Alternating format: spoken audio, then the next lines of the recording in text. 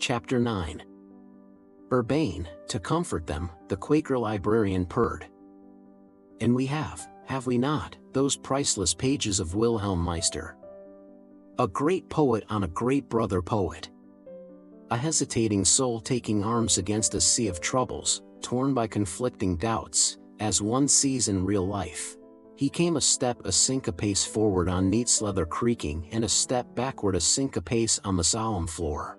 A noiseless attendant setting open the door but slightly made him a noiseless beck. Directly, said he, creaking to go, albeit lingering.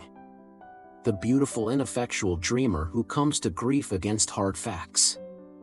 One always feels that Goethe's judgments are so true. True in the larger analysis. Twice-rakingly analysis he carantoed off. Bald, most zealous by the door he gave his large ear all to the attendant's words, heard them, and was gone. Two left. Monsieur de la Palisse, Stephen sneered, was alive 15 minutes before his death. Have you found those 6 brave medicals, John Eglinton asked with elder's gall, to write Paradise Lost at your dictation? The sorrows of Satan he calls it. Smile. Smile, Cranley, smile. First he tickled her. Then he patted her. Then he passed the female catheter. For he was a medical. Jolly old Medi. I feel you would need one more for Hamlet. 7 is dear to the mystic mind. The shining 7 WB calls them. Glitter-eyed as Rufus' skull close to his green-capped desk lamp sought the face bearded amid dark greener shadow, an olive, holy-eyed. He laughed low, a sizar's laugh of Trinity, unanswered. Orchestral Satan, weeping many a rude. Tears such as angels weep. Ed eglia via del colfato trombetta. He holds my follies hostage. Cranley's 11 true Wicklomen to free their sireland. Gap-toothed Kathleen, her 4 beautiful green fields, the stranger in her house. And one more to hail him, Ave, Rabbi, the tinily 12. In the shadow of the glen he cooees for them. My soul's youth I gave him, night by night. Godspeed. Good hunting. Mulligan has my telegram. Folly. Persist. Our young Irish bards, John Eglinton censured, have yet to create a figure which the world will set beside Saxon Shakespeare's Hamlet, though I admire him, as old Ben did, on this side idolatry. All these questions are purely academic, Russell oracled out of his shadow. I mean, whether Hamlet is Shakespeare or James I or Essex. Clergymen's discussions of the historicity of Jesus. Art has to reveal to us ideas, formless spiritual essences. The supreme question about a work of art is out of how deep a life does it spring. The painting of Gustave Moreau is the painting of ideas. The deepest poetry of Shelley, the words of Hamlet bring our minds into contact with the eternal wisdom, Plato's world of ideas. All the rest is the speculation of schoolboys for schoolboys. Has been telling some Yankee interviewer. Wall, tarnation strike me. The schoolmen were schoolboys first, Stephen said super politely. Aristotle was once Plato's schoolboy, and has remained so, one should hope, John Eglinton sedately said. One can see him, a model schoolboy with his diploma under his arm. He laughed again at the now smiling bearded face. Formless spiritual. Father, Word and Holy Breath. All Father, the heavenly man. Hiesos Christos, magician of the beautiful, the Logos who suffers in us at every moment. This verily is that. I am the fire upon the altar. I am the sacrificial butter. Dunlop, Judge, the noblest Roman of them all, A.E. Arvel, the name ineffable, in heaven height, K.H., their master, whose identity is no secret to adepts. Brothers of the Great White Lodge always watching to see if they can help. The Christ with the bright sister, moisture of light, born of an unsouled virgin, repentant Sophia, departed to the plain of Booty. The life esoteric is not for ordinary person. OP must work off bad karma first. Mrs. Cooper Oakley once glimpsed our very illustrious sister HPB's elemental. Oh, fie! Out on't. Pfwiduful. You not to look, missus, so you not want a lady's ashowing of her elemental.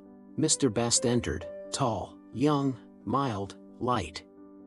He bore in his hand with grace a notebook, new, large, clean, bright. That model schoolboy, Stephen said, would find Hamlet's musings about the afterlife of his princely soul, the improbable, insignificant and undramatic monologue, as shallow as Plato's. John Eglinton, frowning, said, waxing wroth. Upon my word, it makes my blood boil to hear anyone compare Aristotle with Plato. Which of the two, Stephen asked, would have banished me from his commonwealth? Unsheathe your dagger definitions. Hoarseness is the whatness of all horse.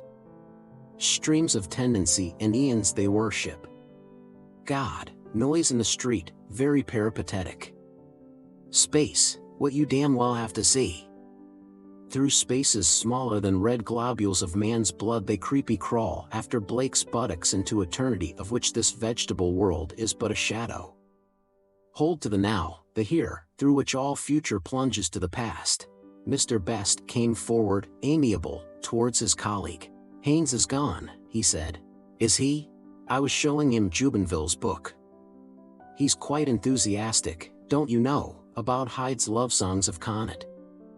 I couldn't bring him in to hear the discussion. He's gone to Gill's to buy it. Bound me forth, my booklet, quick. To greet the callous public. Writ, I ween, 'twas not my wish. In lean unlovely English. The peat smoke is going to his head, John Eglinton opined. We feel in England. Penitent thief. Gone. I smoked his bocce. Green twinkling stone. An emerald set in the ring of the sea. People do not know how dangerous love songs can be, the auric egg of Russell warned occultly. The movements which work revolutions in the world are born out of the dreams and visions in a peasant's heart on the hillside. For them the earth is not an exploitable ground but the living mother. The rarefied air of the academy and the arena produced the 6-shilling novel, the music hall song. France produces the finest flower of corruption in Mallarmé, but the desirable life is revealed only to the poor of heart, the life of Homer's Phaeacians. From these words Mr. Best turned an unoffending face to Stephen. Mallarmé, don't you know, he said, has written those wonderful prose poems Stephen McKenna used to read to me in Paris. The one about Hamlet. He says, Ilse promine, lisant au livre de Louis Mime, don't you know, reading the book of himself. He describes Hamlet given in a French town, don't you know, a provincial town. They advertised it. His free hand graciously wrote tiny signs in air. Hamlet. O.U. Lou de Straight. Piece de Shakespeare. He repeated to John Eglinton's new-gathered frown. Piece de Shakespeare, don't you know? It's so French. The French point of view. Hamlet O.U. The absent-minded beggar, Stephen ended. John Eglinton laughed. Yes, I suppose it would be, he said.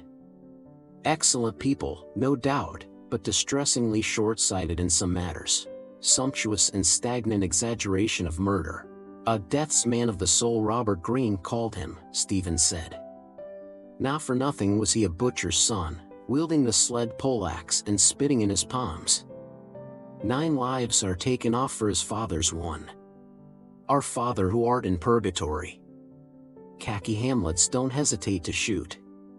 The blood-boltered shambles in Act 5 is a forecast of the concentration camp sung by Mr. Swinburne. Cranley, I is mute orderly, following battles from afar. Whelps and dams of murderous foes whom none but we had spared. Between the Saxon smile and Yankee yop. The devil and the deep sea. He will have it that Hamlet is a ghost story, John Eglinton said for Mr. Best's behoof. Like the fat boy in Pickwick, he wants to make our flesh creep. List. List. Oh list. My flesh hears him, creeping, hears. If thou didst ever. What is a ghost?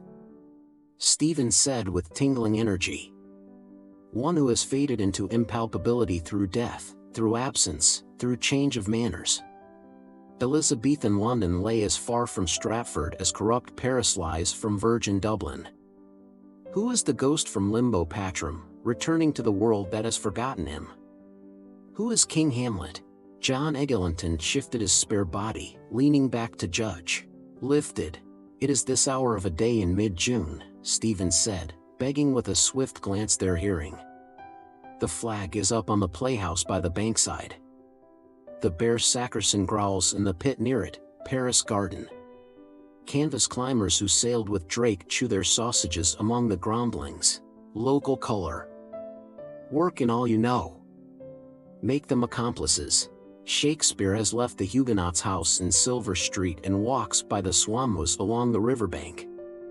But he does not stay to feed the pen-chivying or game of cygnets towards the rushes. The Swan of Avon has other thoughts. Composition of place. Ignatius Loyola, make haste to help me. The play begins. A player comes on under the shadow, made up in the cast-off mail of a court buck, a well-set man with a bass voice. It is the ghost, the king, a king and no king, and the player is Shakespeare, who has studied Hamlet all the years of his life, which were not vanity, in order to play the part of the spectre. He speaks the words to Burbage, the young player who stands before him beyond the rack of cerecloth, calling him by a name. Hamlet, I am thy father's spirit. Bidding him list. To a son he speaks, the son of his soul, the prince, young Hamlet, and to the son of his body, Hamnet Shakespeare, who has died in Stratford that his namesake may live forever. Is it possible that that player Shakespeare, a ghost by absence, and in the vesture of buried Denmark, a ghost by death, speaking his own words to his own son's name, had Hamnet Shakespeare lived he would have been Prince Hamlet's twin? Is it possible, I want to know, or probable that he did not draw or foresee the logical conclusion of those premises? You are the dispossessed son, I am the murdered father. Your mother is the guilty queen, and Shakespeare, born Hathaway? But this prying into the family life of a great man, Russell began impatiently. Art thou there, Truepenny? Interesting only to the parish clerk. I mean, we have the plays. I mean, when we read the poetry of King Lear, what is it to us how the poet lived? As for living, our servants can do that for us, Villiers de Lisle has said. Peeping and prying into greenroom gossip of the day, the poet's drinking, the poet's debts. We have King Lear, and it is immortal. Mr. Best's face, appealed to, agreed. Flow over them with your waves and with your waters. Mannanon Maclyre. How now, Sarah, that pound he lent you when you were hungry.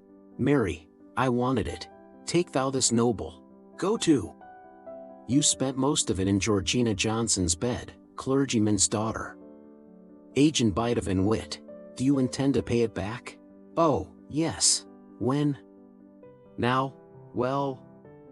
No. When, then? I paid my way. I paid my way. Steady on. He's from Bayant Boynewater. The northeast corner. You owe it. Wait. 5 months. Molecules all change. I am other I now. Other I got pound. Buzz. Buzz. But I, entelechy, form of forms, am I by memory because under ever-changing forms. I that sinned and prayed and fasted. A child con me saved from pandies. A-I-O-U. Do you mean to fly in the face of the tradition of 3 centuries? John Eglinton's carping voice asked. Her ghost at least has been laid forever. She died, for literature at least, before she was born. She died, Stephen retorted, 67 years after she was born. She saw him into and out of the world. She took his first embraces. She bore his children, and she laid pennies on his eyes to keep his eyelids closed when he lay on his deathbed. Mother's deathbed. Candle. The sheeted mirror. Who brought me into this world lies there, bronzolid, under few cheap flowers. Liliata rutilentium. I wept alone. John Eglinton looked in the tangled glowworm of his lamp. The world believes that Shakespeare made a mistake, he said, and got out of it as quickly and as best he could. Bosh! Stephen said rudely. A man of genius makes no mistakes. His errors are volitional and are the portals of discovery. Portals of discovery open to let in the Quaker librarian, soft creek-footed, bald-eared and assiduous. A shrew, John Eglinton said shrewdly, is not a useful portal of discovery, one should imagine. What useful discovery did Socrates learn from Xantippe? Dialectic, Stephen answered, and from his mother how to bring thoughts into the world. What he learned from his other wife Myrto, absit nomen, Socratidians epipsychidian, no man, not a woman, will ever know. But neither the midwife's lore nor the Caudle lectures saved him from the archons of Sinn Fein and their naggin of hemlock. But in Hathaway? Mr. Best's quiet voice said forgetfully. Yes, we seem to be forgetting her as Shakespeare himself forgot her. His look went from Bruder's beard to Carper's skull, to remind, to chide them not unkindly, then to the bald pink Lollet costard, guiltless though maligned. He had a good groat's worth of wit, Stephen said, and no truant memory. He carried a memory in his wallet as he trudged to Romeville whistling The Girl I Left Behind Me. If the earthquake did not time it we should know where to place poor Watt, sitting in his form, the cry of hounds, the studded bridle and her blue windows. That memory, Venus and Adonis, lay in the bedchamber of every light of love in London. Is Catherine the shrew ill-favoured? Hortensio calls her young and beautiful. Do you think the writer of Antony and Cleopatra, a passionate pilgrim, had his eyes in the back of his head that he chose the ugliest doxy in all Warwickshire to lie withal? Good, he left her and gained the world of men. But his boy women are the women of a boy. Their life, thought, speech are lent them by males. He chose badly? He was chosen, it seems to me. If others have their will and hath a way. By cock, she was to blame. She put the comether on him, sweet and 26. The grey-eyed goddess who bends over the boy Adonis, stooping to conquer, as prologue to the swelling act, is a bold-faced Stratford wench who tumbles in a cornfield a lover younger than herself. And my turn? When? Come, Ryefield, Mr. Best said brightly, gladly, raising his new book, gladly, brightly. He murmured then with blonde delight for all. Between the acres of the rye. These pretty country folk would lie. Paris, the well-pleased pleaser. A tall figure in bearded homespun rose from shadow and unveiled its cooperative watch. I am afraid I am due at the homestead. Whither away? Exploitable ground. Are you going? John Eglinton's active eyebrows asked. Shall we see you at Moore's tonight? Piper is coming. Piper. Mr. Best piped. Is Piper back? Peter Piper pecked a peck of pickled pepper. I don't know if I can. Thursday. We have our meeting. If I can get away in time. Yajibaji box in Dawson Chambers. Isis unveiled. Their poly book we tried to pawn. Cross-legged under an umbral umbershoot he thrones and Aztec logos, functioning on astral levels, their oversoul, Mahatma. The faithful hermetists await the light, ripe for fellowship, ring round about him. Lewis H. Victory. T. Caulfield Irwin. Lotus ladies tend them the eyes, their pineal glands aglow. Filled with his God, he thrones, Booth under Plantain.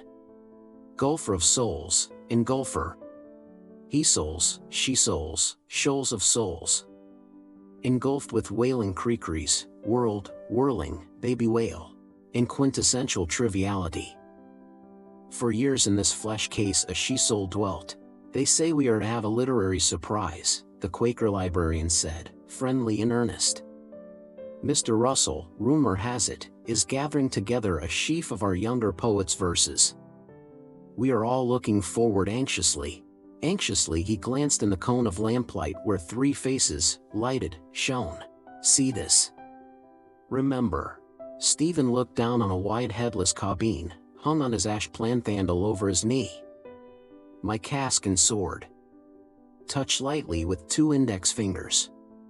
Aristotle's experiment. 1 or 2. Necessity is that in virtue of which it is impossible that one can be otherwise. Argle, one hat is one hat. Listen, young Callum and Starkey. George Roberts is doing the commercial part. Longworth will give it a good puff in the Expresso, will he?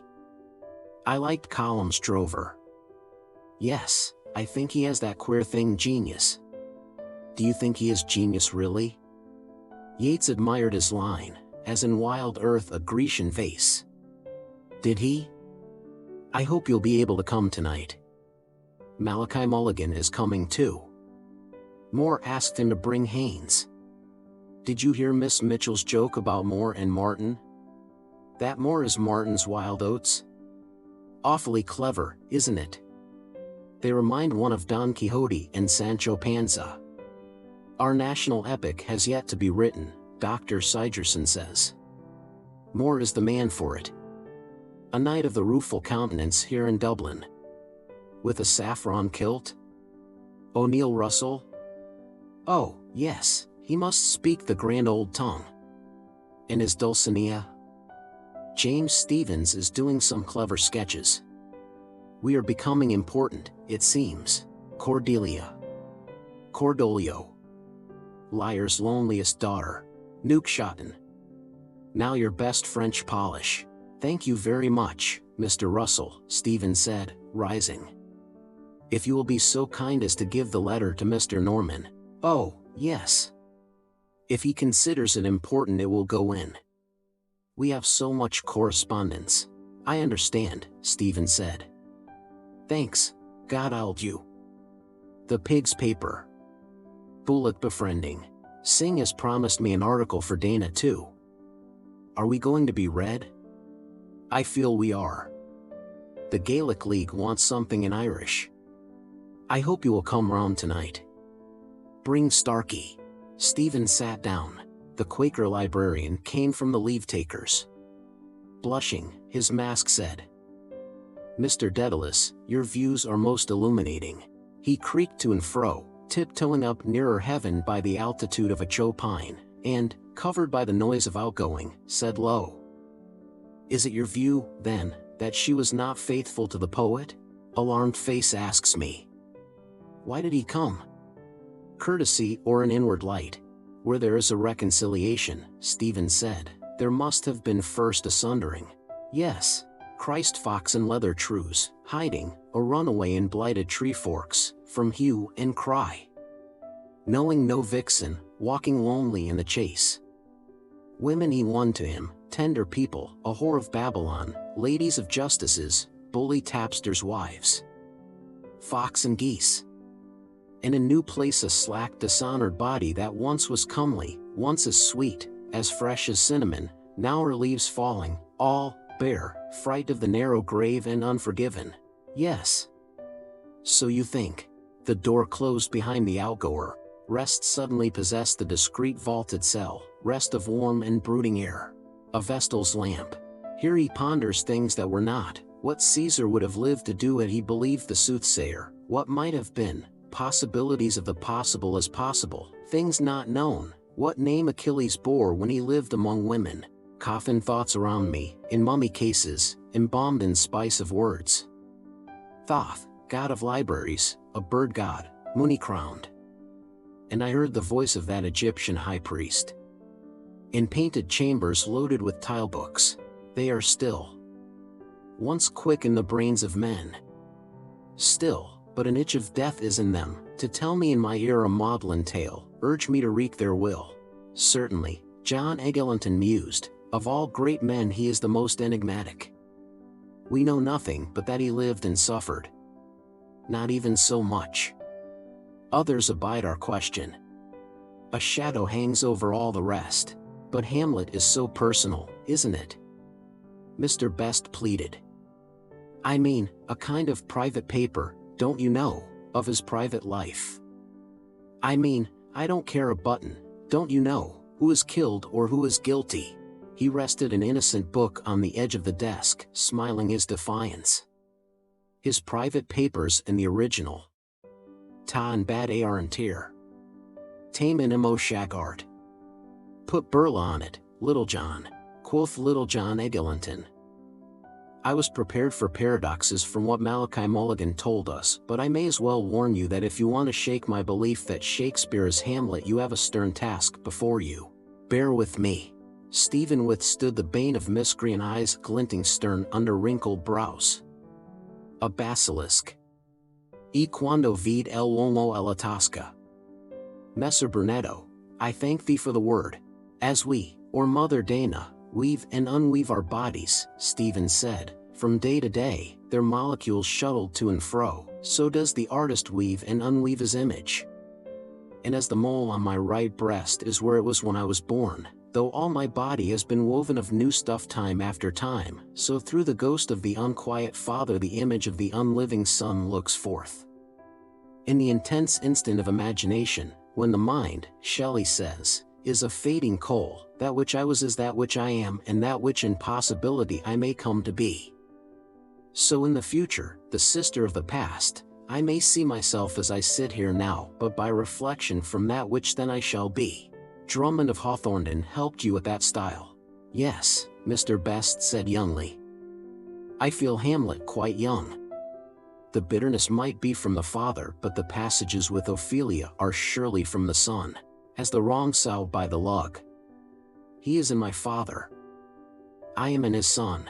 That mole is the last to go, Stephen said, laughing. John Eglinton made a nothing-pleasing mow. If that were the birthmark of genius, he said, genius would be a drug in the market. The plays of Shakespeare's later years which Renan admired so much breathe another spirit. The spirit of reconciliation, the Quaker librarian breathed. There can be no reconciliation, Stephen said, if there has not been a sundering. Said that, if you want to know what are the events which cast their shadow over the hell of time of King Lear, Othello, Hamlet, Troilus and Cressida, look to see when and how the shadow lifts. What softens the heart of a man, shipwrecked in storms dire, tried, like another Ulysses, Pericles, Prince of Tyre. Head, red cone-capped, buffeted, brine-blinded. A child, a girl, placed in his arms, Marina. The leaning of sophists towards the bypaths of Apocrypha is a constant quantity, John Eglinton detected. The highroads are dreary but they lead to the town. Good bacon, gone musty. Shakespeare Bacon's wild oats.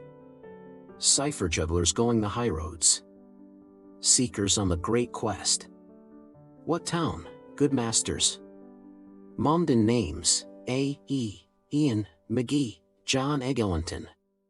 East of the sun, west of the moon, Tir na and Og. Booted the twain and staved. How many miles to Dublin? 70, sir. Will we be there by candlelight? Mr. Brandis accepts it, Stephen said, as the first play of the closing period. Does he? What does Mr. Sidney Lee, or Mr. Simon Lazarus as some of her his name is, say of it? Marina, Stephen said, a child of storm, Miranda, a wonder, Perdita, that which was lost. What was lost is given back to him, his daughter's child. My dearest wife, Pericles says, was like this maid. Will any man love the daughter if he has not loved the mother? The art of being a grandfather, Mr. Bestgon murmur. L'art d'être grand. Will he not see reborn in her, with the memory of his own youth added, another image? Do you know what you are talking about? Love, yes. Word known to all men. Amor vero aliquid aliqui bonum vult unde eteaque concupissimus. His own image to a man with that queer thing genius is the standard of all experience, material and moral. Such an appeal will touch him. The images of other males of his blood will repel him. He will see in them grotesque attempts of nature to foretell or to repeat himself. The benign forehead of the Quaker librarian enkindled rosily with hope. I hope Mr. Dedalus will work out his theory for the enlightenment of the public. And we ought to mention another Irish commentator, Mr. George Bernard Shaw.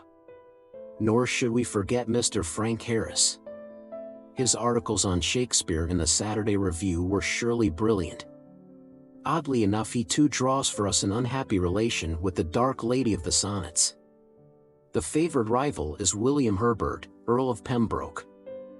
I own that if the poet must be rejected, such a rejection would seem more in harmony with, what shall I say, our notions of what ought not to have been. Felicitously he ceased and held a meek head among them, ox egg, prize of their fray. He vows, and these are with grave husband words. Dost love, Miriam? Dost love thy man? That may be too, Stephen said. There's a saying of Goethe's which Mr. McGee likes to quote. Beware of what you wish for in youth, because you will get it in middle life. Why does he send to one who is a Buonaroba, a bay where all men ride, a maid of honor with a scandalous girlhood, a lordling to woo for him? He was himself a lord of language and had made himself a cloistral gentleman, and he had written Romeo and Juliet. Why? Belief in himself has been untimely killed. He was overborn in a cornfield first, ryefield, I should say, and he will never be a victor in his own eyes after, nor play victoriously the game of laugh and lie down. Assumed Don Giovannism will not save him. No later undoing will undo the first undoing. The tusk of the boar has wounded him there where love lies ableding. If the shrew is worsted, yet there remains to her woman's invisible weapon. There is, I feel in the words, some goad of the flesh driving him into a new passion, a darker shadow of the first, darkening even his own understanding of himself. A like fate awaits him, and the two rages commingle in a whirlpool. They list. And in the porches of their ears I pour. The soul has been before struck immortally, a poison poured in the porch of a sleeping ear. But those who are done to death in sleep cannot know the manner of their quell unless their Creator endow their souls with that knowledge in the life to come.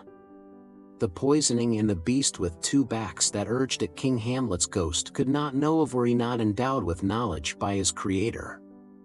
That is why the speech, his lean unlovely English, is always turned elsewhere, backward. Ravisher and ravished, what he would but would not, go with him from Lucrece's blue-circled ivory globes to Imogen's breast, bare, with its mole chink spotted. He goes back, weary of the creation he has piled up to hide him from himself, an old dog licking an old sore. But, because loss is his gain, he passes on towards eternity in undiminished personality, untaught by the wisdom he has written or by the laws he has revealed. His beaver is up. He is a ghost, a shadow now, the wind by Elsinore's rocks, or what you will, the sea's voice, a voice heard only in the heart of him who is the substance of his shadow, the Son consubstantial with the Father. Amen. Was responded from the doorway. Hast thou found me, O mine enemy? Untracked. A ribald face, sullen as a dean's, Buck Mulligan came forward, then blithe and motley, towards the greeting of their smiles. My telegram. You were speaking of the gaseous vertebrate, if I mistake not? He asked of Stephen. Primrose-vested he greeted gaily with his doffed Panama as with a bauble. They make him welcome. Was du verlext worst du nach dienen, brood of mockers, Photius, Pseudomalachi, Johann most. He who himself begot middle of the Holy Ghost and himself sent himself, Agenbuyer, between himself and others, who, put upon by his fiends, stripped and whipped, was nailed like bat to barn door, starved on cross tree, who let him bury, stood up, harrowed hell, fared into heaven, and there these 1900 years sitteth on the right hand of his own self, but yet shall come in the latter day to doom the quick and dead, when all the quick shall be dead already. Gloria in excelsis. He lifts his hands. Veils fall.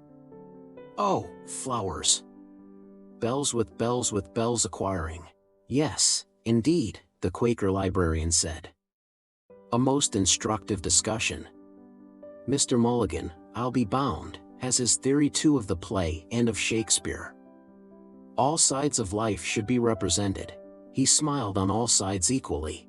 Buck Mulligan thought, puzzled. Shakespeare? He said. I seem to know the name. A flying sunny smile rayed in his loose features. To be sure, he said, remembering brightly. The chap that writes like sing. Mr. Best turned to him. Haynes missed you, he said. Did you meet him? He'll see you after at the D.B.C. He's gone to Gill's to buy Hyde's love songs of Connet. I came through the museum, Buck Mulligan said. Was he here? The bard's fellow countryman, John Eglinton, answered, "are rather tired perhaps of our brilliancies of theorizing. I hear that an actress played Hamlet for the 408th time last night in Dublin." Vining held that the prince was a woman. Has no one made him out to be an Irishman? Judge Barton, I believe, is searching for some clues. He swears, His Highness not His Lordship, by St. Patrick. The most brilliant of all is that story of Wilde's, Mr. Best said, lifting his brilliant notebook. That portrait of Mr. W.H., where he proves that the sonnets were written by a Willie Hughes, a man all Hughes. For Willie Hughes, is it not? The Quaker librarian asked. Or Hughie Wills?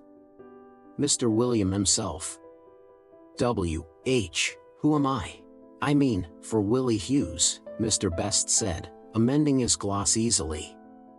Of course it's all paradox, don't you know, Hughes and Hughes and Hughes, the color, but it's so typical the way he works it out. It's the very essence of Wilde, don't you know? The light touch. His glance touched their faces lightly as he smiled, a blonde ephebe. Tame essence of Wilde. You're darn witty. 3 drams of usquebaugh you drank with Dan Deasy's ducats. How much did I spend? Oh, a few shillings. For a plump of pressman. Humor wet and dry. Wit. You would give your 5 wits for youth's proud livery he pranks in. Lineaments of gratified desire. There be many a mo. Take her for me. In pairing time. Jove, a cool rut time send them. Yeah, turtled of her. Eve. Naked wheat-bellied sin. A snake coils her, Fawnen's kiss. Do you think it is only a paradox? The Quaker librarian was asking. The mocker is never taken seriously when he is most serious. They talked seriously of mocker's seriousness. Buck Mulligan's again heavy face eyed Stephen a while.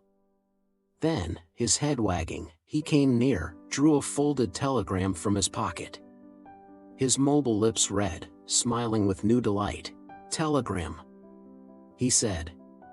Wonderful inspiration. Telegram. A people bull. He sat on a corner of the unlit desk, reading aloud joyfully. The sentimentalist is he who would enjoy without incurring the immense debtorship for a thing done. Signed, Dedalus. Where did you launch it from? The Kips? No. College Green. Have you drunk the 4 quid?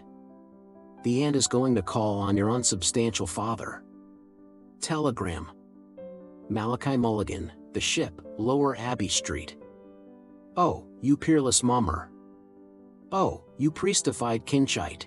Joyfully he thrust message and envelope into a pocket but keened in a querulous brogue. It's what I'm telling you, Mr. Honey, it's queer and sick we were, Haynes and myself, the time himself brought it in. 'Twas murmur we did for a gallus potion would rouse a friar, I'm thinking, and he limp with lechang. And we 1 hour and 2 hours and 3 hours in Connery's sitting civil waiting for pints apiece. He wailed. And we to be there, Mavrone, and you to be unbeknownst sending us your conglomerations the way we to have our tongues out a yard long like the droughty clerics do be fainting for a pussful. Stephen laughed. Quickly, warningfully Buck Mulligan bent down. The tramper Singh is looking for you, he said, to murder you. He heard you pissed on his hall door in Glasgow. He's out in Pampooties to murder you. Me? Stephen exclaimed. That was your contribution to literature. Buck Mulligan gleefully bent back, laughing to the dark eavesdropping ceiling. Murder you. He laughed. Harsh gargoyle face that warred against me over our mess of hash of lights and Rue Saint Andre d'Arts. In words of words for words, palabras. Poison with Patrick. Fawnman he met in Clamart Woods, brandishing a wine bottle. Save Andrade Saint. Murthering Irish. His image, wandering, he met. I mine. I met a fool I the forest. Mr. Lister, an attendant said from the door ajar, in which everyone can find his own. So Mr. Justice Madden in his diary of Master William Silence has found the hunting terms. Yes? What is it? There's a gentleman here, sir, the attendant said, coming forward and offering a card. From the Freeman. He wants to see the files of the Kilkenny people for last year. Certainly, certainly, certainly. Is the gentleman? He took the eager card, glanced, not saw, lay down unglanced, looked, asked, creaked, asked. Is he? Oh, there. Brisk in a galliard he was off, out. In the daylit corridor he talked with voluble pains of zeal, in duty bound, most fair, most kind, most honest broadbrim. This gentleman? Freeman's Journal? Kilkenny people? To be sure. Good day, sir. Kilkenny. We have certainly. A patient silhouette waited, listening. All the leading provincial. Northern Whig, Cork Examiner, Enniscorthy Guardian, 1903. Will you please? Evans, conduct this gentleman. If you just follow the attend. Or, please allow me. This way. Please, sir. Voluble, dutiful, he led the way to all the provincial papers, a bowing dark figure following his hasty heels. The door closed. The Sheeny! Buck Mulligan cried. He jumped up and snatched the card. What's his name? Icky Moses? Bloom. He rattled on. Jehovah, collector of prepuces, is no more. I found him over in the museum where I went to hail the foam-born Aphrodite. The Greek mouth that has never been twisted in prayer. Every day we must do homage to her. Life of life, thy lips enkindle. Suddenly he turned to Stephen. He knows you. He knows your old fellow. Oh, I fear me, he is Greeker than the Greeks. His pale Galilean eyes were upon her mesial groove. Venus Callipyge. Oh, the thunder of those loins. The god pursuing the maidenhead. We want to hear more, John Eglinton decided with Mr. Best's approval. We begin to be interested in Mrs. S. Till now we had thought of her, if at all, as a patient Griselda, a Penelope Styathome. Antisthenes, pupil of Gorgias, Stephen said, took the palm of beauty from Kyrios Menelaus Brood-Dam, Argive Helen, the wooden mare of Troy in whom a score of heroes slept, and handed it to poor Penelope. 20 years he lived in London and, during part of that time, he drew a salary equal to that of the Lord Chancellor of Ireland. His life was rich. His art, more than the art of feudalism as Walt Whitman called it, is the art of surfeit. Hot herring pies, green mugs of sack, honey sauces, sugar of roses, marchpane, gooseberried pigeons, Ringo candies. Sir Walter Raleigh, when they arrested him, had 500,000 francs on his back including a pair of fancy stays. The Gambine woman Eliza Tudor had underlinen enough to vie with her of Sheba. 20 years he dallied there between conjugal love and its chaste delights and scortatory love and its foul pleasures. You know Manningham's story of the burgher's wife who bade Dick Burbage to her bed after she had seen him in Richard III, and how Shakespeare, overhearing, without more ado about nothing, took the cow by the horns and, when Burbage came knocking at the gate, answered from the capon's blankets, William the Conqueror came before Richard III. And the gay Lakin, Mistress Fitton, mount and cry, oh, and his dainty bird sneeze, Lady Penelope Rich, a clean quality woman is suited for a player, and the punks of the Bankside, a penny a time, Cours la reine. Encore 22. Nous ferons de petites coquonneries. Minette? Tu veux, the height of fine society. And Sir William Davenant of Oxford's mother with her cup of canary for any cock canary. Buck Mulligan, his pious eyes upturned, prayed. Blessed Margaret Mary any cock, and Harry of 6 wives' daughter. And other lady friends from neighbor seats as Lon Tennyson, gentleman poet, sings. But all those 20 years, what do you suppose poor Penelope in Stratford was doing behind the diamond panes? Do and do. Thing done. In a rosary of Fetter Lane of Gerard, herbalist, he walks, great auburn. An azured harebell like her veins. Lids of Juno's eyes, violets. He walks. One life is all. One body. Do. But do. Afar, in a reek of lust and squalor, hands are laid on whiteness. Buck Mulligan rapped John Eglinton's desk sharply. Whom do you suspect? He challenged. Say that he is the spurned lover in the sonnets. Once spurned, twice spurned. But the court wanton spurned him for a lord, his Diarmalove. Love that dare not speak its name. As an Englishman, you mean, John Sturdy Eglinton put in, he loved the lord. Old wall where sudden lizards flash. At Charenton I watched them. It seems so, Stephen said, when he wants to do for him, and for all other in singular unaired wombs, the holy office an ostler does for the stallion. Maybe, like Socrates, he had a midwife to mother as he had a shrew to wife. But she, the giglot wanton, did not break a bed vow. Two deeds are rank in that ghost's mind, a broken vow and the dull-brained yokel on whom her favor has declined, deceased husband's brother. Sweeten, I take it, was hot in the blood. Once a wooer, twice a wooer. Stephen turned boldly in his chair. The burden of proof is with you, not with me, he said, frowning. If you deny that in the 5th scene of Hamlet he has branded her with infamy, tell me why there is no mention of her during the 34 years between the day she married him and the day she buried him. All those women saw their men down and under, Mary, her goodman John, and her poor dear Willin, when he went and died on her, raging that he was the first to go, Joan, her 4 brothers, Judith, her husband and all her sons, Susan, her husband too, while Susan's daughter, Elizabeth, to use Granddaddy's words, wed her second, having killed her first. Oh, yes, mention there is. In the years when he was living richly in royal London, to pay a debt she had to borrow 40 shillings from her father's shepherd. Explain you then. Explain the swan song too wherein he has commended her to posterity. He faced their silence. To whom thus Eglinton, you mean the will, but that has been explained, I believe, by jurists.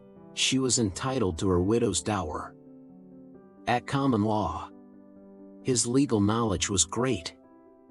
Our judges tell us, him Satan fleers. Mocker. And therefore he left out her name from the first draft, but he did not leave out the presents for his granddaughter, for his daughters, for his sister, for his old cronies in Stratford and in London. And therefore when he was urged, as I believe, to name her, he left her his second best bed, pumped, Leftherus. Second best Leftherus. Best Abed. Secabest. Left Abed. WOA. Pretty country folk had few chattels then, John Eglinton observed, as they have still if our peasant plays are true to type. He was a rich country gentleman, Stephen said, with a coat of arms and landed estate at Stratford and a house in Ireland Yard, a capitalist shareholder, a bill promoter, a tithe farmer. Why did he not leave her his best bed if he wished her to snore away the rest of her nights in peace? It is clear that there were 2 beds, a best and a second best, Mr. Second Best said finally. Separatio immensa et ophthalmo, bettered Buck Mulligan and was smiled on. Antiquity mentions famous beds, Second Eglinton puckered, bed smiling. Let me think. Antiquity mentions that Stagirite school urchin and bald heathen sage, Stephen said, who when dying in exile frees and endows his slaves, pays tribute to his elders, wills to be laid in earth near the bones of his dead wife and bids his friends be kind to an old mistress, don't forget Nell Gwyn or Pillis, and let her live in his villa. Do you mean he died so? Mr. Best asked with slight concern. I mean, he died dead drunk, Buck Mulligan capped. A quart of ale is a dish for a king. Oh, I must tell you what Dowden said. What? Asked Best Eglinton. William Shakespeare and Company, Limited. The People's William. For terms apply, E. Dowden, Highfield House. Lovely. Buck Mulligan suspired amorously. I asked him what he thought of the charge of pederasty brought against the bard. He lifted his hands and said, "All we can say is that life ran very high in those days. Lovely, catamite. The sense of beauty leads us astray," said beautiful and sadness best to ugling Eglinton. Steadfast John replied severe. "The doctor can tell us what those words mean." "You cannot eat your cake and have it. Sayest thou so?" "Will they wrest from us, from me, the palm of beauty, and the sense of property?" Stephen said. He drew Shylock out of his own long pocket. The son of a malt jobber and moneylender, he was himself a corn jobber and moneylender, with 10 tods of corn hoarded in the famine riots. His borrowers are no doubt those divers of worship mentioned by Chettle Falstaff, who reported his uprightness of dealing. He sued a fellow player for the price of a few bags of malt and exacted his pound of flesh in interest for every money lent. How else could Aubrey's ostler and callboy get rich quick? All events brought grist to his mill. Shylock chimes with the Jew baiting that followed the hanging and quartering of the Queen's leech Lopez, his Jew's heart being plucked forth while the Sheeny was yet alive, Hamlet and Macbeth with the coming to the throne of a Scotch philosophaster with a turn for witch roasting. The Lost Armada is his jeer and Love's Labor Lost. His pageants, the histories, sail full-bellied on a tide of mafficking enthusiasm. Warwickshire Jesuits are tried, and we have a Porter's theory of equivocation. The Sea Venture comes home from Bermudas, and the play Renaud admired is written with Patsy Caliban, our American cousin. The sugared sonnets follow Sidney's. As for Fay Elizabeth, otherwise Carity Bess, the gross virgin who inspired the Merry Wives of Windsor, let some main her from Almany grope his life long for deep-hid meanings in the depths of the buck-basket. I think you're getting on very nicely. Just mix up a mixture of theologico-philological. Mingo, Minchi, Mictum, Mingir. Prove that he was a Jew, John Eglinton dared, expectantly. Your Dean of Studies holds he was a Holy Roman. Sufflaminandus sum. He was made in Germany, Stephen replied, as the champion French polisher of Italian scandals. A myriad-minded man, Mr. Best reminded. Coleridge called him myriad-minded. Amplius. In Societate Humana hoc est maxime necessarium ut sit amicitia inter multos. St. Thomas, Stephen began. Ora pro nobis, Monk Mulligan groaned, sinking to a chair. There he keened a wailing rune. Pogue Mahone. Acushla Macree. It's destroyed we are from this day. It's destroyed we are surely. All smiled their smiles. St. Thomas, Stephen smiling said, whose gorbelied works I enjoy reading in the original, writing of incest from a standpoint different from that of the new Viennese school Mr. McGee spoke of, likens it in his wise and curious way to an avarice of the emotions. He means that the love so given to one near in blood is covetously withheld from some stranger who, it may be, hungers for it. Jews, whom Christians tax with avarice, are of all races the most given to intermarriage. Accusations are made in anger. The Christian laws which built up the hordes of the Jews, for whom, as for the Lollards, storm was shelter, bound their affections too with hoops of steel. Whether these be sins or virtues old Nobodaddy will tell us at Doomsday Leet. But a man who holds so tightly to what he calls his rights over what he calls his debts will hold tightly also to what he calls his rights over her whom he calls his wife. No sir smile neighbor shall covet his ox or his wife or his manservant or his maidservant or his jackass, or his jenny ass, Buck Mulligan Antiphond. Gentle will is being roughly handled, gentle Mr. Best said gently. Which will? Gagged sweetly Buck Mulligan. We are getting mixed. The will to live, John Eglinton philosophized, for poor in, Will's widow, is the will to die. Requiescat. Stephen prayed. What of all the will to do? It has vanished long ago. She lies laid out in stark stiffness in that second-best bed, the mobiled queen, even though you prove that a bed in those days was as rare as a motorcar is now and that its carvings were the wonder of 7 parishes. In old age she takes up with gospelers, One stayed with her at New Place and drank a quart of sack the town council paid for, but in which bed he slept at skills not to ask, and heard she had a soul. She read or had read to her his chapbooks, preferring them to the Merry Wives, and, loosing her nightly waters on the Jordan, she thought over hooks and eyes for believers' breeches and the most spiritual snuff-box to make the most devout souls sneeze. Venus has twisted her lips in prayer. Age and bite of inwit, remorse of conscience. It is an age of exhausted whoredom groping for its God. History shows that to be true, inquit eglantonus chronologos. The ages succeed one another. But we have it on high authority that a man's worst enemies shall be those of his own house and family. I feel that Russell is right. What do we care for his wife or father?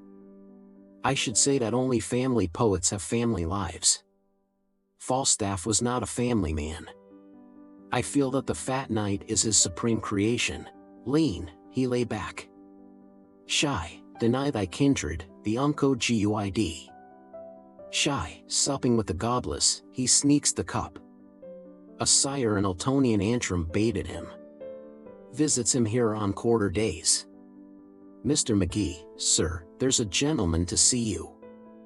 Me? Says he's your father, sir. Give me my Wordsworth.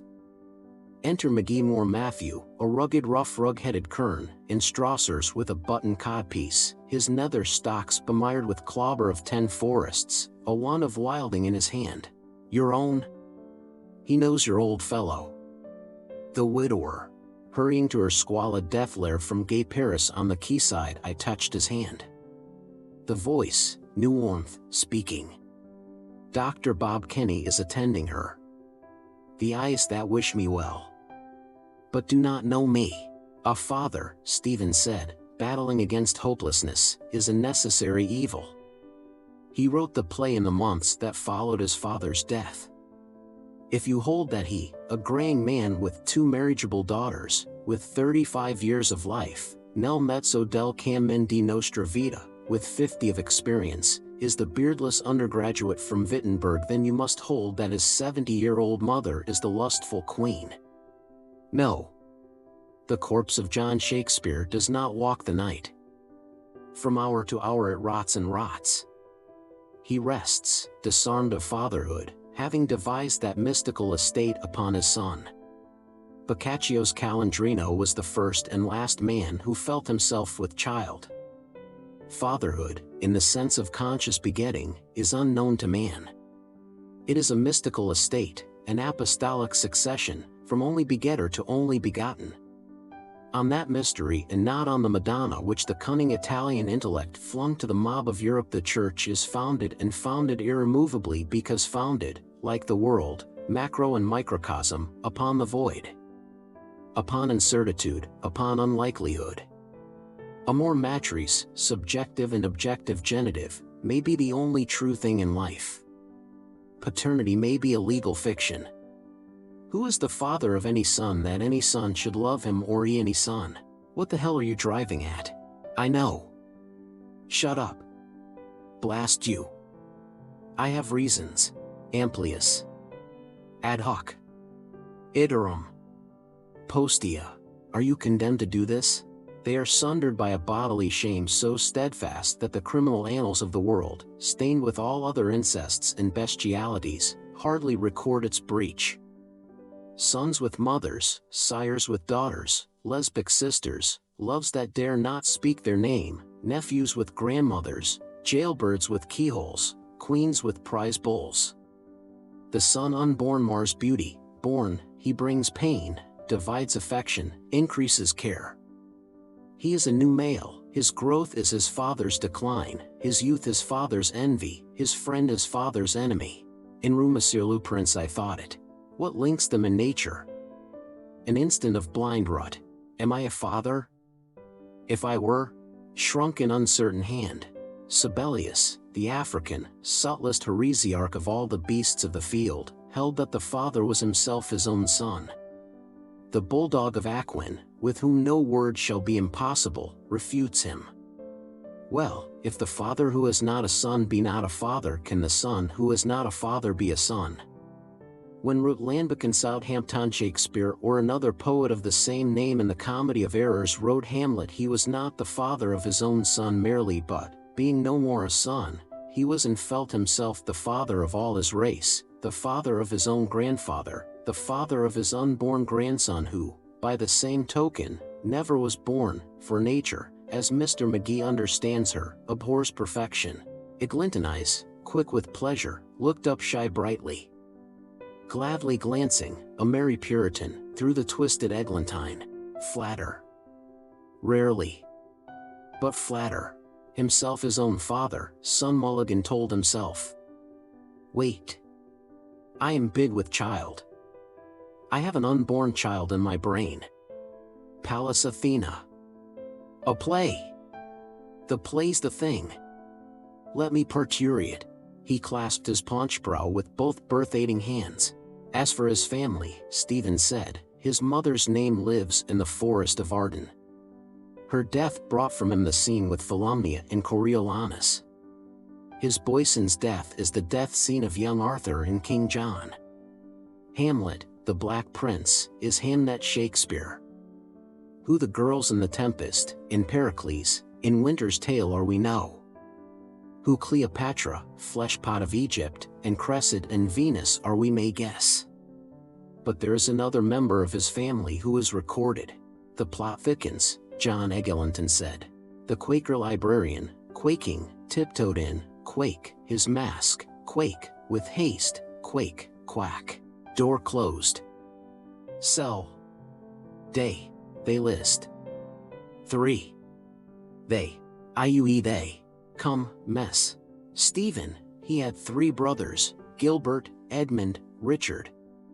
Gilbert in his old age told some cavaliers he got a pass for nowt from Meester Gatherer one time mass he did, and he seen his brud Meester Wool the playwriter up in Lunnon in a wrestling play wid a man on's back. The playhouse sausage filled Gilbert's soul. He is nowhere, but an Edmund and a Richard are recorded in the works of Sweet William. Mageeglin John, names. What's in a name? Best, that is my name, Richard, don't you know? I hope you are going to say a good word for Richard, don't you know, for my sake. Laughter. Buckmulligan, piano, diminuendo. Then outspoke Medical Dick.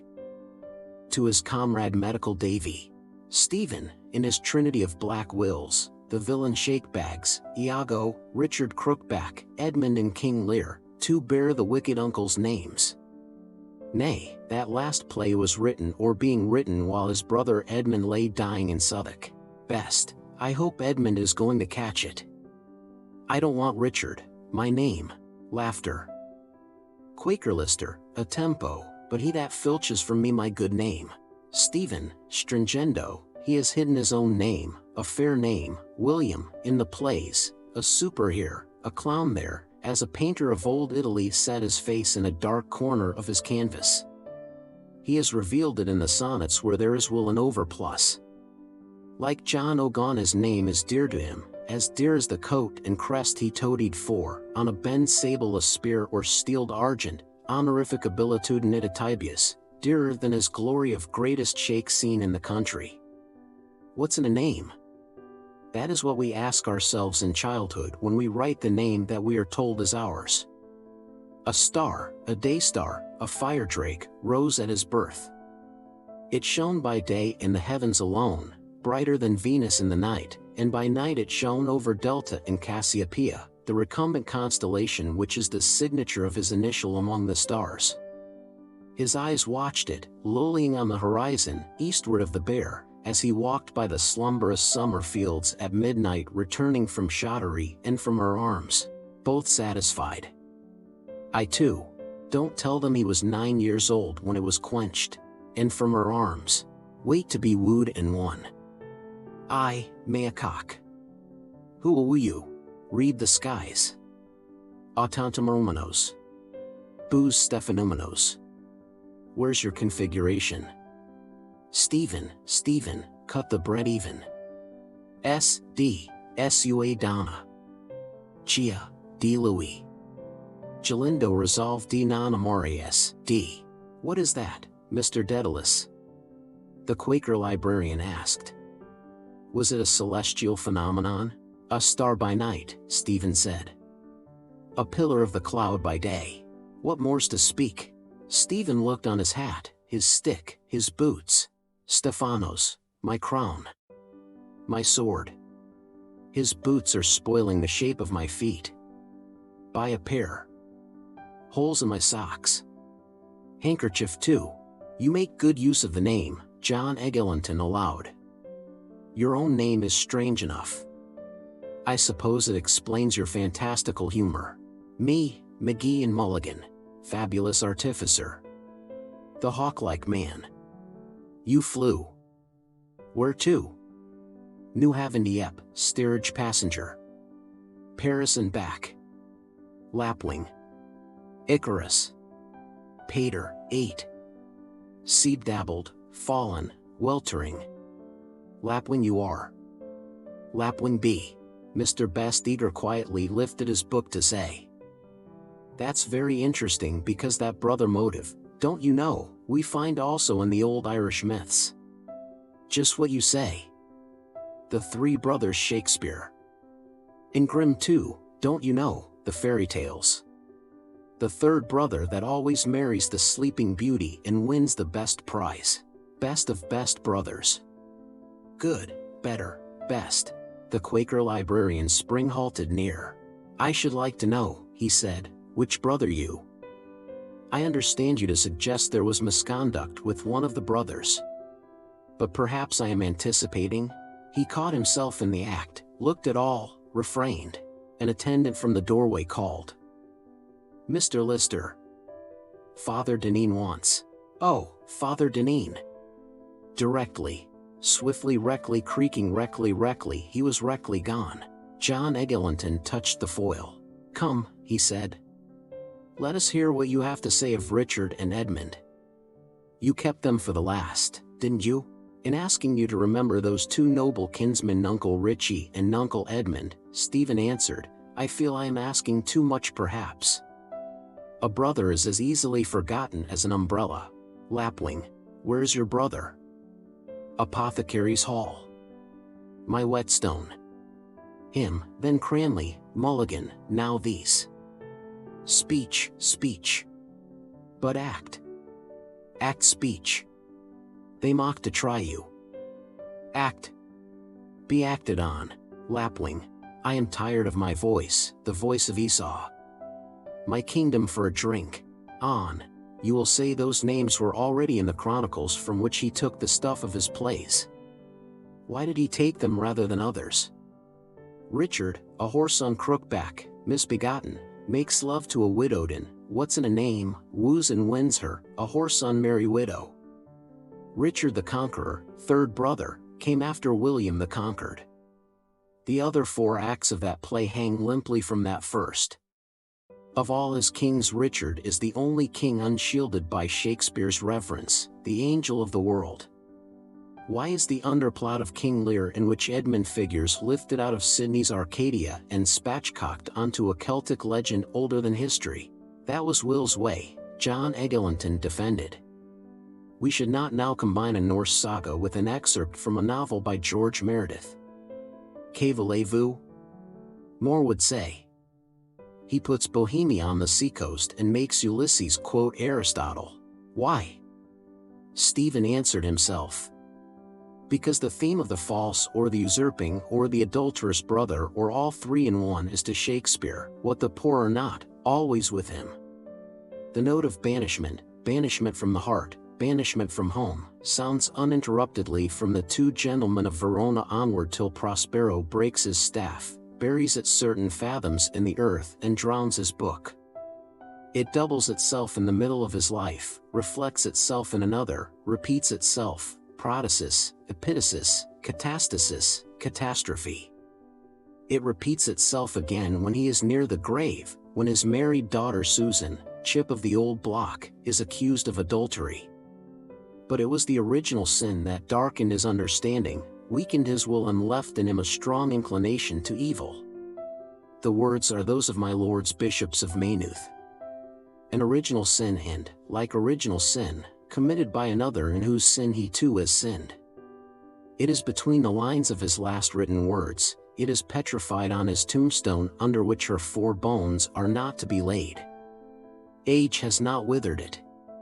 Beauty and peace have not done it away. It is in infinite variety everywhere in the world he has created, in Much Ado About Nothing, Twice and As You Like It, in The Tempest, in Hamlet, in Measure for Measure, and in all the other plays which I have not read. He laughed to free his mind from his mind's bondage. Judge Eglinton summed up. The truth is midway, he affirmed. He is the ghost and the prince. He is all in all. He is, Stephen said. The boy of Act 1 is the mature man of Act 5. All in all. In Cymbeline, in Othello he is bought and cuckolded. He acts and is acted on.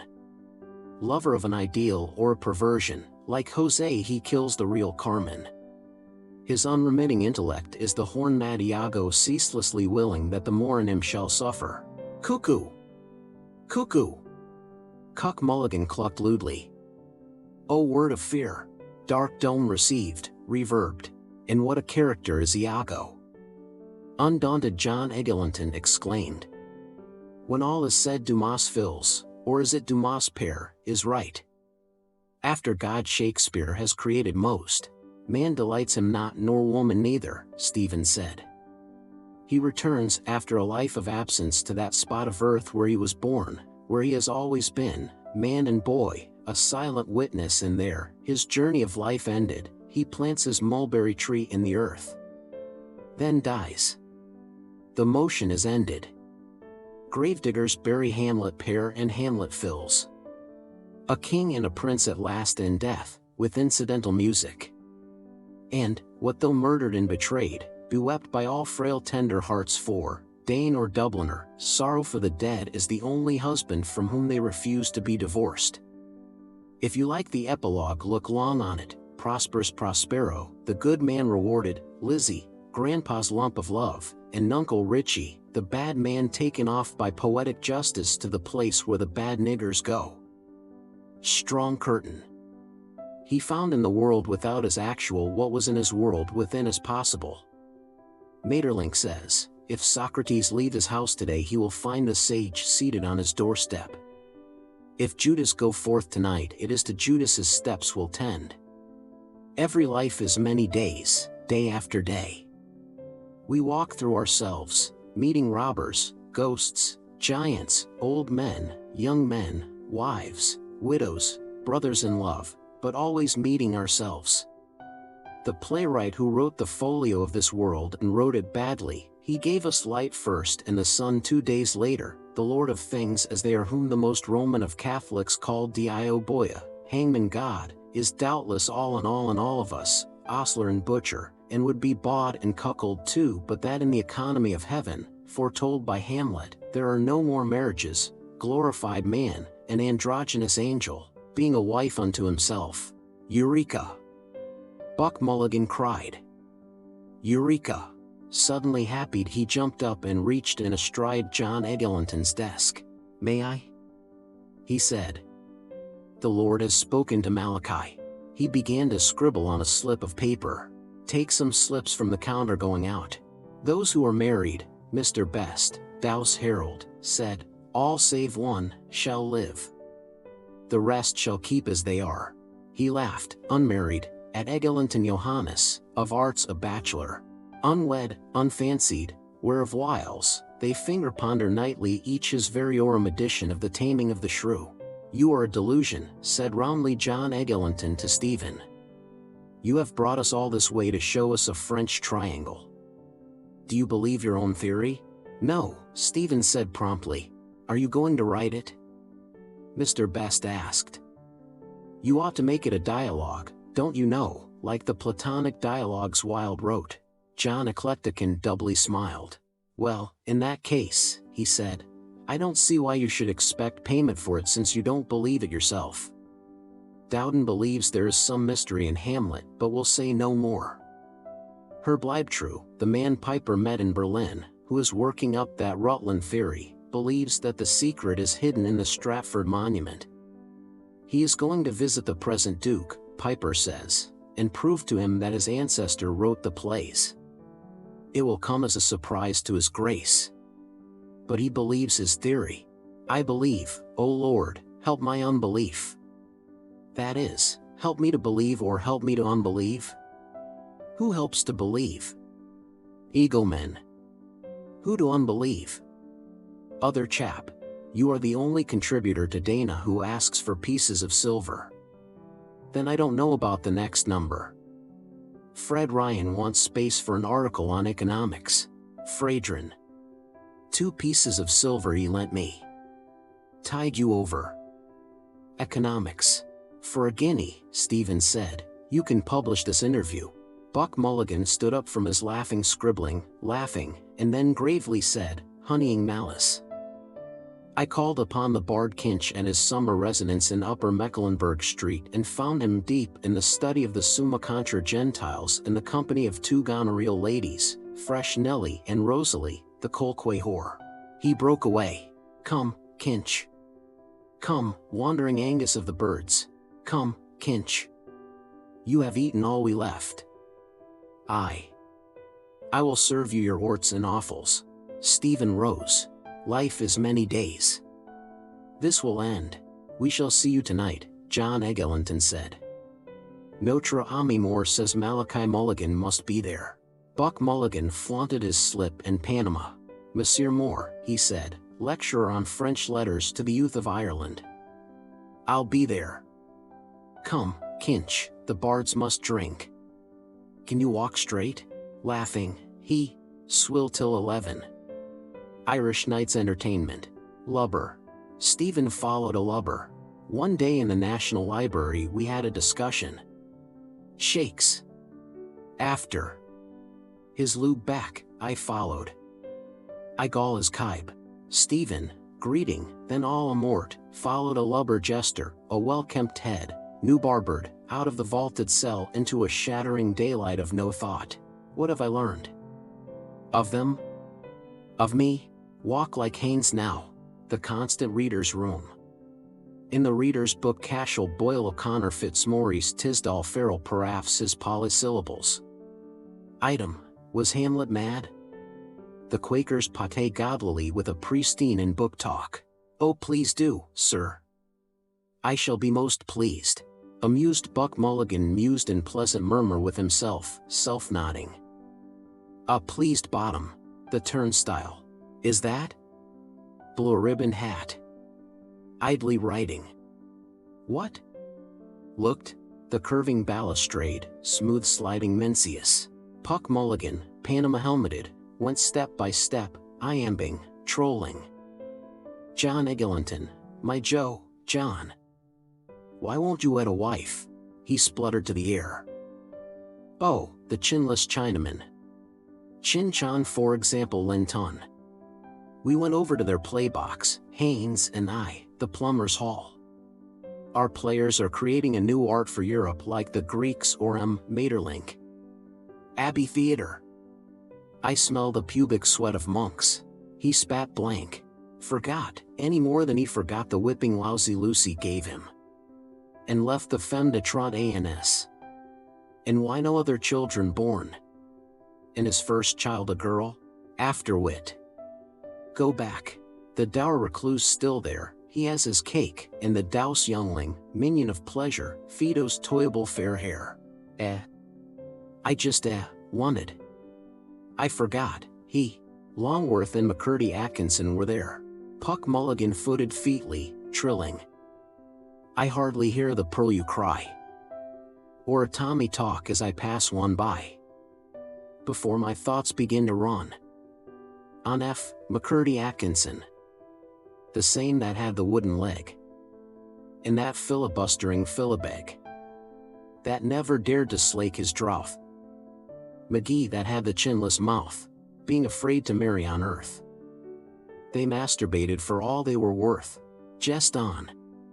Know thyself. Halted, below me, a quizzer looks at me.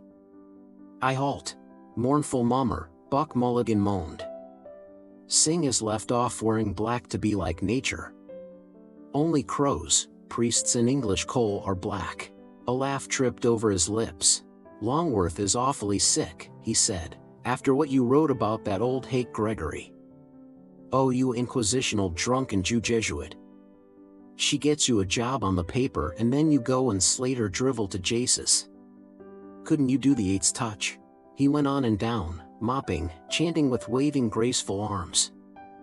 "The most beautiful book that has come out of our country in my time.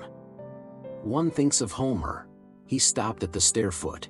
"I have conceived a play for the mummers," he said solemnly. "The pillared Moorish hall, shadows entwined. Gone the 9 men's Morris with caps of indices." In sweetly varying voices Buck Mulligan read his tablet. "Every man his own wife." Or, "A honeymoon in the hand. A national immorality and 3 orgasms. By Balaky Mulligan." He turned a happy patches smirk to Stephen, saying, "The disguise, I fear, is thin. But listen." He read, Mark Otto. Characters: Toby tossed off, or ruined pole. Crab, a bushranger. Medical Dick. And 2 birds with 1 stone. Medical Davy. Mother Grogan, a water carrier. Fresh Nellie. And Rosalie, the Colquay whore. He laughed, lolling a to and fro head, walking on, followed by Stephen, and mirthfully he told the shadows, souls of men. "Oh, the night in the Camden Hall when the daughters of Erin had to lift their skirts to step over you as you lay in your mulberry-colored, multicolored, multitudinous vomit. The most innocent son of Erin," Stephen said, "for whom they ever lifted them." About to pass through the doorway, feeling one behind, he stood aside. "Part. The moment is now." "Where then?" "If Socrates leave his house today, if Judas go forth tonight." "Why?" "That lies in space which I in time must come to, ineluctably. My will, his will that fronts me. Seas between." A man passed out between them, bowing, greeting. "Good day again," Buck Mulligan said. "The portico. Here I watched the birds for augury. Angus of the birds. They go, they come. Last night I flew. Easily flew. Men wondered. Street of harlots after. A cream fruit melon he held to me. In. You will see. The wandering Jew," Buck Mulligan whispered with clown's awe. "Did you see his eye? He looked upon you to lust after you. I fear thee, ancient mariner.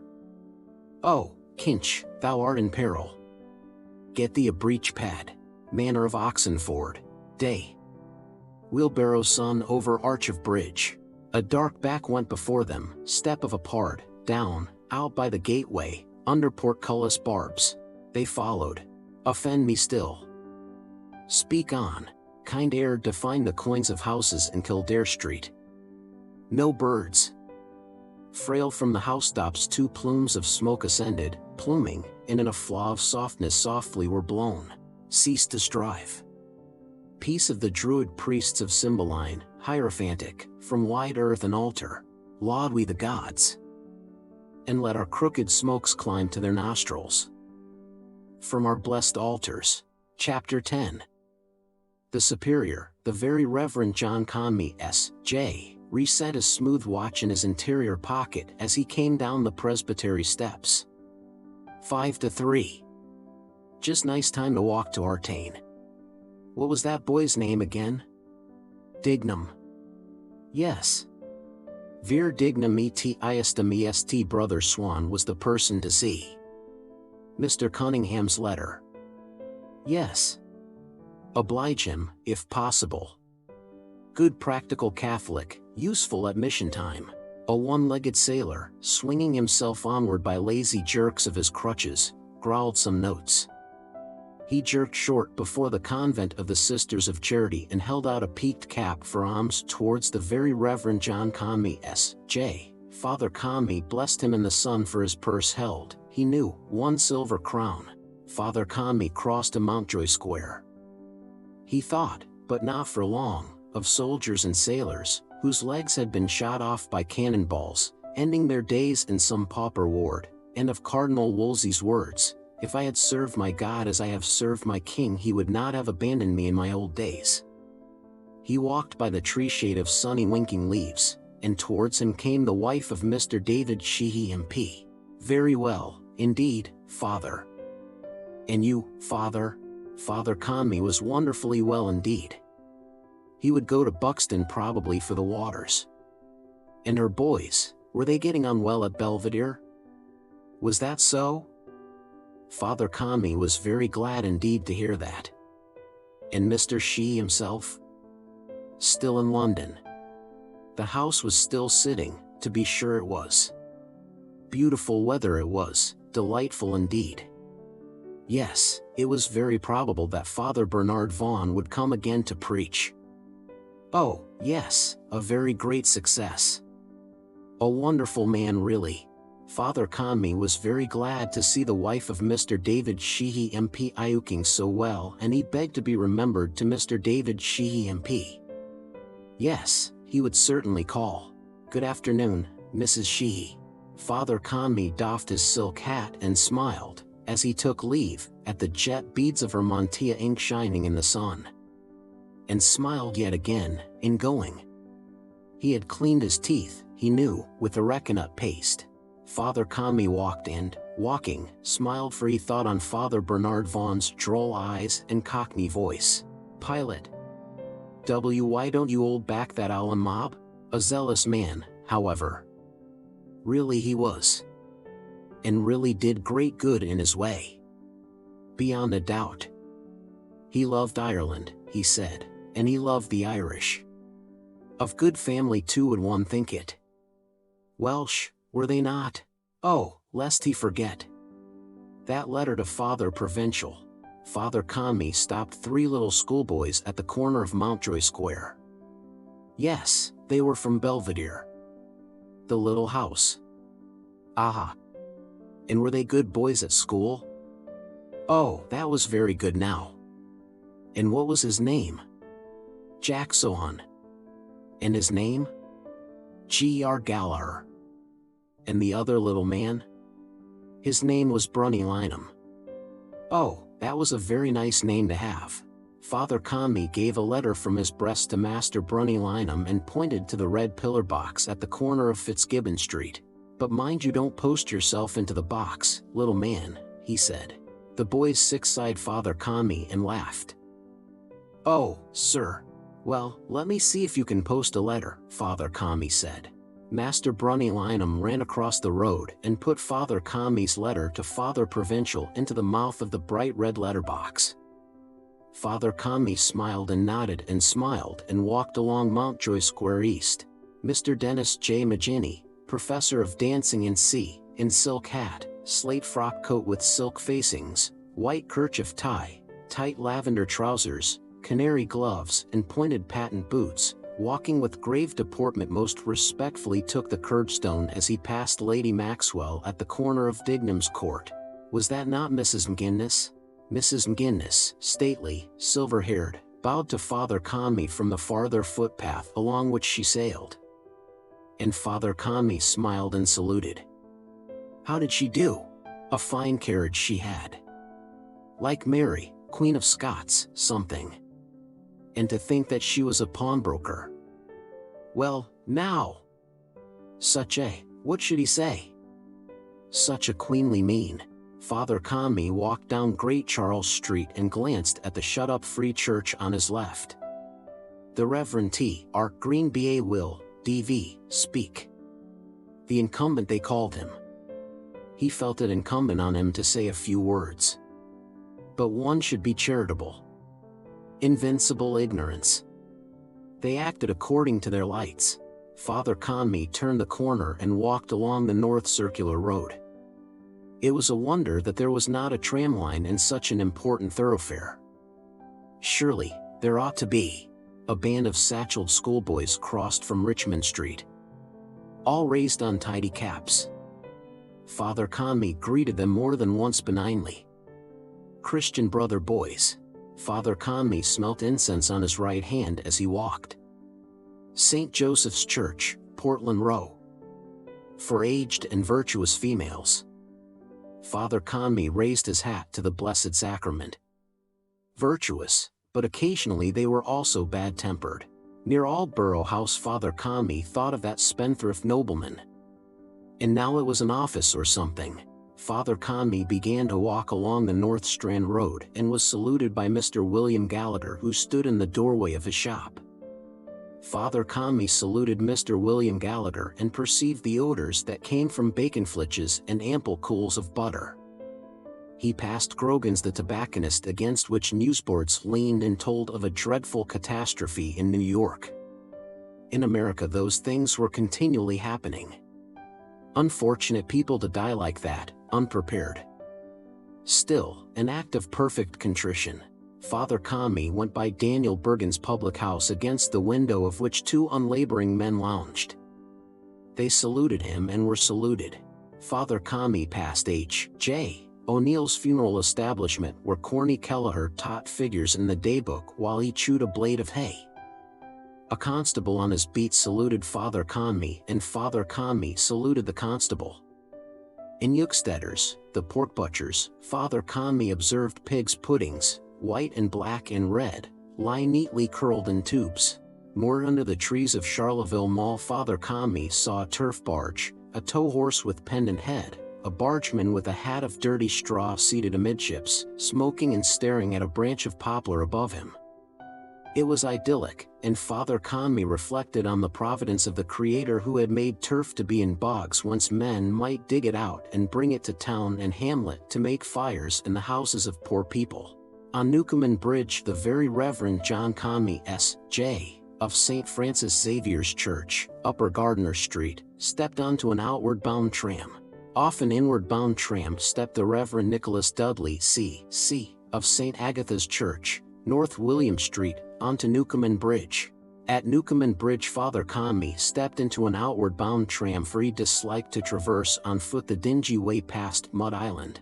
Father Conmee sat in a corner of the tramcar, a blue ticket tucked with care in the eye of one plump kid glove, while 4 shillings, a 6pence and 5 pennies shoot from his other plump glove palm into his purse.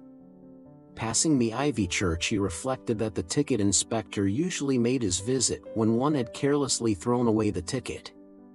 The solemnity of the occupants of the car seemed to Father Conmee excessive for a journey so short and cheap. Father Conmee liked cheerful decorum. It was a peaceful day. The gentleman with the glasses opposite Father Conmee had finished explaining and looked down. His wife, Father Conmee supposed. A tiny yawn opened the mouth of the wife of the gentleman with the glasses. She raised her small gloved fist, yawned ever so gently, tip-tapping her small gloved fist on her opening mouth, and smiled tinily, sweetly. Father Conmee perceived her perfume in the car. He perceived also that the awkward man at the other side of her was sitting on the edge of the seat. Father Conmee at the altar rails placed the host with difficulty in the mouth of the awkward old man who had the shaky head. At Annesley Bridge the tram halted, and, when it was about to go, an old woman rose suddenly from her place to alight. The conductor pulled the bell strap to stay the car for her. She passed out with her basket and a market net, and Father Conmee saw the conductor help her and net and basket down, and Father Conmee thought that, as she had nearly passed the end of the penny fare, she was one of those good souls who had always to be told twice, "Bless you, my child, that they have been absolved, pray for me." But they had so many worries in life, so many cares, poor creatures. From the hoardings Mr. Eugene Stratton grimaced with thick nigger lips at Father Conmee. Father Conmee thought of the souls of black and brown and yellow men, and of his sermon on St. Peter Claver S.J., and the African mission, and of the propagation of the faith, and of the millions of black and brown and yellow souls that had not received the baptism of water when their last hour came like a thief in the night. That book by the Belgian Jesuit, Le Nombre de Élus, seemed to Father Conmee a reasonable plea. Those were millions of human souls created by God in His own likeness, to whom the faith had not been brought. But they were God's souls, created by God. It seemed to Father Conmee a pity that they should all be lost, a waste, if one might say. At the Howth Road stop Father Conmee alighted, was saluted by the conductor and saluted in his turn. The Malahide Road was quiet. It pleased Father Conmee, road and name. The joy bells were ringing in gay Malahide. Lord Talbot de Malahide, immediate hereditary Lord Admiral of Malahide and the seas adjoining. Then came the call to arms, and she was maid, wife and widow in one day. Those were old worldish days, loyal times and joyous townlands, old times in the barony. Father Conmee, walking, thought of his little book Old Times in the Barony, and of the book that might be written about Jesuit houses, and of Mary Rochford, daughter of Lord Molesworth, 1st Countess of Belvedere. A listless lady, no more young, walked alone the shore of Loch Ennell. Mary, 1st Countess of Belvedere, listlessly walking in the evening, not startled when an otter plunged. Who could know the truth? Not the jealous Lord Belvedere, and not her confessor if she had not committed adultery fully, iaculatio seminis inter vas naturale mulieris, with her husband's brother? She would half confess if she had not all sinned as women did. Only God knew, and she and he, her husband's brother. Father Conmee thought of that tyrannous incontinence, needed however for man's race on earth, and of the ways of God which were not our ways. Don John Conmee walked and moved in times of yore. He was humane and honored there.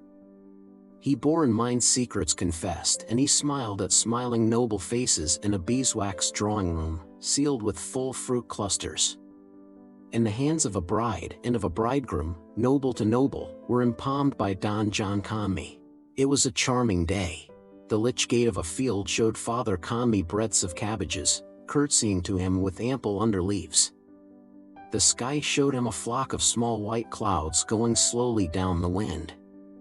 Moutonner, the French said. A just and homely word. Father Conmee, reading his office, watched a flock of muttoning clouds over Rathcoffey. His thin-socked ankles were tickled by the stubble of Clondo's field. He walked there, reading in the evening, and heard the cries of the boys' lines at their play, young cries in the quiet evening. He was their rector, his reign was mild. Father Conmee drew off his gloves and took his red-edged breviary out. An ivory bookmark told him the page. Nones. He should have read that before lunch. But Lady Maxwell had come. Father Conmee read in secret Pater and Ave and crossed his breast. Deus in adiutorium. He walked calmly and read mutely the nones, walking and reading till he came to residential in Beati Immaculati, Principium Verborum Turum Veritas, in Aeternum Omnia Iudicia Iustitii Tui. A flushed young man came from a gap of a hedge, and after him came a young woman with wild nodding daisies in her hand. The young man raised his cap abruptly, the young woman abruptly bent and with slow care detached from her light skirt a clinging twig. Father Conmee blessed both gravely and turned a thin page of his breviary. Sin, principes persecutis sunt me gratis, et a verbis tuas formidavit cor meum. Corny Kelleher closed his long daybook and glanced with his drooping eye at a pine coffin lid sentried in a corner.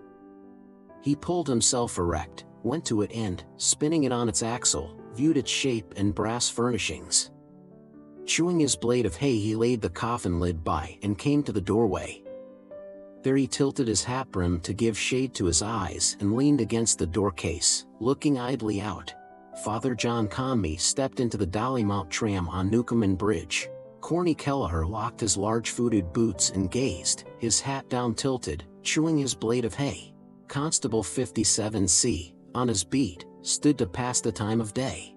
"That's a fine day, Mr. Kelleher." "Aye," Corny Kelleher said. "It's very close," the constable said. Corny Kelleher sped a silent jet of hay juice arching from his mouth while a generous white arm from a window in Eccles Street flung forth a coin. "What's the best news?" he asked. "I seen that particular party last evening," the constable said with bated breath. A one-legged sailor crutched himself round McConnell's corner, skirting Robiati's ice cream car, and jerked himself up Eccles Street.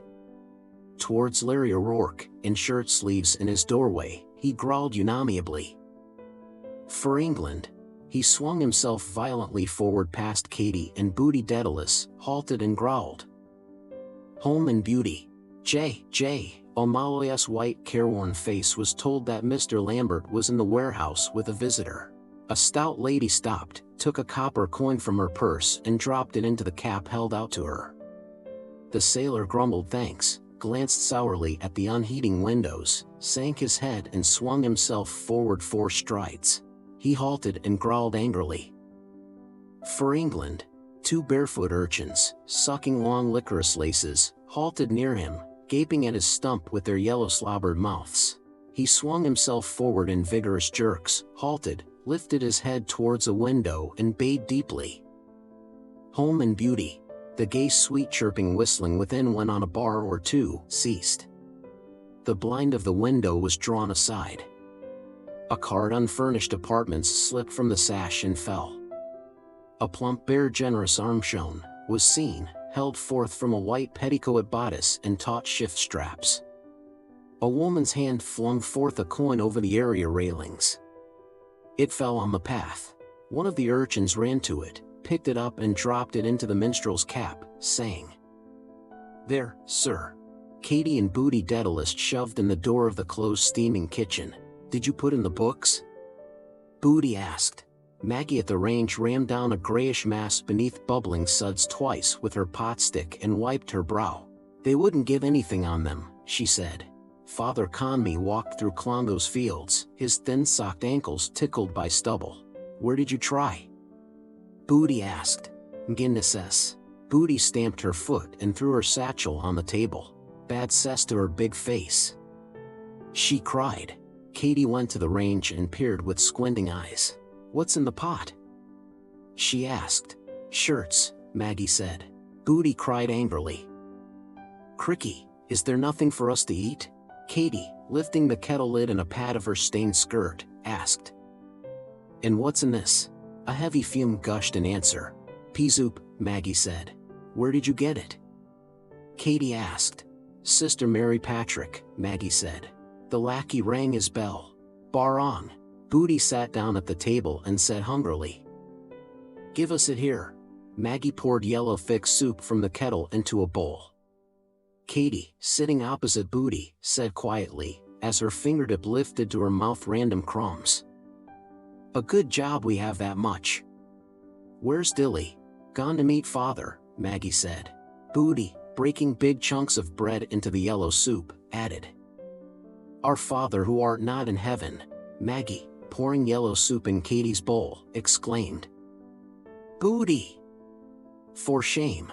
A skiff, a crumpled throwaway, Elijah is coming, rode lightly down the Liffey, under Loop Line Bridge, shooting the rapids where water chafed around the bridge piers, sailing eastward past hulls and anchor chains, between the Custom House Old Dock and George's Quay.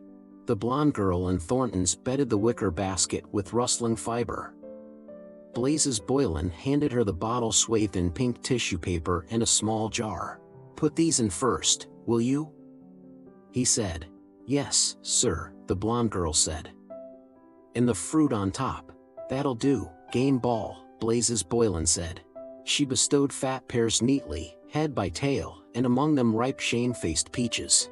Blazes Boylan walked here and there in new tan shoes about the fruit-smelling shop, lifting fruits, young juicy crinkled and plump red tomatoes, sniffing smells. H.E.L.Y.S. filed before him, tall white-hatted, past Tangier Lane, plodding towards their goal. He turned suddenly from a chip of strawberries, drew a gold watch from his fob and held it at its chain's length. Can you send them by tram? Now? A dark-backed figure under merchant's arch scanned books on the hawker's card. Certainly, sir. Is it in the city? Oh, yes, Blazes Boylan said. 10 minutes. The blonde girl handed him a docket and pencil. Will you write the address, sir? Blazes Boylan at the counter wrote and pushed the docket to her. Send it at once, will you? He said. It's for an invalid. Yes, sir. I will, sir. Blazes Boylan rattled merry money in his trousers pocket. What's the damage? He asked. The blonde girl's slim fingers reckoned the fruits. Blazes Boylan looked into the cut of her blouse. A young pullet. He took a red carnation from the tall stem glass. This for me? He asked gallantly. The blonde girl glanced sideways at him, got up regardless, with his tie a bit crooked, blushing. Yes, sir, she said. Bending archly, she reckoned again fat pears and blushing peaches. Blazes Boylan looked in her blouse with more favor, the stalk of the red flower between his smiling teeth. May I say a word to your telephone, missy? He asked roguishly. Ma. Almidano Artifoni said.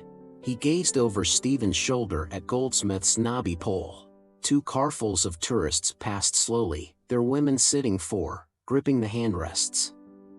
Pale faces. Men's arms frankly round their stunted forms.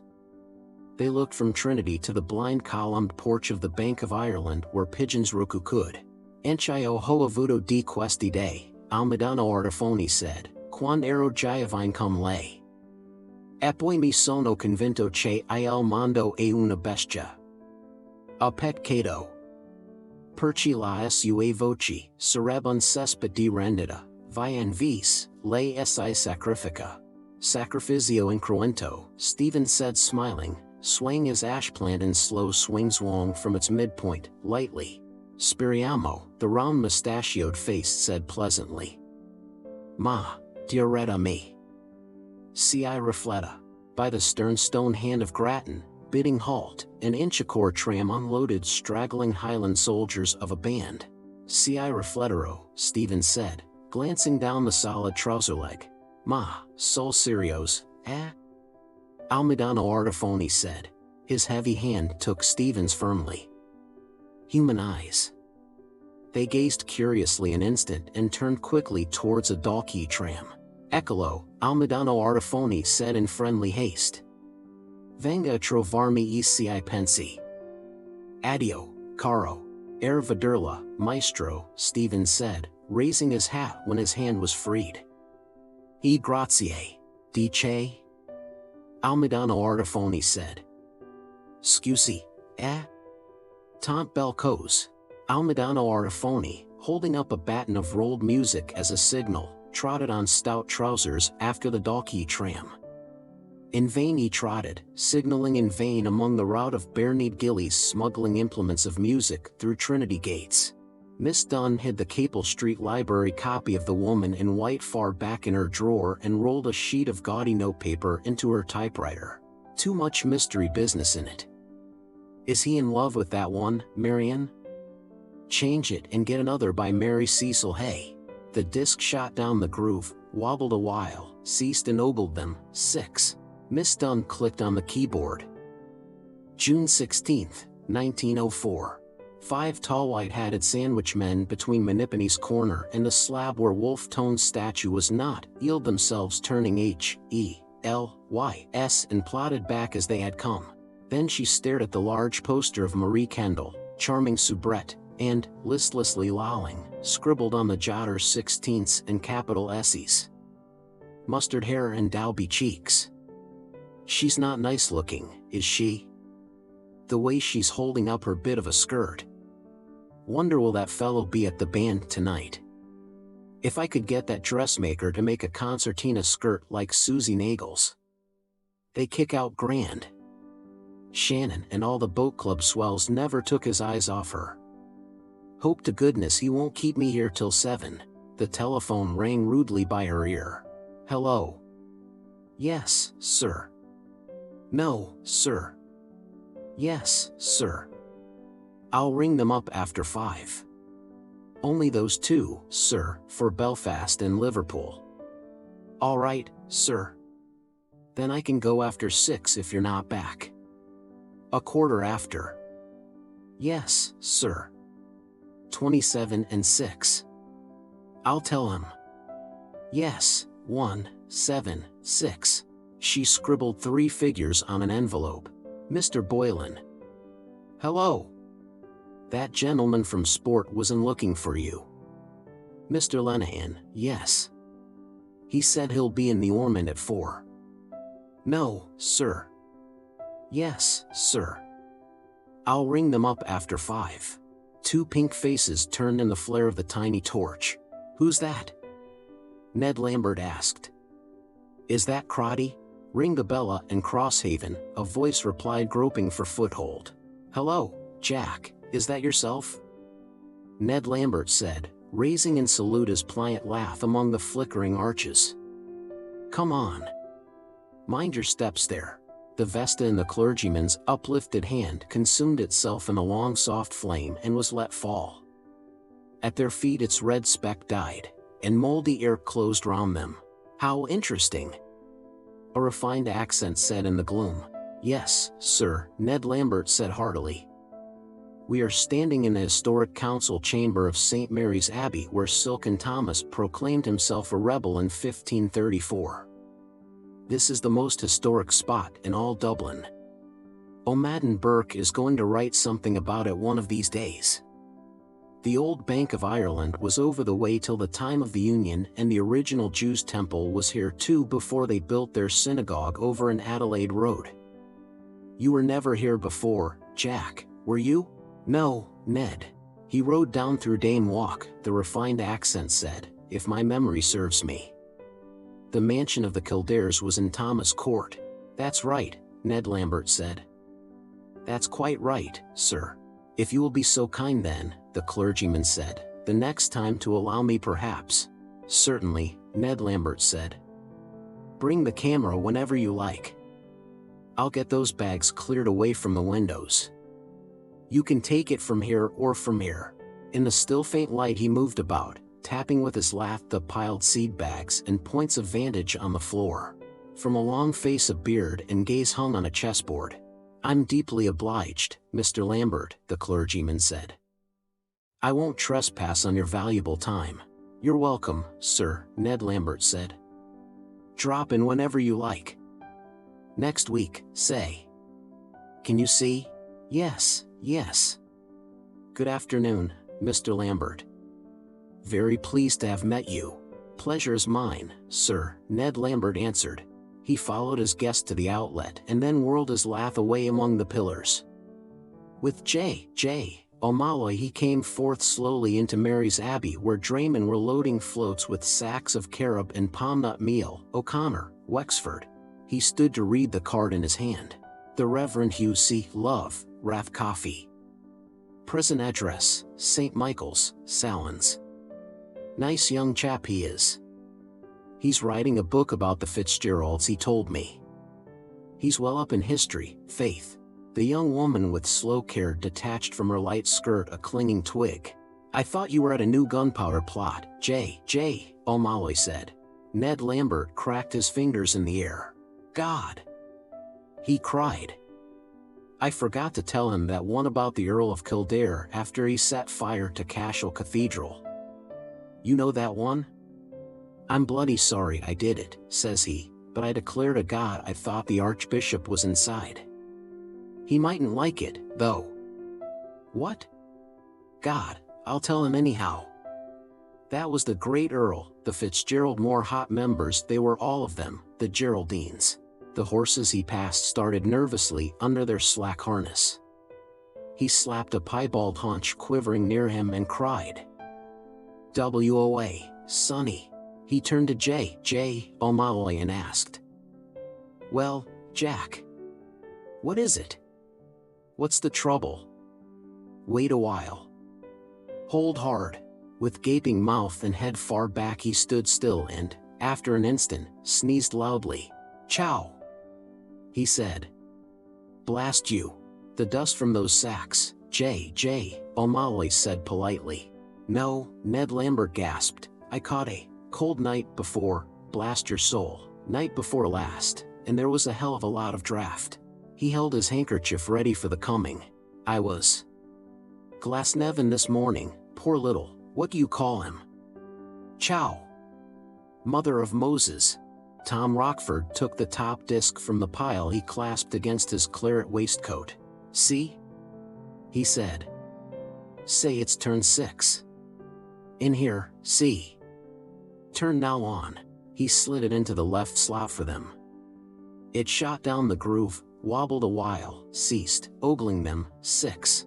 Lawyers of the past, haughty, pleading, beheld pass from the Consolidated Taxing Office to Nisi Prius Court Richie Golding carrying the cost bag of Golding, Collis and Ward, and heard rustling from the Admiralty Division of King's Bench to the Court of Appeal an elderly female with false teeth smiling incredulously and a black silk skirt of great amplitude. "See?" he said. "See now, the last one I put in is over here, turns over. The impact. Leverage, see?" He showed them the rising column of discs on the right. "Smart idea," Nosy Flynn said, snuffling. "So a fellow coming in late can see what turn is on and what turns are over. See?" Tom Rockford said. He slid in a disc for himself and watched it shoot, wobble, ogle, stop, 4. "Turn now on. I'll see him now in the Ormond," Lenehan said, "and sound him. One good turn deserves another." "Do," Tom Rockford said. "Tell him I'm boiling with impatience." "Good night," McCoy said abruptly. "When you two begin." Nosy Flynn stooped towards the lever, snuffling at it. "But how does it work here, Tommy?" he asked. "Tooraloo," Lenehan said. "See you later." He followed McCoy out across the tiny square of Crampton Court. "He's a hero," he said simply. "I know," McCoy said. "The drain, you mean?" "Drain?" Lenehan said. "It was down a manhole." They passed Dan Lowry's music hall where Marie Kendall, charming soubrette, smiled on them from a poster, a Dalby smile. Going down the path of Sycamore Street beside the Empire Music Hall, Lenehan showed McCoy how the whole thing was. One of those manholes like a bloody gas pipe, and there was the poor devil stuck down in it, half choked with sewer gas. Down went Tom Rockford anyhow, bookie's vest and all, with the rope round him. And be damned, but he got the rope round the poor devil and the two were hauled up. "The act of a hero," he said. At the Dolphin they halted to allow the ambulance car to gallop past them for Jervis Street. "This way," he said, walking to the right. "I want to pop into Lynham's to see Scepter's starting price." "What's the time by your gold watch and chain?" McCoy peered into Marcus Tertius Moses' somber office, then at O'Neill's clock. "After 3, he said. "Who's riding her?" "Oh, Madden," Lenehan said. "And a game filly she is." While he waited in Temple Bar, McCoy dodged a banana peel with gentle pushes of his toe from the path to the gutter. "Fellow might damn easy get a nasty fall, they're coming along tight in the dark." The gates of the drive open wide to give egress to the vice-regal cavalcade. "Even money," Lenehan said, returning. "I knocked against Bantam Lions and they're going to back a bloody horse someone gave him that hasn't an earthly." "Through here." They went up the steps and under Merchant's Arch. A dark-backed figure scanned books on the hawker's cart. "There he is," Lenehan said. "Wonder what he's buying," McCoy said, glancing behind. "Leopoldo or the Bloom is on the rye," Lenehan said. "He's dead nuts on sales," McCoy said. "I was with him one day and he bought a book from an old one in Liffey Street for 2 bob. There were fine plates in it worth double the money, the stars and the moon and comets with long tails. Astronomy it was about." Lenehan laughed. "I'll tell you a damn good one about comets' tails," he said. "Come over in the sun." They crossed to the metal bridge and went along Wellington Quay by the Riverwall. Master Patrick Aloysius Dignam came out of Mangan's, late Fehrenbach's, carrying a pound and a half of pork steaks. "There was a long spread out at Glencree Reformatory," Lenehan said eagerly. "The annual dinner, you know. Boiled shirt affair. The Lord Mayor was there, Val Dillon it was, and Sir Charles Cameron and Dan Dawson spoke, and there was music. Bartell D'Arcy sang and Benjamin Dollard." "I know," McCoy broke in. "My missus sang there once." "Did she?" Lenehan said. A car unfurnished apartments reappeared on the window sash of number 7, Eccles Street. He checked his tail a moment but broke out in a wheezy laugh. "But wait till I tell you," he said. "Delahan of Camden Street had the catering and yours truly was chief bottle washer. Bloom and the wife were there. Lashings of stuff we put up, port wine and sherry and curacao to which we did ample justice. Fast and furious it was. After liquids came solids. Cold joints galore and mince pies. I know, McCoy said. The year the missus was there. Lenehan linked his arm warmly. But wait till I tell you, he said. We had a midnight lunch too after all the jollification, and when we sallied forth it was blue o'clock the morning after the night before. Coming home it was a gorgeous winter's night on the Featherbed Mountain. Bloom and Chris Callanan were on one side of the car and I was with the wife on the other. We started singing glees and duets, lo, the early beam of morning. She was well primed with a good load of Delahant's port under her belly band. Every jolt the bloody car gave I had her bumping up against me. Hell's delights. She has a fine pair, God bless her. Like that, he held his caved hands a cubit from him, frowning. I was tucking the rug under her and settling her boa all the time. Know what I mean? His hands molded ample curves of air. He shut his eyes tight in delight, his body shrinking, and blew a sweet chirp from his lips. The lad stood to attention anyhow, he said with a sigh. She's a gamey mare and no mistake. Bloom was pointing out all the stars and the comets in the heavens to Chris Callanan and the Jarvey, the Great Bear and Hercules and the Dragon, and the whole jing-bang lot. But, by God, I was lost, so to speak, in the Milky Way. He knows them all, Faith. At last she spotted a weeny wee shy 1 mile away. And what star is that, Poldy? Says she. By God, she had Bloom cornered. That one, is it? Says Chris Callanan, sure that's only what you might call a pinprick. By God, he wasn't far wide of the mark. Lenehan stopped and leaned on the river wall, panting with soft laughter. I'm weak, he gasped. McCoy's white face smiled about it at instants and grew grave. Lenehan walked on again. He lifted his yachting cap and scratched his hind head rapidly. He glanced sideways in the sunlight at McCoy. He's a cultured all-roundman, Bloom is, he said seriously. He's not one of your common or garden, you know. There's a touch of the artist about old Bloom. Mr. Bloom turned over idly pages of the awful disclosures of Maria Monk, then of Aristotle's masterpiece. Crooked botched print. Plates, infants cuddled in a ball in blood-red wombs like livers of slaughtered cows. Lots of them like that at this moment all over the world. All butting with their skulls to get out of it. Child born every minute somewhere. Mrs. Purefoy. He laid both books aside and glanced at the third, Tales of the Ghetto by Leopold von Sacher-Masoch. That I had, he said, pushing it by. The shopman let 2 volumes fall on the counter. Them are 2 good ones, he said. Onions of his breath came across the counter out of his ruined mouth.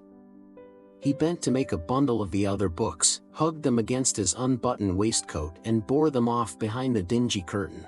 On O'Connell Bridge many persons observed the grave deportment and gay apparel of Mr. Dennis J. Maginni, professor of dancing N.C.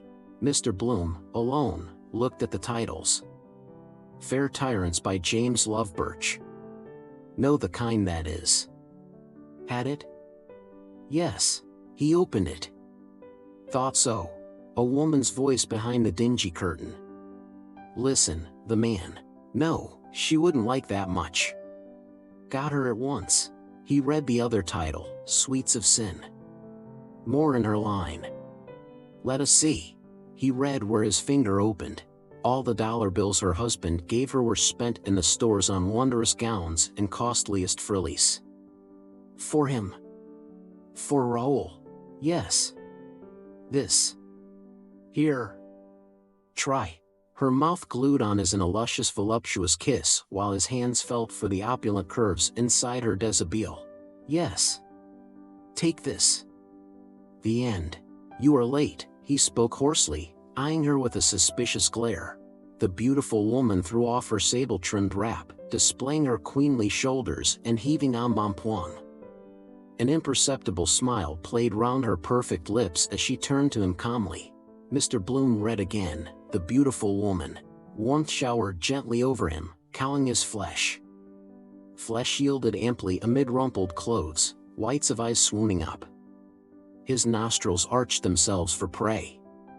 Melting breast ointments, for him. For Raoul. Armpits oniony sweat. Fish gluey slime, her heaving embonpoint. Feel. Press. Crished. Sulfur dung of lions.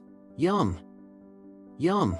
An elderly female, no more young, left the building of the courts of Chancery, King's Bench, Exchequer and Common Pleas, having heard in the Lord Chancellor's Court the case and lunacy of Potterton, in the Admiralty Division the summons, ex parte motion, of the owners of the Lady Cairns versus the owners of the Bark Mona, in the Court of Appeal reservation of judgment in the case of Harvey versus the Ocean Accident and Guarantee Corporation. Phlegmy coughs shook the air of the bookshop, bulging out the dingy curtains. The shopman's uncombed gray head came out and his unshaven reddened face, coughing. He raked his throat rudely, puked phlegm on the floor. He put his boot on what he had spat, wiping his sole along it, and bent, showing a raw-skinned crown, scantily haired. Mr. Bloom beheld it. Mastering his troubled breath, he said, "I'll take this one." The shopman lifted eyes bleared with old rheum. "Sweets of sin," he said, tapping on it. "That's a good one."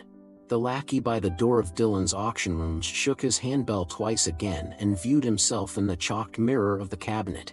Dilly Dedalus, loitering by the curbstone, heard the beats of the bell, the cries of the auctioneer within. 4 and 9. Those lovely curtains. 5 shillings. Cozy curtains. Selling new at 2 guineas. Any advance on 5 shillings? Going for 5 shillings. The lackey lifted his handbell and shook it. Bar on.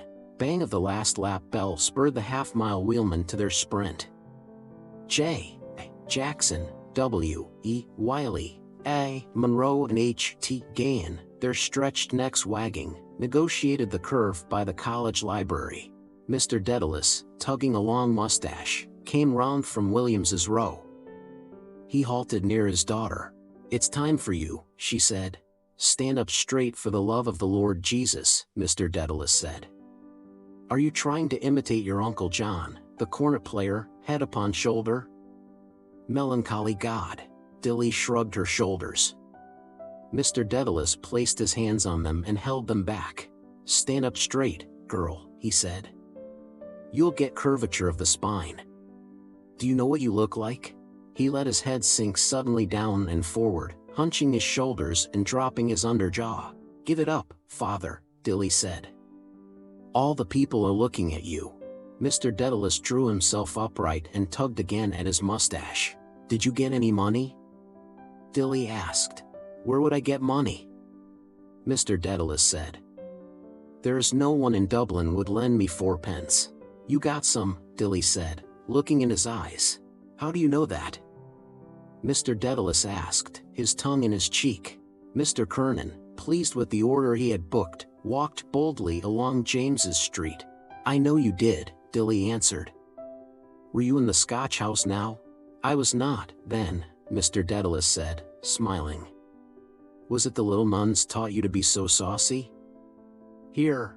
He handed her a shilling. "See if you can do anything with that," he said. "I suppose you got 5, Dilly said. "Give me more than that." "Wait a while," Mr. Dedalus said threateningly. "You're like the rest of them, are you? An insolent pack of little bitches since your poor mother died. But wait a while. You'll all get a short shrift and a long day from me. Low blackguardism. I'm going to get rid of you. Wouldn't care if I was stretched out stiff. He's dead. The man upstairs is dead." He left her and walked on. Dilly followed quickly and pulled his coat. "Well, what is it?" he said, stopping. The lackey rang his bell behind their backs. "Bar on. Curse your bloody blatant soul," Mr. Dedalus cried, turning on him. The lackey, aware of comment, shook the lolling clapper of his bell but feebly. Bang! Mr. Dedalus stared at him. "Watch him," he said. "It's instructive. I wonder will he allow us to talk. You got more than that, father, Dilly said. I'm going to show you a little trick, Mr. Dedalus said. I'll leave you all where Jesus left the Jews. Look, there's all I have. I got 2 shillings from Jack Power and I spent 2pence for a shave for the funeral.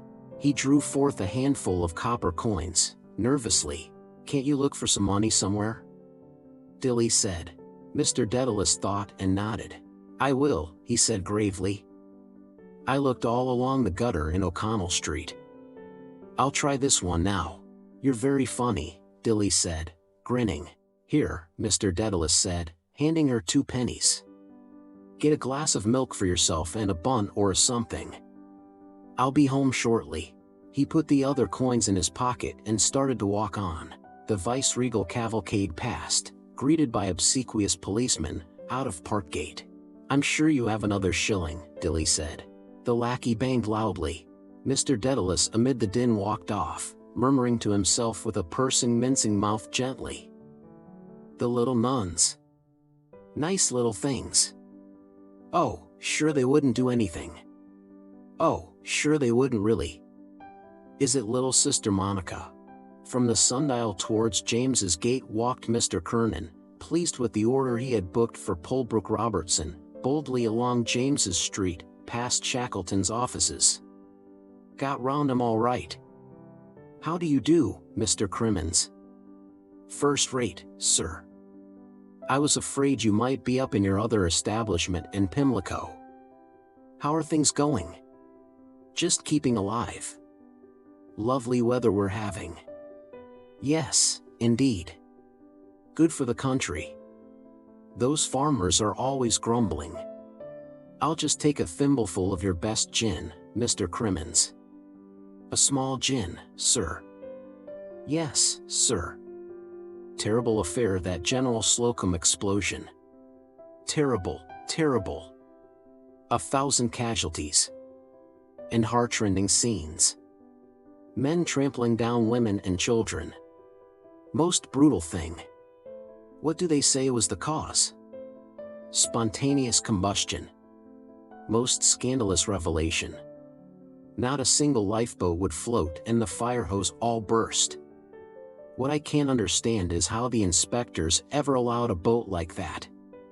Now, you're talking straight, Mr. Crimmins. You know why? Palm oil. Is that a fact? Without a doubt. Well now, look at that. And America, they say, is the land of the free. I thought we were bad here. I smiled at him. America, I said quietly, just like that. What is it? The sweepings of every country, including our own. Isn't that true? That's a fact, graft, my dear sir. Well, of course, where there's money going there's always someone to pick it up. So I'm looking at my frock coat. Dress does it. Nothing like a dressy appearance. Bowls them over. Hello, Simon, Father Cowley said. How are things?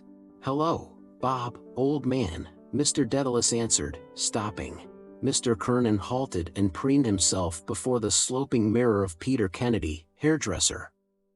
Stylish coat, beyond a doubt. Scott of Dawson Street. Well worth the half-sovereign I gave Neary for it. Never built under 3 guineas. Fits me down to the ground. Some Kildare Street club toff had it probably. John Mulligan, the manager of the Hibernian Bank, gave me a very sharp eye yesterday on Carlisle Bridge as if he remembered me. Ah him. Must dress the character for those fellows. Knight of the road. Gentlemen. And now, Mr. Crimmins, may we have the honor of your custom again, sir. The cup that cheers but not inebriates, as the old saying has it. North Wall and Sir John Rogerson's quay, with hulls and anchor chains, sailing westward, sailed by a skiff, a crumpled throwaway, rocked on the ferry wash. Elijah is coming. Mr. Kernan glanced in farewell at his image. High color, of course. Grizzled mustache. Returned Indian officer. Bravely he bore his stumpy body forward on spatted feet, squaring his shoulders. Is that Ned Lambert's brother over the way, Sam? What?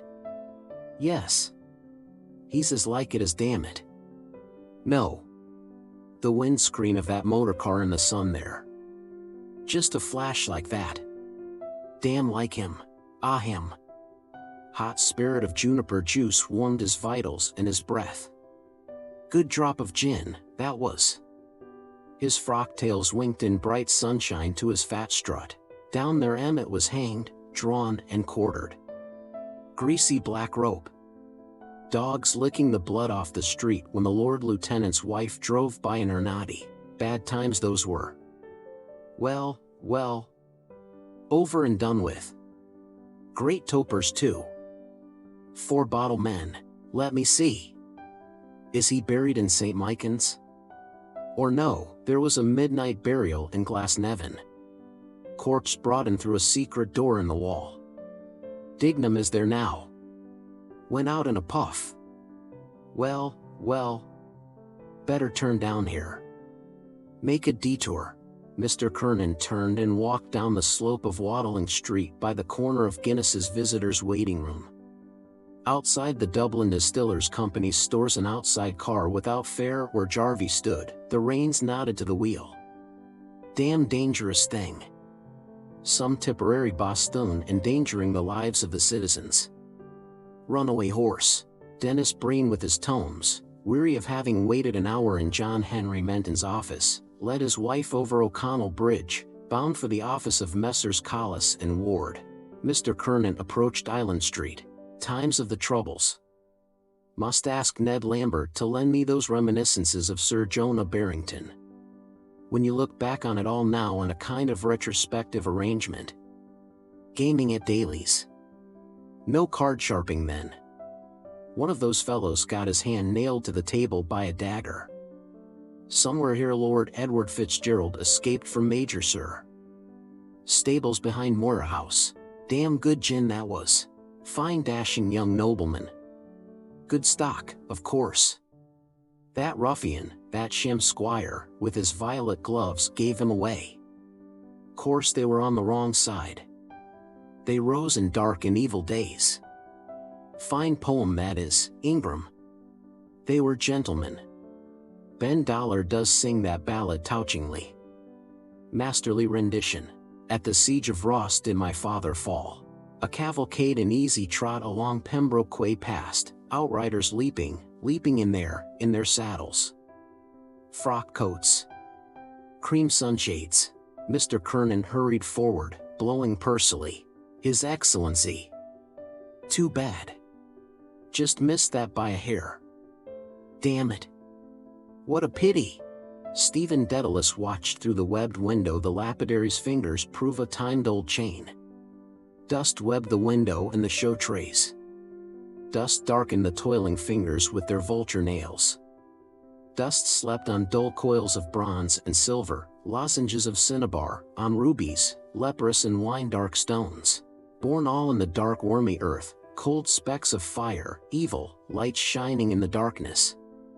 Where fallen archangels flung the stars of their brows. Muddy swine snouts, hands, root, gripe and rest them. She dances in a foul gloom where gum bums with garlic. A sailor man, rust-bearded, sips from a beaker rum and eyes her. A long and sea-fed silent rut. She dances, capers, wagging her sowish haunches and her hips, on her gross belly flapping a ruby egg. Old Russell with a smeared chamois rag burnished again his gem, turned it and held it at the point of his Moses beard. Grandfather ape gloating on a stolen hoard. And you wrest old images from the burial earth? The brain-sick words of sophists, Antisthenes. Allure of drugs. Orient and immortal wheat standing from everlasting to everlasting. 2 old women fresh from their whiff of the briny trudged through Irish town along London Bridge Road, one with a sanded tired umbrella, one with a midwife's bag in which 11 cockles rolled. The whir of flapping leathern bands and hum of dynamos from the powerhouse urged Stephen to be on. Beingless beings. Stop. Throb always without you and the throb always within. Your heart you sing of. I between them. Where? Between two roaring worlds where they swirl, I shatter them, one and both. But stun myself too in the blow. Shatter me you who can. Bought and butcher were the words. I say. Not yet a while. A look around. Yes, quite true.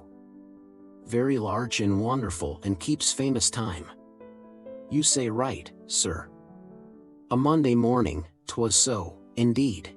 Stephen went down Bedford Row, the handle of the ash clacking against his shoulder blade. In Clohissey's window a faded 1860 print of Heenan boxing sayers held his eye. Staring backers with square hats stood round the roped prize ring. The heavyweights in tight loincloths proposed gently each to other his bulbous fists. And they are throbbing, heroes' hearts. He turned and halted by the slanted book cart. 2pence each, the huckster said. 4 for 6pence. Tattered pages. The Irish Beekeeper. Life and Miracles of the Cure of Ars. Pocket Guide to Killarney. I might find here one of my pawn school prizes. Stefano Dedalo, alumno optimo, palmum ferenti. Father Conmee, having read his Little Hours, walked through the hamlet of Donnycarney, murmuring vespers. Binding too good probably. What is this? 8th and 9th Book of Moses. Secret of all secrets. Seal of King David. Thumbed pages, read and read. Who has passed here before me? How to soften chapped hands. Recipe for white wine vinegar. How to win a woman's love. For me this. Say the following talisman 3 times with hands folded. Say El Yalo Nebricata Femininum. Amor mi solo. Sanctus. Amen. Who wrote this? Charms and invocations of the most blessed Abbot Peter Solanka to all true believers divulged. As good as any other abbot's charms, as mumbling Joachim's. Down, Baldonado, or will your wool. What are you doing here, Stephen? Dilly's high shoulders and shabby dress. Shut the book quick. Don't let's see. What are you doing? Stephen said. A Stuart face of none such Charles, lank locks falling at its sides. It glowed as she crouched feeding the fire with broken boots. I told her of Paris. Late lie abed under a quilt of old overcoats, fingering a pinchbeck bracelet, Dan Kelly's token. Nebricata Femininum. What have you there? Stephen asked. I bought it from the other cart for a penny, Dilly said, laughing nervously. Is it any good? My eyes they say she has. Do others see me so? Quick, far and daring. Shadow of my mind. He took the coverless book from her hand. Cardinal's French primer. What did you buy that for? He asked. To learn French? She nodded, reddening and closing tight her lips. Show no surprise. Quite natural. Here, Stephen said. It's all right. Mind Maggie doesn't pawn it on you. I suppose all my books are gone. Some, Dilly said. We had to. She is drowning. Agent bite. Save her. Agent bite. All against us. She will drown me with her eyes and hair. Lank coils of seaweed hair around me, my heart, my soul. Salt green death. We. Agent bite of Inwit. Inwit's agent bite. Misery. Misery. Hello, Simon, Father Cowley said. How are things? Hello, Bob, old man, Mr. Dedalus answered, stopping. They clasped hands loudly outside Reddy and daughters. Father Cowley brushed his mustache off and downward with a scooping hand. What's the best news? Mr. Dedalus said. Why then not much, Father Cowley said. I'm barricaded up, Simon, with 2 men prowling around the house trying to effect an entrance. Jolly, Mr. Dedalus said. Who is it? Oh, Father Cowley said. A certain Gombeen man of our acquaintance. With a broken back, is it? Mr. Dedalus asked. The same, Simon, Father Cowley answered. Reuben of that ilk. I'm just waiting for Ben Dollard. He's going to say a word to Long John to get him to take those two men off. All I want is a little time." He looked with vague hope up and down the quay, a big apple bulging in his neck. "I know," Mr. Dedalus said, nodding. "Poor old Bhakti Ben. He's always doing a good turn for someone. Hold hard." He put on his glasses and gazed towards the metal bridge an instant. "There he is, by God," he said, "arson pockets." Ben Dollard's loose blue cutaway and square hat above large slops crossed the quay in full gait from the metal bridge. He came towards them at an amble, scratching actively behind his coattails. As he came near, Mr. Dedalus greeted. "Hold that fellow with the bad trousers. Hold him now," Ben Dollard said. Mr. Dedalus eyed with cold wondering scorn various points of Ben Dollard's figure. Then, turning to Father Cowley with a nod, he muttered sneeringly, "That's a pretty garment, isn't it, for a summer's day? Why, God eternally curse your soul," Ben Dollard growled furiously. "I threw out more clothes in my time than you ever saw." He stood beside them beaming, on them first and on his roomy clothes from points of which Mr. Dedalus flicked fluff, saying, "They were made for a man in his health, Ben, anyhow. Bad luck to the Jew man that made them," Ben Dollard said. "Thanks be to God he's not paid yet. And how is that basso profondo, Benjamin?" Father Cowley asked. Cashel Boyle O'Connor Fitzmaurice Tisdall Farrell, murmuring, glassy-eyed, strode past the Kildare Street Club. Ben Dollard frowned and, making suddenly a chanter's mouth, gave forth a deep note. "Ah," he said. "That's the style," Mr. Dedalus said, nodding to its drone. "What about that?" Ben Dollard said. "Not too dusty?" "What?" He turned to both. "That'll do," Father Cowley said, nodding also. The Reverend Hugh C. Love walked from the old chapter house of St. Mary's Abbey past James and Charles Kennedy's rectifiers, attended by Geraldine's tall and personable, towards the Thosel beyond the Ford of Hurdles. Ben Dollard with a heavy list towards the shop fronts led them forward, his joyful fingers in the air. "Come along with me to the sub-sheriff's office," he said. "I want to show you the new beauty Rock has for a bailiff. He's a cross between Lobengula and Lynchahan.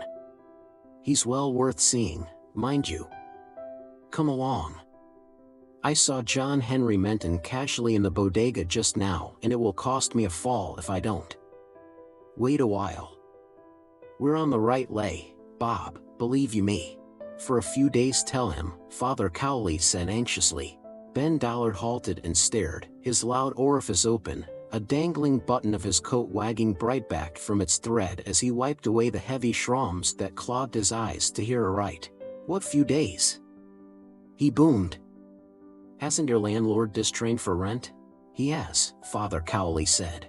"Then our friend's writ is not worth the paper it's printed on," Ben Dollard said. "The landlord has the prior claim. I gave him all the particulars. 29, Windsor Avenue. Love is the name?" "That's right," Father Cowley said. "The Reverend Mr. Love. He's a minister in the country somewhere." "But are you sure of that?" "You can tell Barabbas from me," Ben Dollard said, "that he can put that writ where Jacko put the nuts."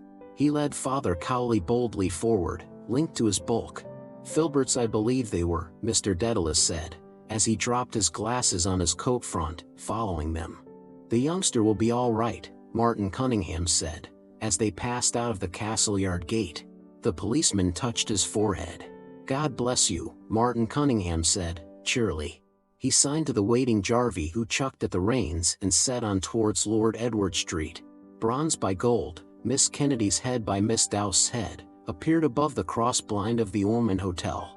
"Yes," Martin Cunningham said, fingering his beard. "I wrote to Father Conmee and laid the whole case before him. You could try our friend," Mr. Power suggested backward. "Boyd?" Martin Cunningham said shortly. "Touch me not." John Wise Nolan, lagging behind, reading the list, came after them quickly down Cork Hill. On the steps of the City Hall, Councillor Nanetti, descending, hailed Alderman Cowley and Councillor Abraham Lyon ascending. The castle car wheeled empty into Upper Exchange Street. "Look here, Martin," John Wise Nolan said, overtaking them at the mail office. "I see Bloom put his name down for 5 shillings. "Quite right," Martin Cunningham said, taking the list. "And put down the 5 shillings too." "Without a second word either," Mr. Power said.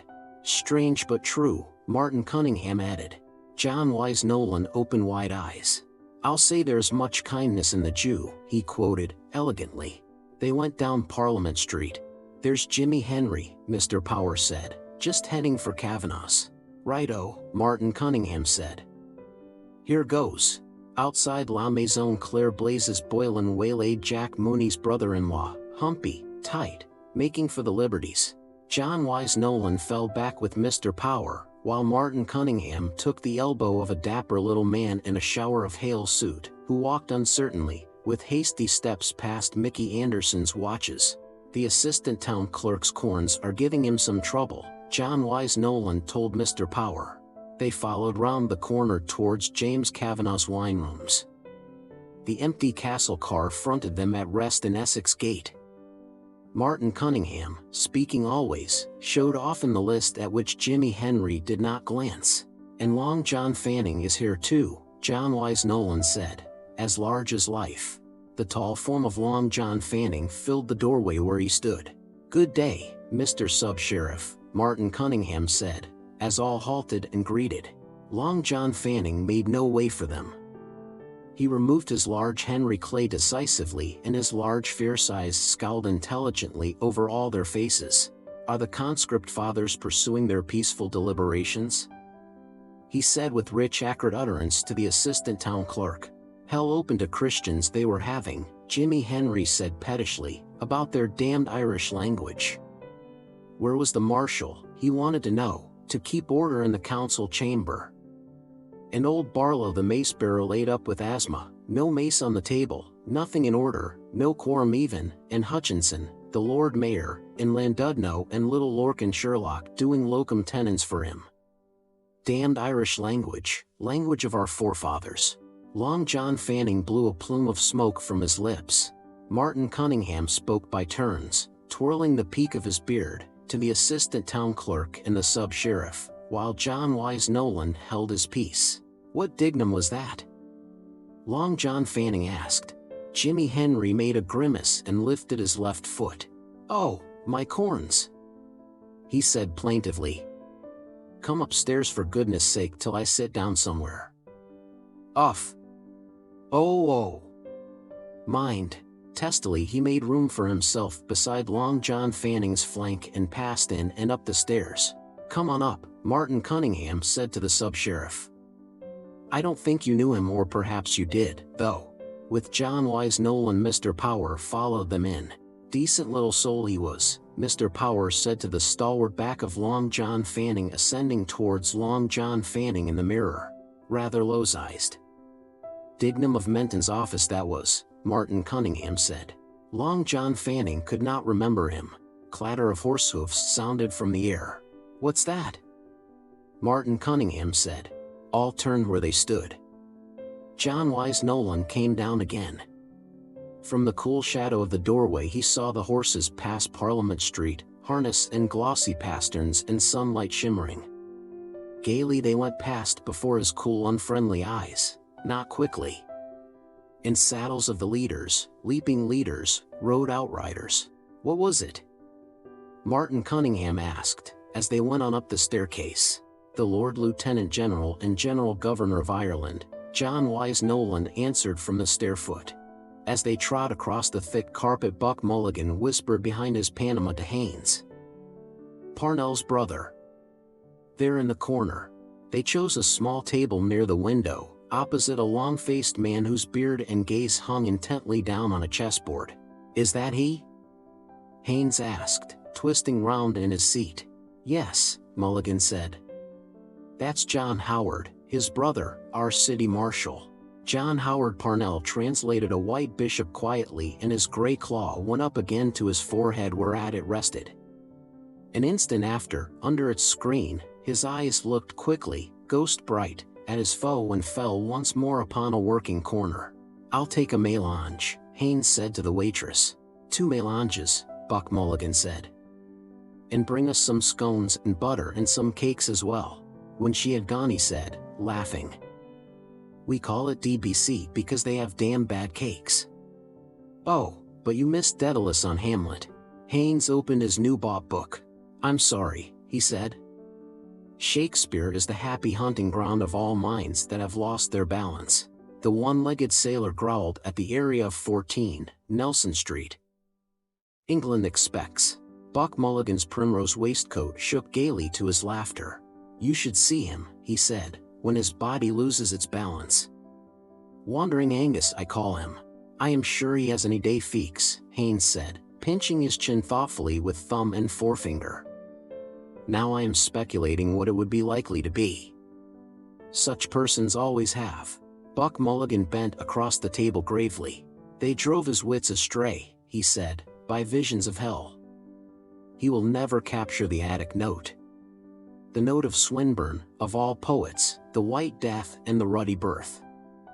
That is his tragedy. He can never be a poet. The joy of creation, eternal punishment," Haynes said, nodding curtly. "I see. I tackled him this morning on belief. There was something on his mind, I saw. It's rather interesting because Professor Pokorny of Vienna makes an interesting point out of that." Buck Mulligan's watchful eyes saw the waitress come. He helped her to unload her tray. "He can find no trace of hell in ancient Irish myth," Haynes said, amid the cheerful cups. "The moral idea seems lacking, the sense of destiny, of retribution. Rather strange he should have just that fixed idea. Does he write anything for your movement?" He sank 2 lumps of sugar deftly longwise through the whipped cream. Buck Mulligan slit a steaming scone in 2 and plastered butter over its smoking pith. He bit off a soft piece hungrily. 10 years, he said, chewing and laughing. "He is going to write something in 10 years. Seems a long way off," Haynes said, thoughtfully lifting his spoon. "Still, I shouldn't wonder if he did after all." He tasted a spoonful from the creamy cone of his cup. "This is real Irish cream, I take it," he said with forbearance. "I don't want to be imposed on." Elijah, skiff, light crumpled throwaway, sailed eastward by flanks of ships and trawlers, amid an archipelago of corks, beyond New Wapping Street past Benson's Ferry, and by the 3-masted schooner Rosavian from Bridgewater with bricks. Almidano Artifoni walked past Hollis Street, past Sewell's Yard. Behind him Cashel Boyle O'Connor Fitzmaurice Tisdall Farrell, with stick umbrella dustcoat dangling, shunned the lamp before Mr. Law Smith's house and, crossing, walked along Marion Square. Distantly behind him a blind stripling tapped his way by the wall of College Park. Cashel Boyle O'Connor Fitzmaurice Tisdall Farrell walked as far as Mr. Lewis Warner's cheerful windows, then turned and strode back along Marion Square, his stick umbrella dustcoat dangling. At the corner of Wilde's house he halted, frowned at Elijah's name announced on the Metropolitan Hall, frowned at the distant pleasance of Duke's Lawn. His eyeglass flashed frowning in the sun. "With rat's teeth bared," he muttered. "Coactus volui." He strode on for Clare Street, grinding his fierce word. As he strode past Mr. Bloom's dental windows the sway of his dustcoat brushed rudely from its angle a slender tapping cane and swept onwards, having buffeted a thewless body.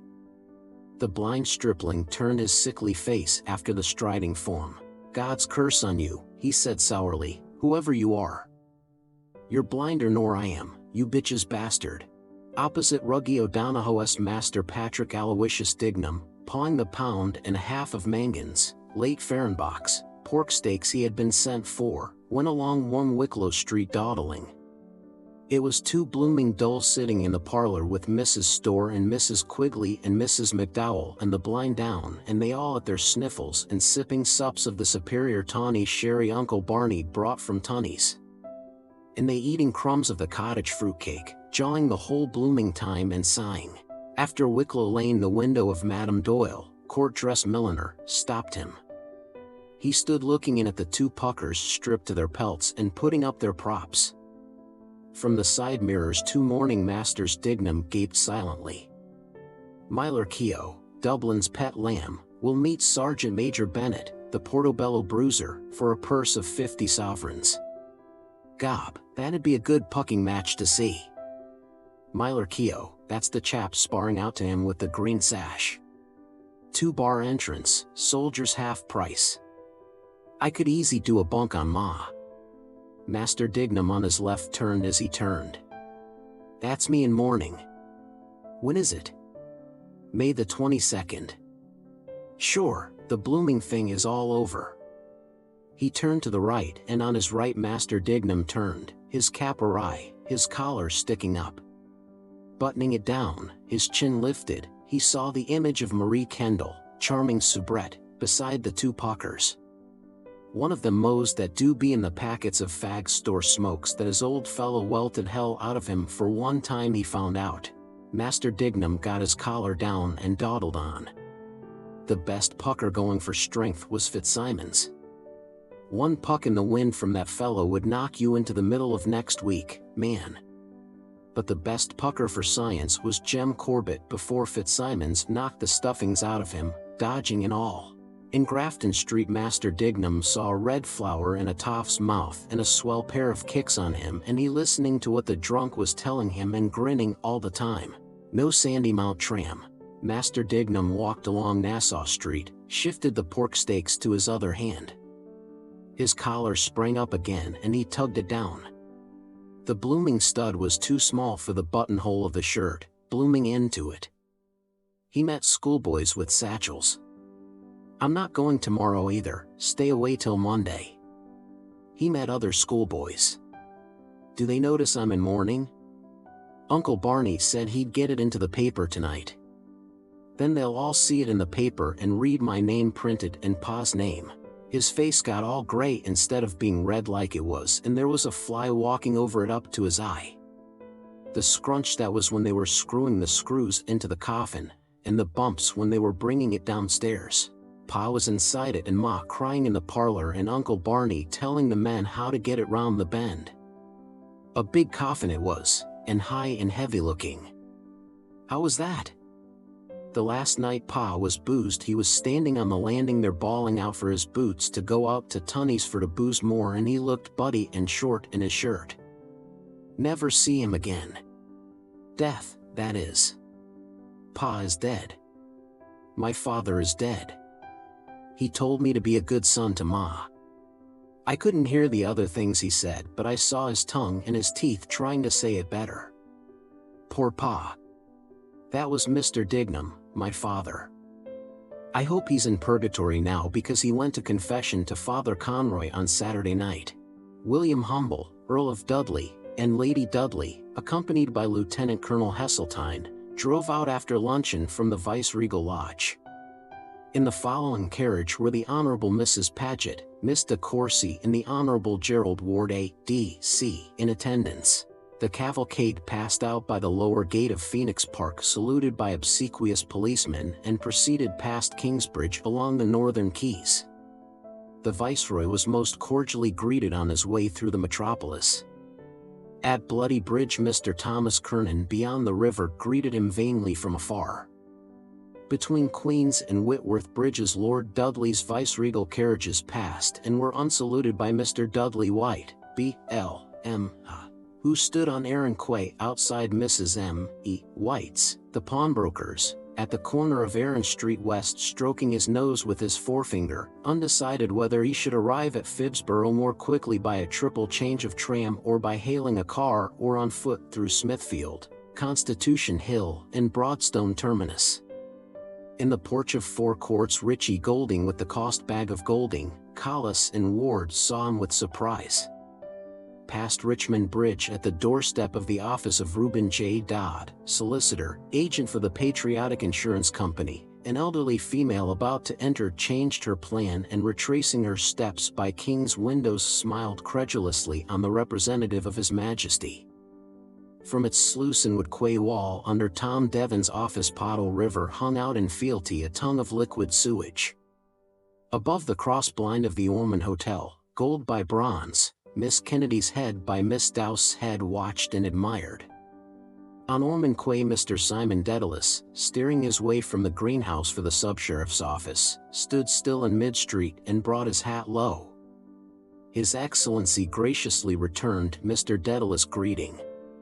From Cale's corner the Reverend Hugh C. Love, M.I. made obeisance unperceived, mindful of Lords Deputies whose hands benignant had held of your rich advousance.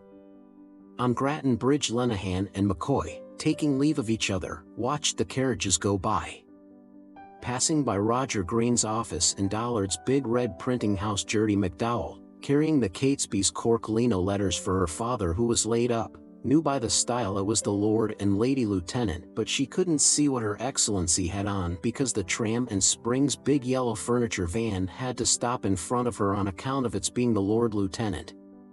Beyond Lundy Foots from the shaded door of Kavanagh's wine rooms John Wise Nolan smiled with unseen coldness towards the Lord Lieutenant General and General Governor of Ireland. The Right Honourable William Humble, Earl of Dudley, G.C.V.O., passed Mickey Anderson's all-times ticking watches and Henry and James's wax smart sweet fresh-cheeked models, the Gentleman Henry, Dernier Cri James. Over against Dame Gate Tom Rockford and Nosey Flynn watched the approach of the cavalcade. Tom Rockford, seeing the eyes of Lady Dudley fixed on him, took his thumbs quickly out of the pockets of his claret waistcoat and doffed his cap to her. A charming soubrette, great Marie Kendall, with dauby cheeks and lifted skirt smiled doubly from her poster upon William Humble, Earl of Dudley, and upon Lieutenant Colonel H. G. Heseltine, and also upon the Honourable Gerald Ward A.D.C. From the window of the D.B.C. Buck Mulligan gaily, and Haynes gravely, gazed down on the viceregal equipage over the shoulders of eager guests, whose massive forms dark in the chessboard whereon John Howard Parnell looked intently. In Founs's Street Dilly Dedalus, straining her sight upward from Cardinal's first French primer, saw sunshades span and wheel spokes spinning in the glare. John Henry Menton, filling the doorway of commercial buildings, stared from wine big oyster eyes, holding a fat gold hunter watch not looked at in his fat left hand, not feeling it. Where the foreleg of King Billy's horse pawed the air Mrs. Breen plucked her hastening husband back from under the hoofs of the outriders.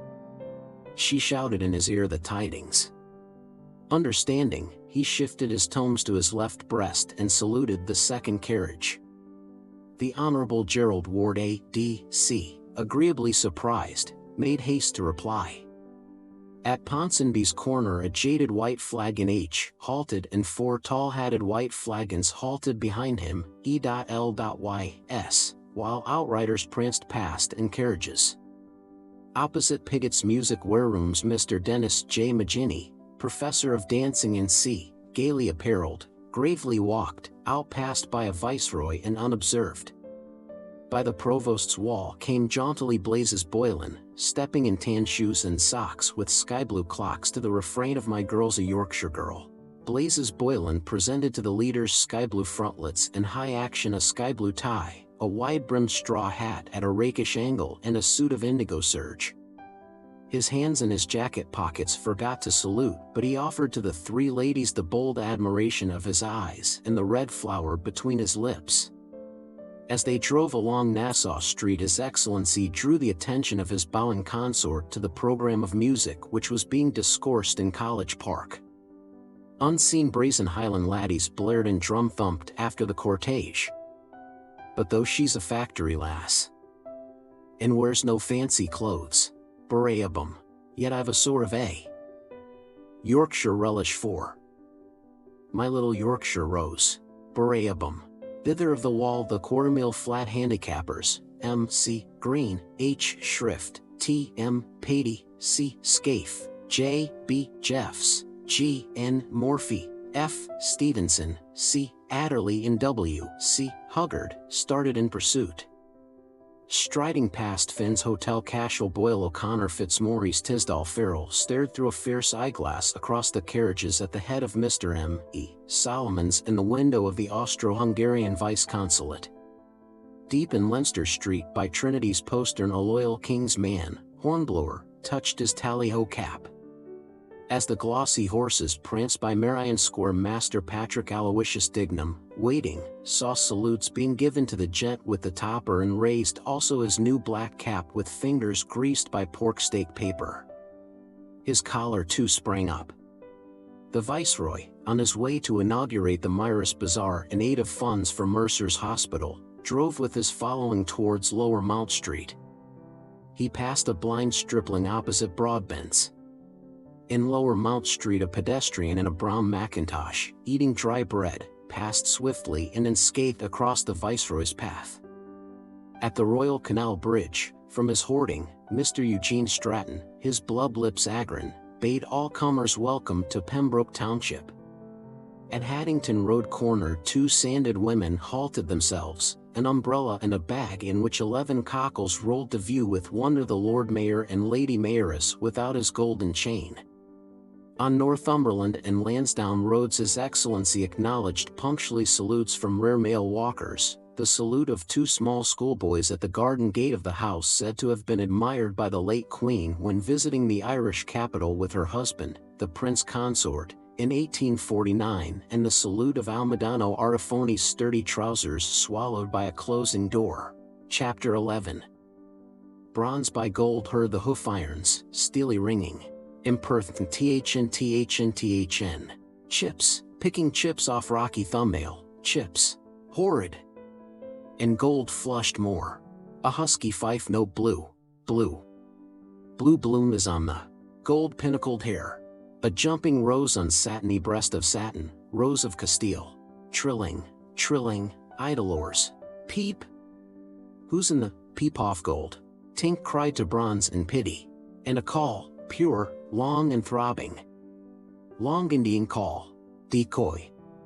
Soft word. But look, the bright stars fade. Notes chirping answer. Oh Rose. Castile. The morn is breaking. Jingle jingle jaunted jingling. Coin rang. Clock clacked. A vowel. Sunness. I could. Rebound of garter. Not leave thee. Smack. La cloche. Thy smack. A vowel. Warm. Sweetheart, goodbye. Jingle. Blue. Boomed crashing chords. When love absorbs. War. The tympanum. A sail. A veil, a wave upon the waves. Lost. Throstle fluted. All is lost now. Horn. Horn. When first he saw. Alas. Full tup. Full throb. Warbling. Ah, lure. Alluring. Martha. Come. Clap clap. Clip clap. Clappy clap. Good God, Hennever heard and all. Deaf bald Pat brought pad knife took up. A moonlit night call. Far. I feel so sad. P.S. So lonely blooming. Listen. The spiked and winding cold seahorn. Have you the each, and for other, plash and silent roar, pearls, when she lists rhapsodies. Hiss. You don't? Did not? No, believe, lid. With a cock with a cara, black. Deep sounding. Do, Ben, do. Wait while you wait. He. Wait while you he. But wait. Low and dark Middle Earth. Embedded ore. Namanedamine. Preacher is he. All gone. All fallen. Tiny, her tremulous fernfoils of maidenhair. Amen. He gnashed in fury. Fro. To, fro. A batten cool protruding. Bronze Lydia by Mina gold. By bronze, by gold, in ocean green of shadow. Bloom. Old Bloom.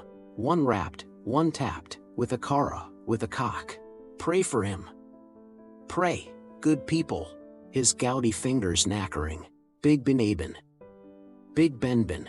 Last rose Castile of summer left bloom. I feel so sad alone. Pui. Little wind piped we. True men. Lid Kirkauda and dull.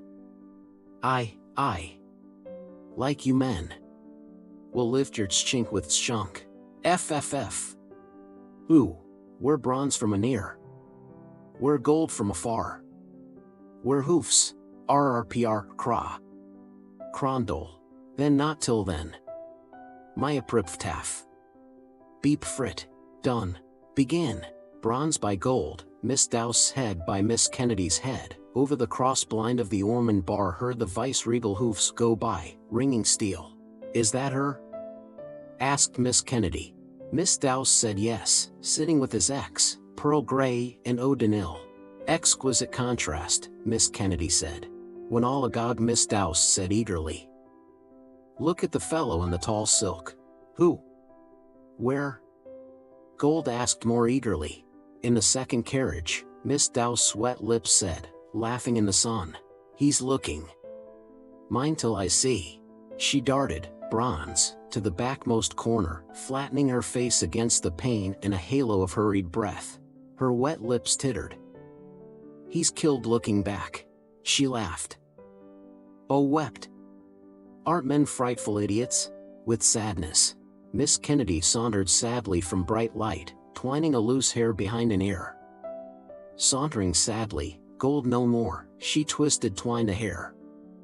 Sadly she twined in sauntering gold hair behind a curving ear.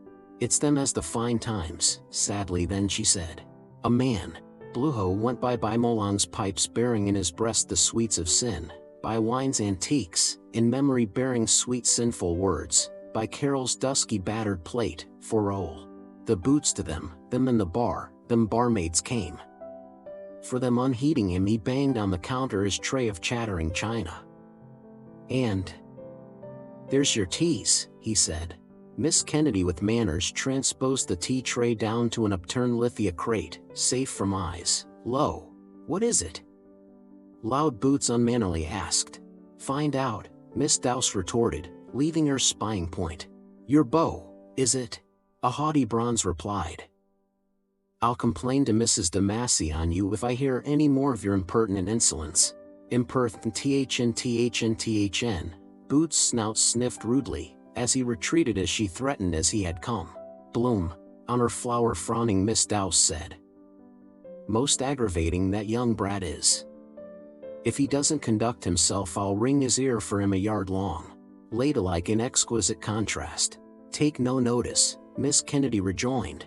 She poured in a teacup tea, then back in the teapot tea. They cowered under their reef of counter, waiting on footstools, crates upturned, waiting for their teas to draw. They pawed their blouses, both of black satin, 2 and 9 a yard, waiting for their teas to draw, and 2 and 7. Yes, bronze from anear, by gold from afar, heard steel from anear, hoofs ring from afar, and heard steel hoofs ring hoof ring steel. Am I awfully sunburnt? Miss Bronze unbloused her neck. No, said Miss Kennedy. It gets brown after. Did you try the borax with the cherry laurel water? Miss Dowse half stood to see her skin askance in the bar mirror gilded lettered where hock and claret glasses shimmered and in their midst a shell. And leave it to my hands, she said. Try it with the glycerin, Miss Kennedy advised, bidding her neck and hands adieu Miss Dowse. Those things only bring out a rash, replied, receded. I asked that old fogey in Boyd's for something from my skin. Miss Kennedy, pouring now a full-drawn tea, grimaced and prayed. Oh, don't remind me of him for mercy's sake. But wait till I tell you, Miss Dowse entreated. Sweet tea Miss Kennedy having poured with milk plugged both 2 ears with little fingers. No, don't, she cried. I won't listen, she cried. But Bloom? Miss Dowse grunted in snuffy fogey's tone. For your what? Says he. Miss Kennedy unplugged her ears to hear, to speak, but said, but prayed again. Don't let me think of him or I'll expire. The hideous old wretch. That night in the Anti-Ant concert rooms, she sipped distastefully her brew, hot tea, a sip, sipped, sweet tea. Here he was, Miss Dowse said, cocking her bronze head 3/4, ruffling her nose wings. Hoofa! Hoofa! Shrill shriek of laughter sprang from Miss Kennedy's throat. Miss Dowse huffed and snorted down her nostrils that quivered and purred like a snout in quest. "Oh!" Shrieking, Miss Kennedy cried. "Will you ever forget his goggle eye?" Miss Dowse chimed in deep bronze laughter, shouting. "And your other eye?"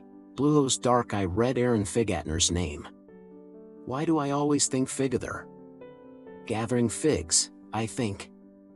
And Prosper Lores Huguenot name." By Bassie's blessed virgins Bloom's dark eyes went by. "Blue-robed, white under, come to me. God they believe she is, or goddess. Those today I could not see." That fellow spoke. A student. After with Dedalus son. He might be Mulligan. All comely virgins. That brings those rakes of fellows in, her white, by when his eyes.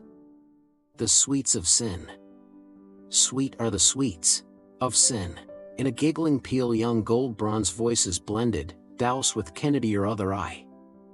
They threw young heads back, bronze giggle gold, to let free fly their laughter, screaming, your other, signals to each other, high piercing notes.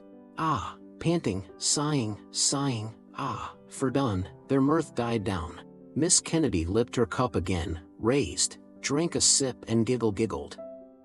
Miss Dowse, bending over the tea tray, ruffled again her nose and rolled droll fattened eyes. Again Kenny giggles, stooping, her fair pinnacles of hair, stooping, her Taurus napecomb showed, spluttered out of her mouth her tea, choking in tea and laughter, coughing with choking, crying. Oh greasy eyes. Imagine being married to a man like that. She cried. With his bit of beard, Dowse gave full vent to a splendid yell, a full yell of full woman, delight, joy, indignation, married to the greasy nose. She yelled, shrill, with deep laughter, after, gold after bronze, they urged each to peal after peal, ringing in changes, bronze gold, gold bronze, shrill deep, to laughter after laughter. And then laughed more. Greasy I knows. Exhausted, breathless, their shaken heads they laid, braided and pinnacled by glossy coned, against the counter ledge. All flushed, oh, panting, sweating, oh, all breathless, married to Bloom, to Greaseblum, oh saints above. Miss Dowse said, sighed above her jumping rose. I wished I hadn't laughed so much. I feel all wet. Oh, Miss Dowse. Miss Kennedy protested. You horrid thing, and flushed yet more, you horrid, more goldenly. By Cantwell's offices roved Greaseblum, by Seppi's virgins, bright of their oils. Ninetti's father hawked those things about, wheedling at doors as I religion pays. Must see him for that par. Eat first. I want.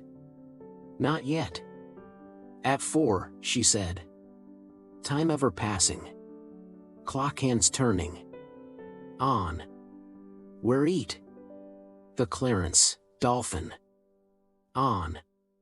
For Raoul. Eat. If I net 5 guineas with those ads. The violet silk petticoats. Not yet. The sweets of sin, flushed less, still less, goldenly paled. Into their bar strolled Mr. Dedalus. Chips, picking chips off one of his rocky thumbnails. Chips. He strolled. Oh, welcome back, Miss Dowse. He held her hand. Enjoyed her holidays? Tip-top. He hoped she had nice weather in Rostraver. Gorgeous, she said. Look at the holy show I am. Lying out on the strand all day. Bronze whiteness. That was exceedingly naughty of you, Mr. Dedalus told her and pressed her hand indulgently. Tempting poor simple males. Miss Dowse of Satin doused her arm away. Oh, go away, she said. You're very simple, I don't think. He was. Well, now I am, he mused. I looked so simple in the cradle they christened me Simple Simon. You must have been a doty, Miss Dowse made answer. And what did the doctor order today? Well now, he mused, whatever you say yourself. I think I'll trouble you for some fresh water and a half glass of whiskey. Jingle, With the greatest alacrity, Miss Dowse agreed. With grace of alacrity towards the mirror gilt Cantrell and Cochrane she turned herself.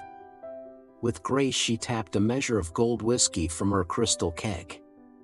Forth from the skirt of his coat Mr. Dedalus brought pouch and pipe. Alacrity she served. He blew through the flute 2 husky fife notes. By Jove, he mused, I often wanted to see the Mourne Mountains.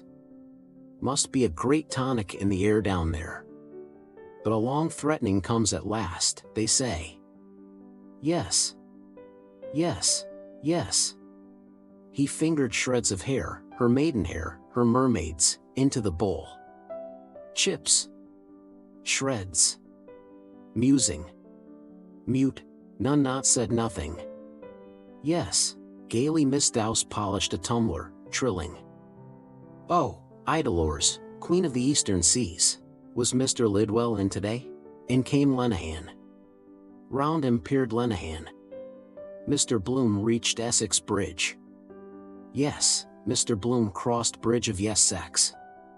To Martha I must write. By paper. Dailies. Girl they're civil.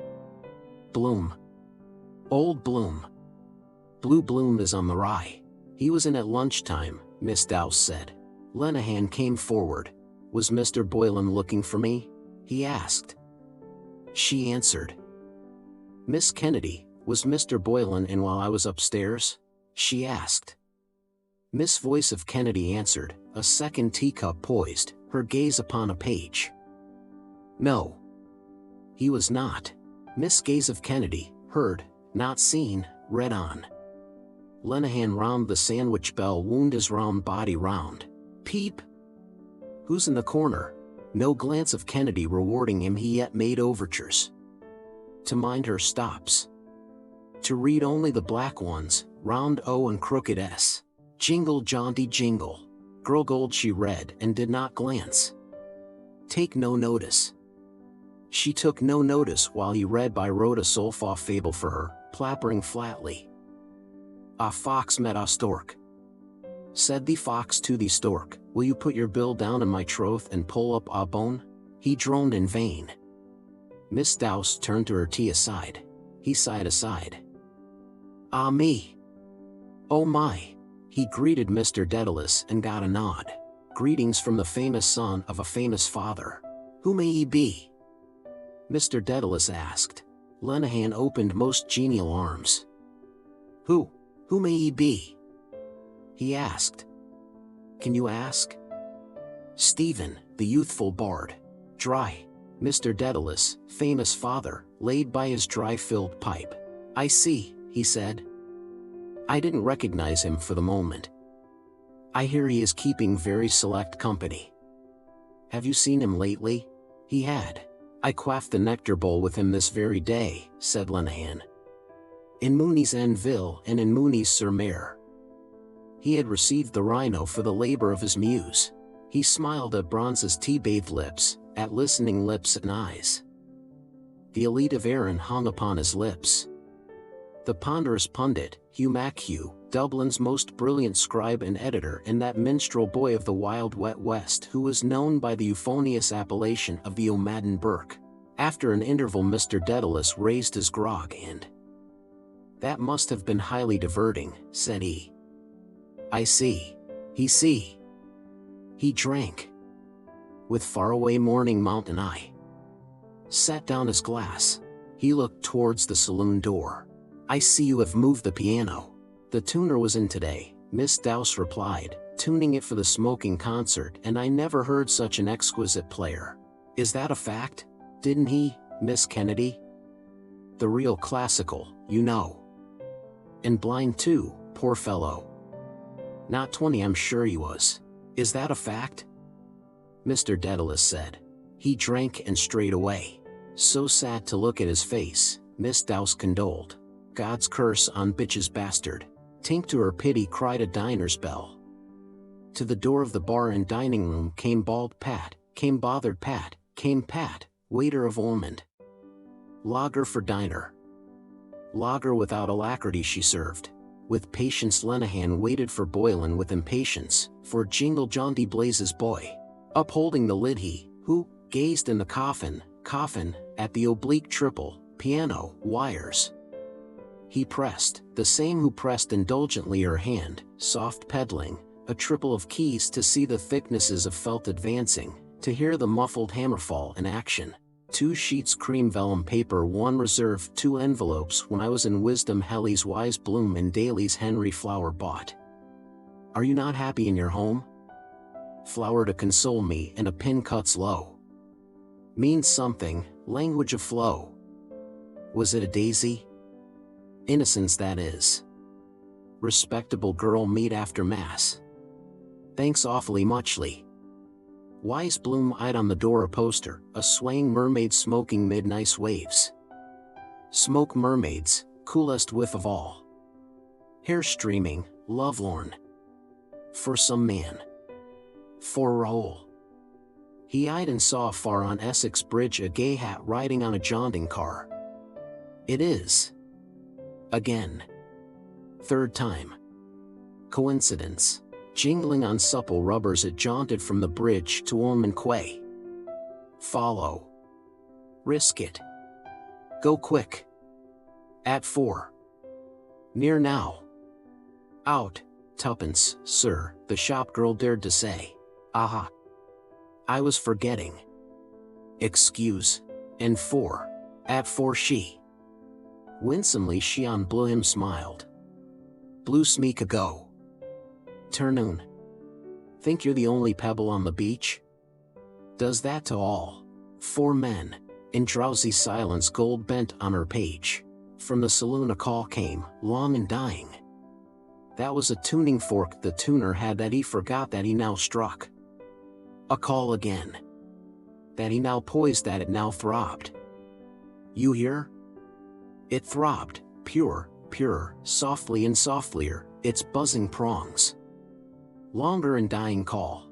Pat paid for diner's pop-corked bottle, and over tumbler, tray and pop-corked bottle ere he when he whispered, bawled and bothered, with Miss Douse. The bright stars fade. A voiceless song sang from within, singing. The morn is breaking. A duodene of bird notes chirruped bright treble answer under sensitive hands. Brightly the keys, all twinkling, linked, all harpsichording, called to a voice to sing the strain of dewy morn, of youth, of love's leave-taking, life's, love's morn. The dewdrops pearl. Lenehan's lips over the counter lisped a low whistle of decoy. But look this way, he said, Rose of Castile. Jingle jaunted by the curb and stopped. She rose and closed her reading. Rose of Castile, fretted, forlorn, dreamily rose. Did she fall or was she pushed? He asked her. She answered, sliding. Ask no questions and you'll hear no lies. Like lady, ladylike. Blazes Boylan's smart tan shoes creaked on the bar floor where he strode. Yes, gold from anear by bronze from afar. Lenehan heard and knew and hailed him. See the conquering hero comes. Between the car and window, warily walking, went Bloom, unconquered hero. See me he might. The seat he sat on, warm. Black wary he cat walked towards Richie Golding's legal bag, lifted aloft, saluting. And I from thee. I heard you were round, said Blazes Boylan. He touched to fair Miss Kennedy a rim of his slanted straw. She smiled on him. But Sister Bronze outsmiled her, preening for him her richer hair, a bosom and a rose. Smart Boylan bespoke potions. What's your cry? Glass of bitter? Glass of bitter, please, and a slogan for me. Wiring yet? Not yet. At 4 she. Who said 4? Cowley's red lugs and bulging apple in the door of the sheriff's office. Avoid. Golding a chance. What is he doing in the Ormond? Car waiting. Wait. Hello. We're off to. Something to eat? I too was just. In here. What, Ormond? Best value in Dublin. Is that so? Dining room. Sit tight there. See, not be seen. I think I'll join you. Come on. Richie led on. Bloom followed back. Dinner fit for a prince. Miss Dowse reached high to take a flagon, stretching her satin arm, her bust, that all but burst, so high. Oh! Oh! Jerked Lenehan, gasping at each stretch. Oh! But easily she seized her prey and let it low in triumph. Why don't you grow? Asked Blazes Boylan. She bronze, dealing from her oblique jar a thick syrupy liquor for his lips, looked as it flowed, flour in his coat, who gave him, and syruped with her voice. Fine goods in small parcels, that is to say she. Neatly she poured slow syrupy slow. Here's fortune, Blazes said. He pitched a broad coin down. Coin rang. Hold on, said Lenehan, till I.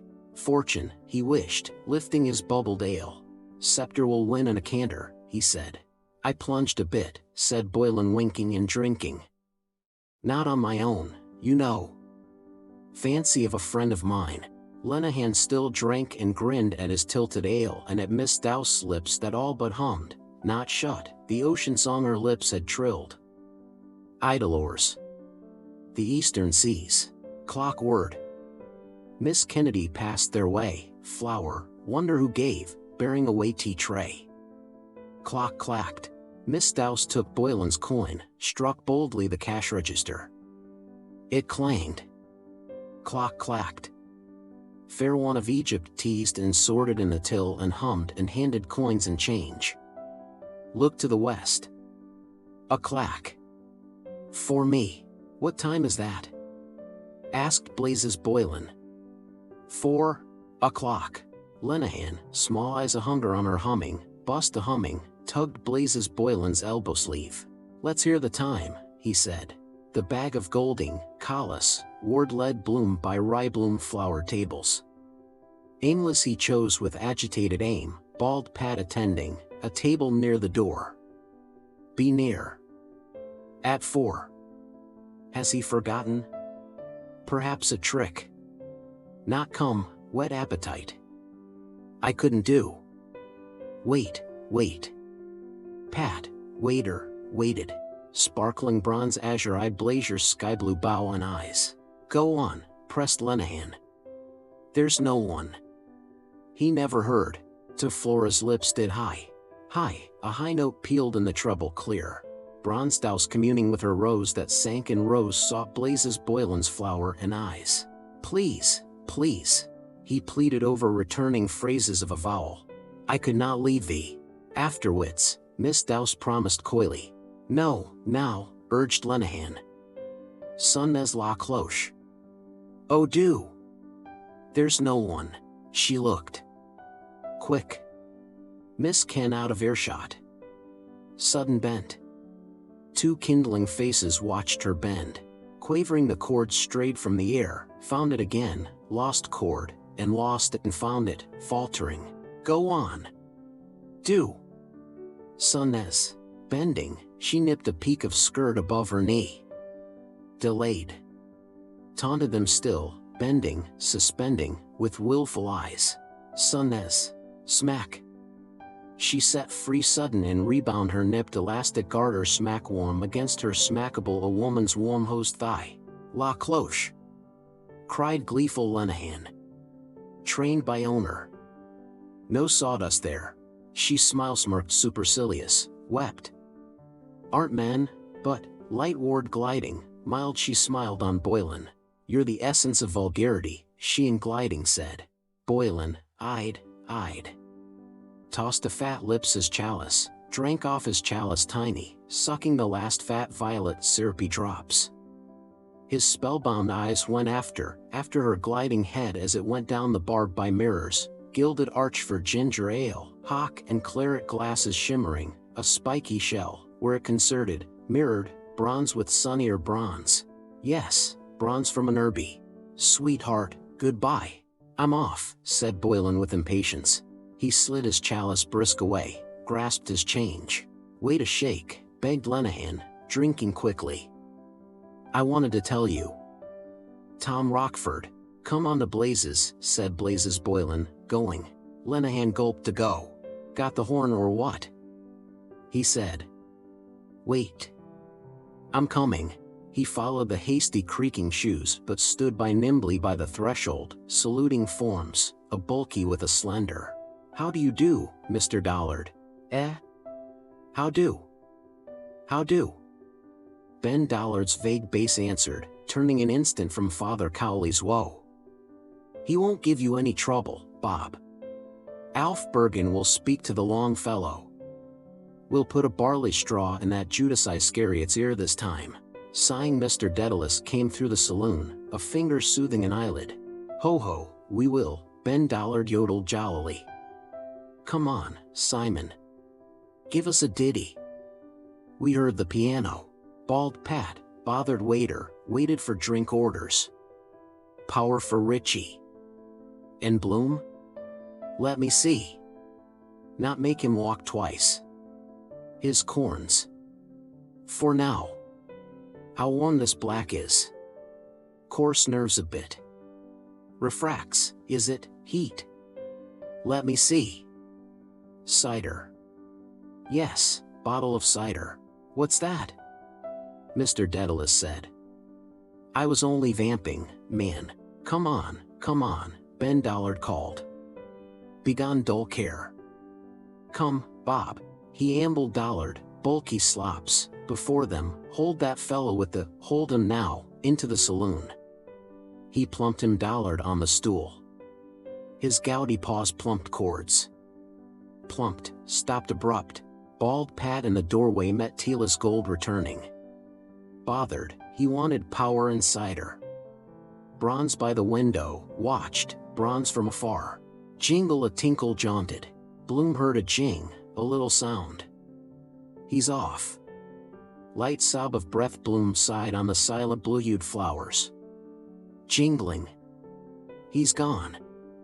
Jingle. Here, love and war, Ben, Mr. Dedalus said. God be with old times. Miss Dowse's brave eyes, unregarded, turned from the cross-blind, smitten by sunlight. Gone. Pensive, who knows, smitten, the smiting light, she lowered the drop blind with a sliding cord. She drew down pensive. Why did he go so quick when about her bronze, over the bar where Bald stood by Sister Gold, in exquisite contrast in exquisite non-exquisite, slow cool dim sea-green sliding depth of shadow, Ode to Nil. Poor old Goodwin was the pianist that night, Father Cowley reminded them. There was a slight difference of opinion between himself and the Collard Grand. There was. A symposium all his own, Mr. Dedalus said. The devil wouldn't stop him. He was a crotchety old fellow in the primary stage of drink. God, do you remember? Ben Bulky Dollard said, turning from the punished keyboard. And by japers, I had no wedding garment. They laughed all three. He had no wed. All trio laughed. No wedding garment. Our friend Bloom turned in handy that night, Mr. Dedalus said. Where's my pipe, by the way? He wandered back to the bar to the lost cord pipe. Bald Pat carried 2 diners' drinks, Richie and Poldy. And Father Cowley laughed again. I saved the situation, Ben, I think. You did, averred Ben Dollard. I remember those tight trousers too. That was a brilliant idea, Bob. Father Cowley blushed to his brilliant purply lobes. He saved the situa. Tight true. Brilliant-eyed.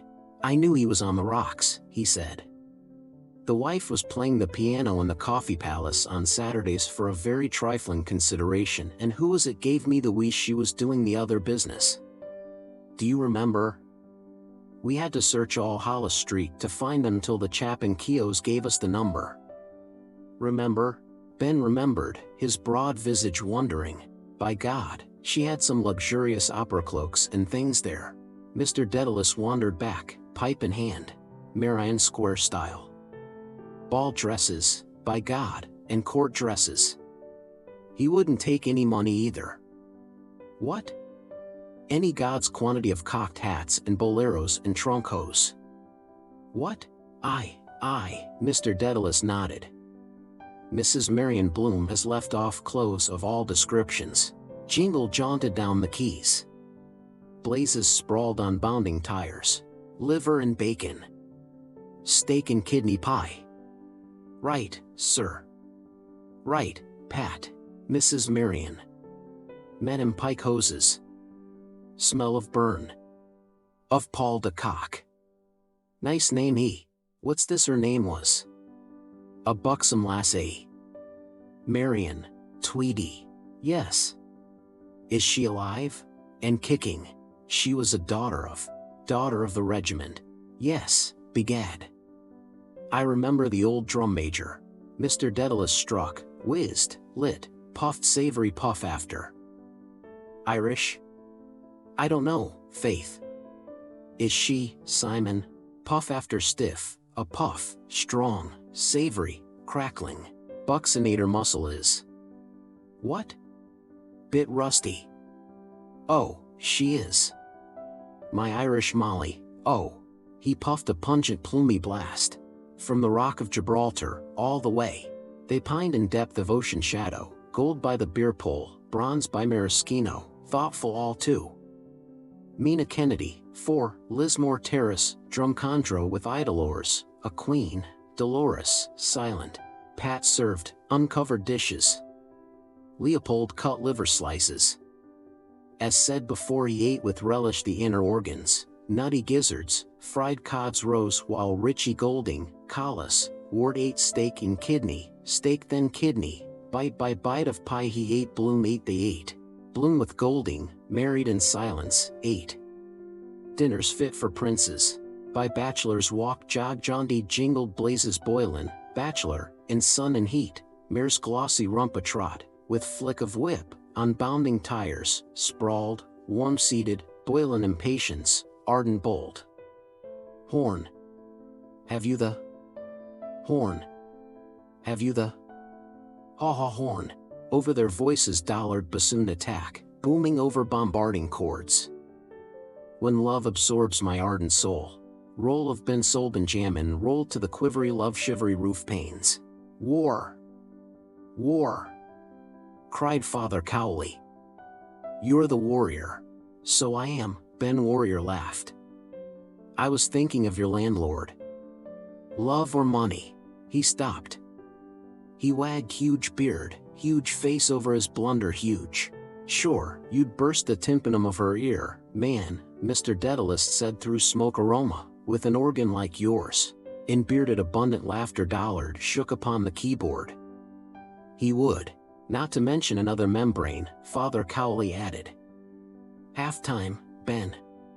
Amoroso ma non troppo. Let me there. Miss Kennedy served 2 gentlemen with tankards of cool stout. She passed a remark. It was indeed, first gentleman said, beautiful weather. They drank cool stout. Did she know where the Lord Lieutenant was going? And heard steel hoofs ring hoof ring. No, she couldn't say. But it would be in the paper. Oh, she need not trouble. No trouble. She waved about her outspread independent, searching, the Lord Lieutenant, her pinnacles of hair slow moving, Lord Lieutenant. Too much trouble, first gentleman said. Oh, not in the least. Way you look that. Lord Lieutenant. Gold by bronze herd iron steel. My ardent soul. I care not for the morrow. In liver gravy Bloom mashed potatoes. Love and war someone is.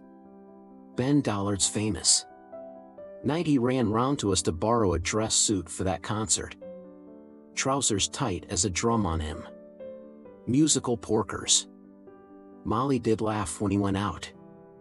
Threw herself back across the bed, screaming, kicking. With all his belongings on show. Oh saints above, I'm drenched. Oh, the women in the front row. Oh, I never laughed so many.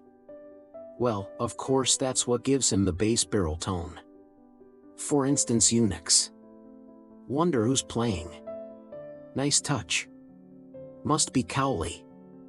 Musical. Knows whatever note you play. Bad breath he has, poor chap stopped. Miss Dowse, engaging, Lydia Dowse, bowed to suave solicitor, George Lidwell, gentleman, entering. Good afternoon. She gave her moist, a lady's, hand to his firm clasp. Afternoon. Yes, she was back. To the old ding-dong again. Your friends are inside, Mr. Lidwell.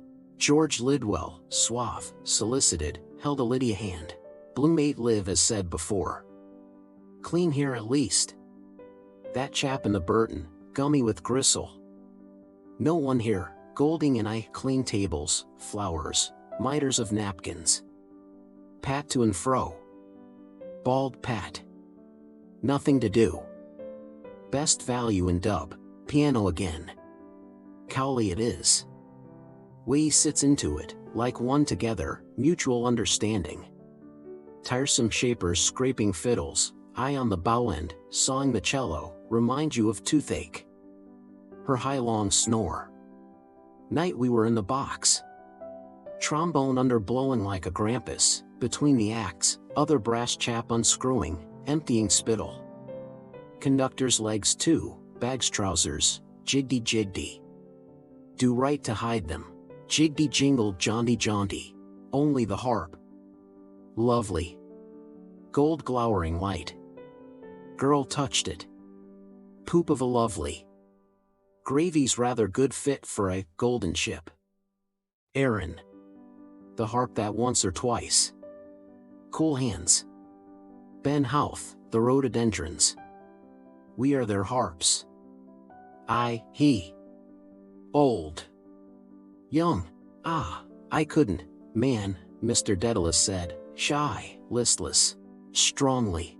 Go on, blast you. Ben Dollard growled. Get it out in bits. Mapari, Simon, Father Cowley said. Downstage he strode some paces, grave, tall in affliction, his long arms outheld. Hoarsely the apple of his throat horsed softly. Softly he sang to a dusty seascape there, a last farewell. A headland, a ship, a sail upon the billows. Farewell.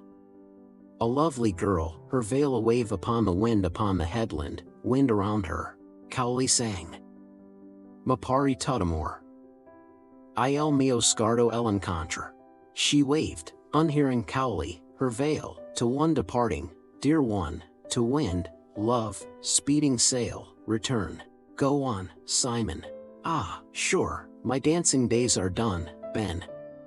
Well, Mr. Dedalus laid his pipe to rest beside the tuning fork and, sitting, touched the obedient keys. No, Simon, Father Cowley turned. Play it in the original. One flat. The keys, obedient, rose higher, told, faltered, confessed, confused. Upstage strode Father Cowley. Here, Simon, I'll accompany you, he said. Get Up, by Graham Lemon's Pineapple Rock, by Elvery's Elephant Jingly jogged. Steak, kidney, liver, mashed, at meat fit for princes sat Princes Bloom and Golding. Princes at meat they raised and drank, power and cider. Most beautiful tenor air ever written, Ritchie said, Somnambula. He heard Joe Moss sing that one night. What guckin'? Yes. In his way. Choirboy style. Moss was the boy. Mass boy. A lyrical tenor if you like. Never forget it. Never. Tenderly Bloom over liverless bacon saw the Titan features strain. Backachy. Bright's bright eye. Next item on the program. Paying the piper. Pills, pounded bread, worth a guinea a box. Stave it off a while. Sings too, down among the dead men. Appropriate. Kidney pie. Sweets to the. Not making much hand of it. Best value in. Characteristic of him. Power. Particular about his drink. Flaw in the glass, fresh far try water. Fecking matches from counters to save. Then squander a sovereign in dribs and drabs. And when he's wanted not a farthing. Screwed refusing to pay his fare. Curious types. Never would Richie forget that night. As long as he lived, never. In the gods of the old royal with little peak. And when the first note, speech paused on Richie's lips, coming out with a whopper now. Rhapsodies about damn all. Believes his own lies. Does really. Wonderful liar. But want a good memory. Which era is that? Asked Leopold Bloom. All is lost now. Richie cocked his lips apout. A low incipient note sweet banshee murmured, all. A thrush. A throstle. His breath, bird sweet, good teeth he's proud of, fluted with plaintive woe. Is lost. Rich sound. Two notes in one there. Blackbird I heard in the Hawthorne Valley. Taking my motives he twined and turned them. Almost two new call is lost in all. Echo. How sweet the answer. How is that done? All lost now. Mournful he whistled. Fall, surrender, lost. Bloom bent Leopold ear, turning a fringe of doyla down under the vase. Order. Yes, I remember. Lovely ear. In sleep she went to him. Innocence in the moon. Brave. Don't know their danger. Still hold her back. Call name. Touch water. Jingle jaunty. Too late. She longed to go. That's why. Woman. As easy stop the sea. Yes, all is lost. A beautiful air, said Bloom lost Leopold. I know it well. Never in all his life had Richie Golding. He knows it well too. Or he feels. Still harping on his daughter. Wise child that knows her father, Dedalus said. Me? Bloom askance over liverless saw. Face of the all is lost. Rollicking Richie once. Jokes old stale now. Wagging his ear. Napkin ring in his eye. Now begging letters he sends his son with. Cross-eyed Walter, sir, I did, sir. Wouldn't trouble, only I was expecting some money. Apologize. Piano again. Sounds better than last time I heard. Tune probably. Stopped again. Dollard and Cowley still urged the lingering singer out with it. With it, Simon. It, Simon. Ladies and gentlemen, I am most deeply obliged by your kind solicitations. It, Simon. I have no money, but if you will lend me your attention I shall endeavor to sing to you of a heart bowed down. By the sandwich bell and screening shadow Lydia, her bronze and rose, a lady's grace, gave and withheld, as in cool Glaucus ode to nil Mina to tankards to her pinnacles of gold. The harping chords of prelude closed. A chord, long drawn, expectant, drew a voice away. When first I saw that form endearing, Richie turned. See Dedalus' voice, he said. Brain-tipped, cheek touched with flame, they listened feeling that flow endearing flow over skin limbs human heart soul spine. Bloom signed to Pat, bald Pat is a waiter hard of hearing, to set ajar the door of the bar. The door of the bar. So. That will do. Pat, waiter, waited, waiting to hear, for he was hard of hear by the door. Sorrow from me seemed to depart. Through the hush of air a voice sang to them, lo, not rain, not leaves and murmur, like no voice of strings or reeds or what do I call them dulcimers touching their still ears with words, still hearts of their each's remembered lives. Good, good to hear, sorrow from them each seemed to from both depart when first they heard. When first they saw, lost Richie Poldy, mercy of beauty, heard from a person wouldn't expect it in the least. Her first merciful love soft oft-loved word. Love that is singing, love's old sweet song. Bloom unwound slowly the elastic band of his packet. Love's old sweet son Nesla gold. Bloom wound a skein round 4 fork fingers, stretched it, relaxed, and wound it round his troubled double, fourfold, in octave, jived them fast. Full of hope and all delighted. Tenors get women by the score. Increase their flow. Throw flower at his feet. When will we meet? My head it simply. Jingle all delighted. He can't sing for tall hats. Your head it simply swirls. Perfume for him. What perfume does your wife? I want to know. Jing. Stop. Knock. Last look at mirror always before she answers the door. The hall. There? How do you? I do well. There? What? Or. File of cashews, kissing comfits, in her satchel. Yes? Hands felt for the opulent.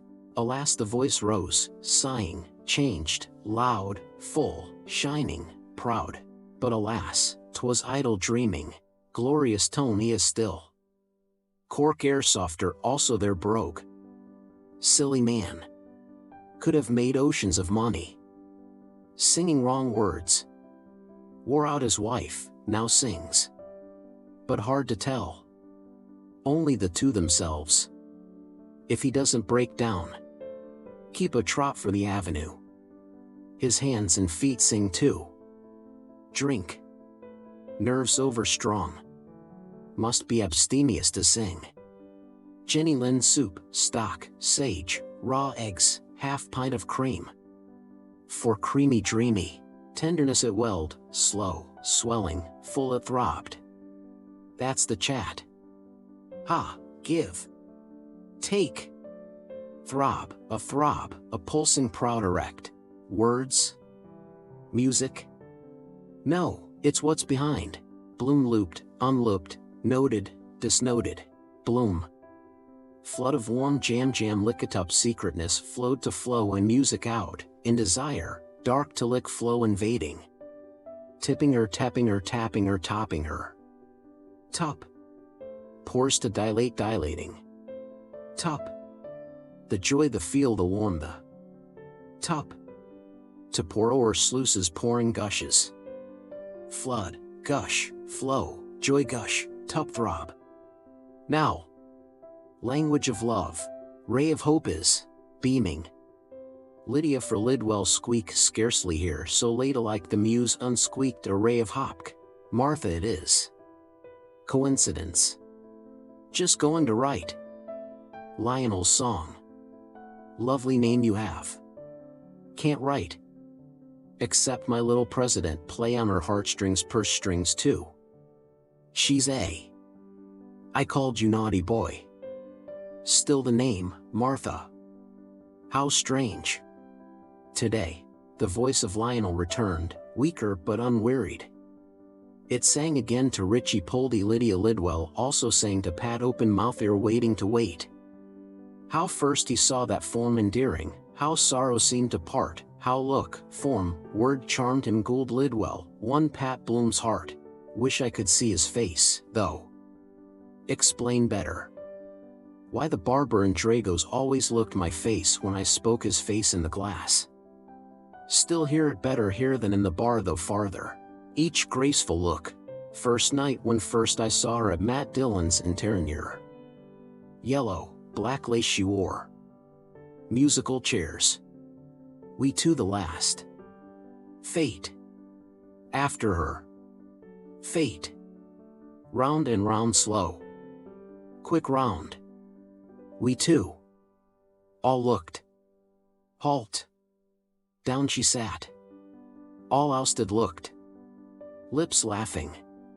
Yellow knees. Charmed my eye. Singing. Waiting she sang. I turned her music. Full voice of perfume. Of what perfume does your lilac trees? Bosom I saw, both full, throat warbling. First I saw. She thanked me. Why did she me? Fate. Spanishy eyes. Under a pear tree alone patio this hour in old Madrid one side and shadow Dolores she Dolores. At me. Luring. Ah, alluring. Martha. Ah, Martha. Quitting all languor Lionel cried in grief, in cry of passion dominant to love to return with deepening yet with rising chords of harmony. in cry of Lionel loneliness that she should know, must Martha feel. For only her he waited. Where? Here, there, try there, here, all try where? Somewhere. Coom, thou lost one. Coom, thou dear one. Alone. One love. One hope. One comfort me. Martha, chest note, return. Come. It soared, a bird, it held its flight, a swift pure cry, soar silver orbit leaped serene, speeding, sustained, to come, don't spin it out too long, long breathy breath, long life, soaring high, high resplendent, aflame, crowned, high in the effulgence symbolistic, high, of the ethereal bosom, high, of the high vast irradiation everywhere, all soaring all around about the all, the endlessness. To me, Leopold, consumed. Come. Well sung. All clapped. She ought to. Come. To me, to him, to her, you too, me, us. Bravo. Clap clap. Good man, Simon. Clappy clap clap. Encore. Clap clap clap clap. Sound as a bell. Bravo, Simon. Clap clap clap. Encore, and clap, said, cried, clapped all, Ben Dollard, Lydia Dowse, George Lidwell, Pat, Mina Kennedy, two gentlemen with two tankards, Cowley, first gent with tank and bronze Miss Dowse and gold Miss Mina.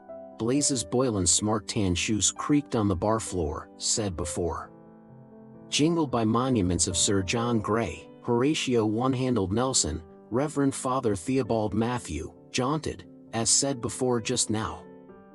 A trot, in heat seated. Cloche. Sonnes la cloche. Sonnes la slower the mare went up the hill by the rotunda, Rutland Square.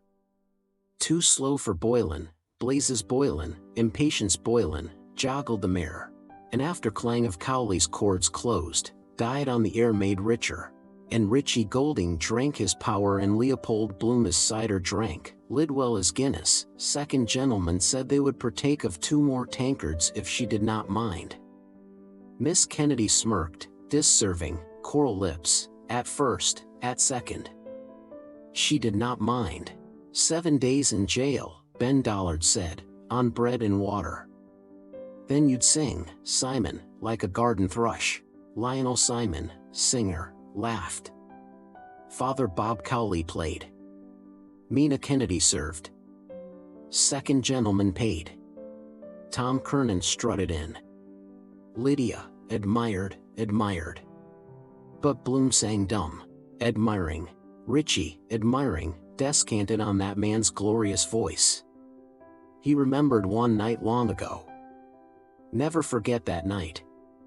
Sang 'twas rank in fame, in Ned Lambert's 'twas. Good God, he never heard in all his life a note like that, he never did, then false one, we had better parts, so clear, so God, he never heard, since love lives not, a clinking voice lives not, ask Lambert, he can tell you too. Golding, a flush struggling in his pale, told Mr. Bloom, face of the night, in Ned Lambert's, Dedalus house, sang 'twas rank in fame. He, Mr. Bloom, listened while he, Richie Golding, told him, Mr. Bloom, of the night he, Richie, heard him, Dedalus, sing 'twas rank in fame in his, Ned Lambert's, house. Brothers-in-law, relations. We never speak as we pass by. Rift in the lute, I think. Treats him with scorn. See. He admires him all the more.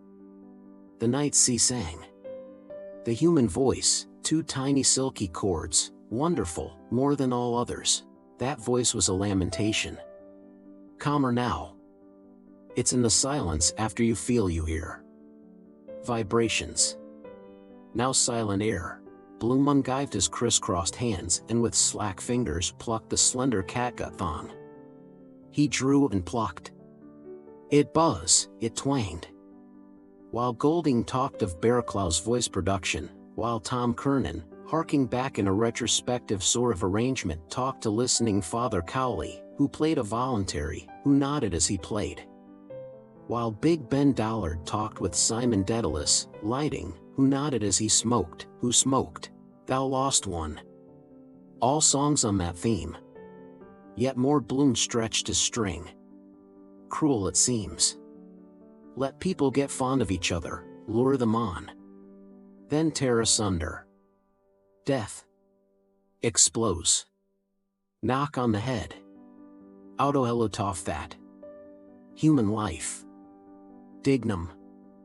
Ugh, that rat's tail wriggling. 5 bob I gave. Corpus paradisum. Corncrake croaker, belly like a poison pup. Gone. They sing. Forgotten. I too. In one day she with. Leave her, get tired. Suffer then. Snivel. Big Spanishy eyes goggling at nothing. Her wavia vivia uncombed d. Yet too much happy bores. He stretched more. Are you not happy in your? Twang. It snapped. Jingle into Dorset Street. Miss Dowse withdrew her satiny arm, reproachful, pleased. Don't make half so free, said she, till we are better acquainted. George Lidwell told her really and truly, but she did not believe. First gentleman told Mina that was so. She asked him was that so? And second tankard told her so. That was so. Miss Dowse, Miss Lydia, did not believe. Miss Kennedy, Mina, did not believe. George Lidwell, no, Miss Doe did not. The first, gent with the tank, believe. No, did not. Miss Ken, Lidleydile, the tank. Better write it here. Quills in the post office chewed and twisted. Bald Pat at a sign drew nigh. A pen and ink. He went. A pad. He went. A pad to blot. He heard, deaf Pat. Yes, Mr. Bloom said, teasing the curling catgut line. It certainly is. Few lines will do. My present. All that Italian florid music is. Who is this wrote? Know the name you know better. Take out sheet notepaper, envelope, unconcerned. It's so characteristic. Grandest number in the whole opera, Golding said. It is, Bloom said. Numbers it is. All music when you come to think. 2 multiplied by 2 divided by half is twice 1. Vibrations, chords those are. 1 plus 2 plus 6 is 7. Do anything you like with figures juggling. Always find out this equal to that. Symmetry under a cemetery wall. He doesn't see my mourning. Callous, all for his own gut. Muse mathematics. And you think you're listening to the ethereal. But suppose you said it like, Martha, 7 times 9 minus x is 35,000. Fall quite flat. It's on account of the sounds it is. Instance he's playing now. Improvising. Might be what you like, till you hear the words. Want to listen sharp. Hard. Begin all right, then hear chords a bit off, feel lost a bit. In and out of sacks, over barrels, through wire fences, obstacle race. Time makes the tune. Question of mood you're in. Still always nice to hear. Except scales up and down, girls learning. 2 together next door neighbors. Ought to invent dummy pianos for that. Blumenlied I bought for her. The name. Playing it slow, a girl, night I came home, the girl. Door of the stables near Cecilia Street. Millie no taste. Queer because we both, bald deaf Pat brought quite flat pad ink. Pat set with ink pen quite flat pad. Pat took plate dish knife fork. Pat went. It was the only language Mr. Dedalus said to Ben. He heard them as a boy in Ring the Bella, Crosshaven, Ring the Bella, singing their barcarolles. Queenstown harbor full of Italian ships. Walking, you know, Ben, in the moonlight with those earthquake hats. Blending their voices. God, such music, Ben. Heard as a boy. Cross Ring the Bella Haven moon carol. Sour pipe removed he held a shield of hand beside his lips that cooed a moonlight night call, clear from anear, a call from afar, replying. Down the edge of his Freeman baton ranged Bloom's, your other eye, scanning for where did I see that? Callan, Coleman, Dignam Patrick. Hey go. Hey go. Fawcett. Aha. Just I was looking. Hope he's not looking, cute as a rat. He held unfurled as Freeman. Can't see now. Remember right Greek ES. Bloom dipped, Blue more, dear sir. Dear Henry wrote, dear matey. Got your let and flow. Hell did I put? Some pock or off. It is utter impasse. Underline impasse. To write today. Bore this. Bored Bloom tambourine gently with I am just reflecting fingers on flat pad Pat brought. On. Know what I mean? No, change that E. Accept my poor lit pres enclose. Ask her no ants. Hold on. 5 dig. 2 about here. Penny the goals.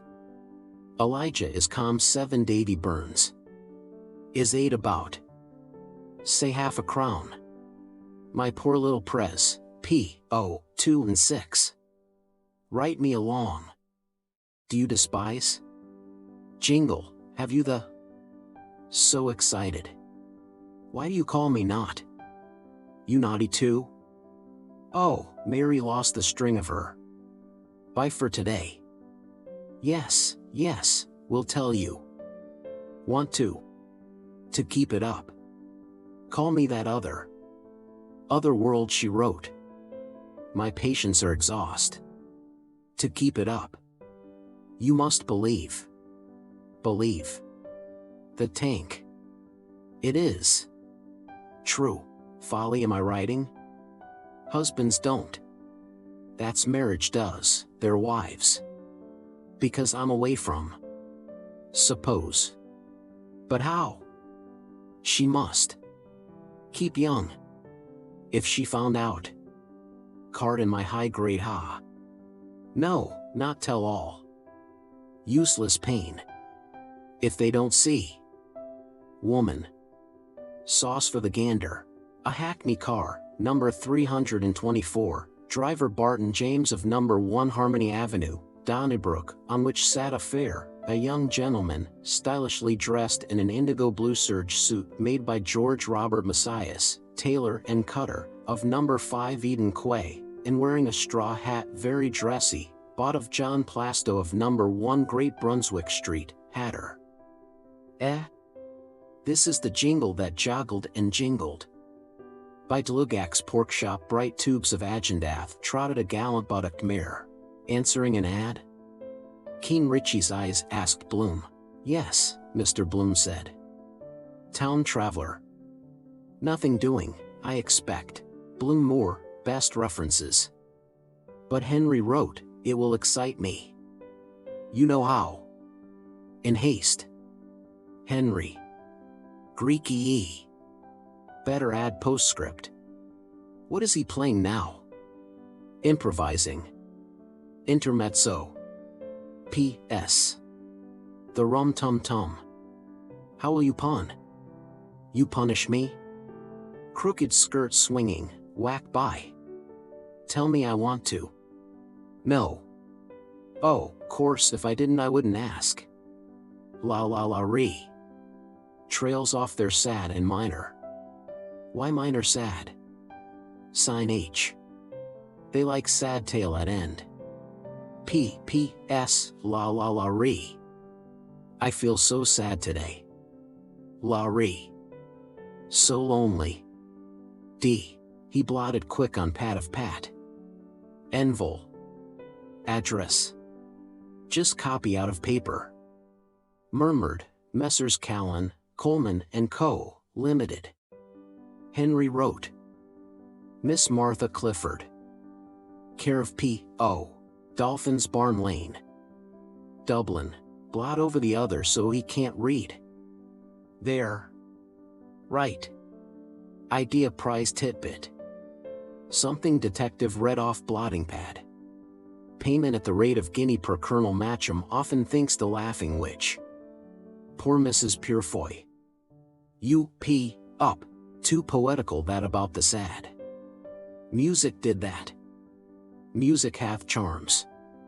Shakespeare said. Quotations every day in the year. To be or not to be. Wisdom while you wait. In Gerard's Rosary of Fetter Lane he walks, Great Auburn. One life is all. One body. Do. But do. Done anyhow. Postal order, stamp. Post office lower down. Walk now. Enough. Barney Kiernan's I promise to meet them. Dislike that job. House of mourning. Walk Pat. Doesn't hear. Deaf beetle he is. Car near there now. Talk. Talk. Pat. Doesn't. Settling those napkins. Lot of ground he must cover in the day. Paint face behind on him then he'd be too. Wish they'd sing more. Keep my mind off. Bald Pat who is bothered mitered the napkins. Pat is a waiter hard of his hearing. Pat is a waiter who waits while you wait. He waits while you wait. He. A waiter is he. He waits while you wait. While you wait if you wait he will wait while you wait. He. Ho. Wait while you wait. Douse now. Douse Lydia. Bronze and rose. She had a gorgeous, simply gorgeous, time. And look at the lovely shell she brought.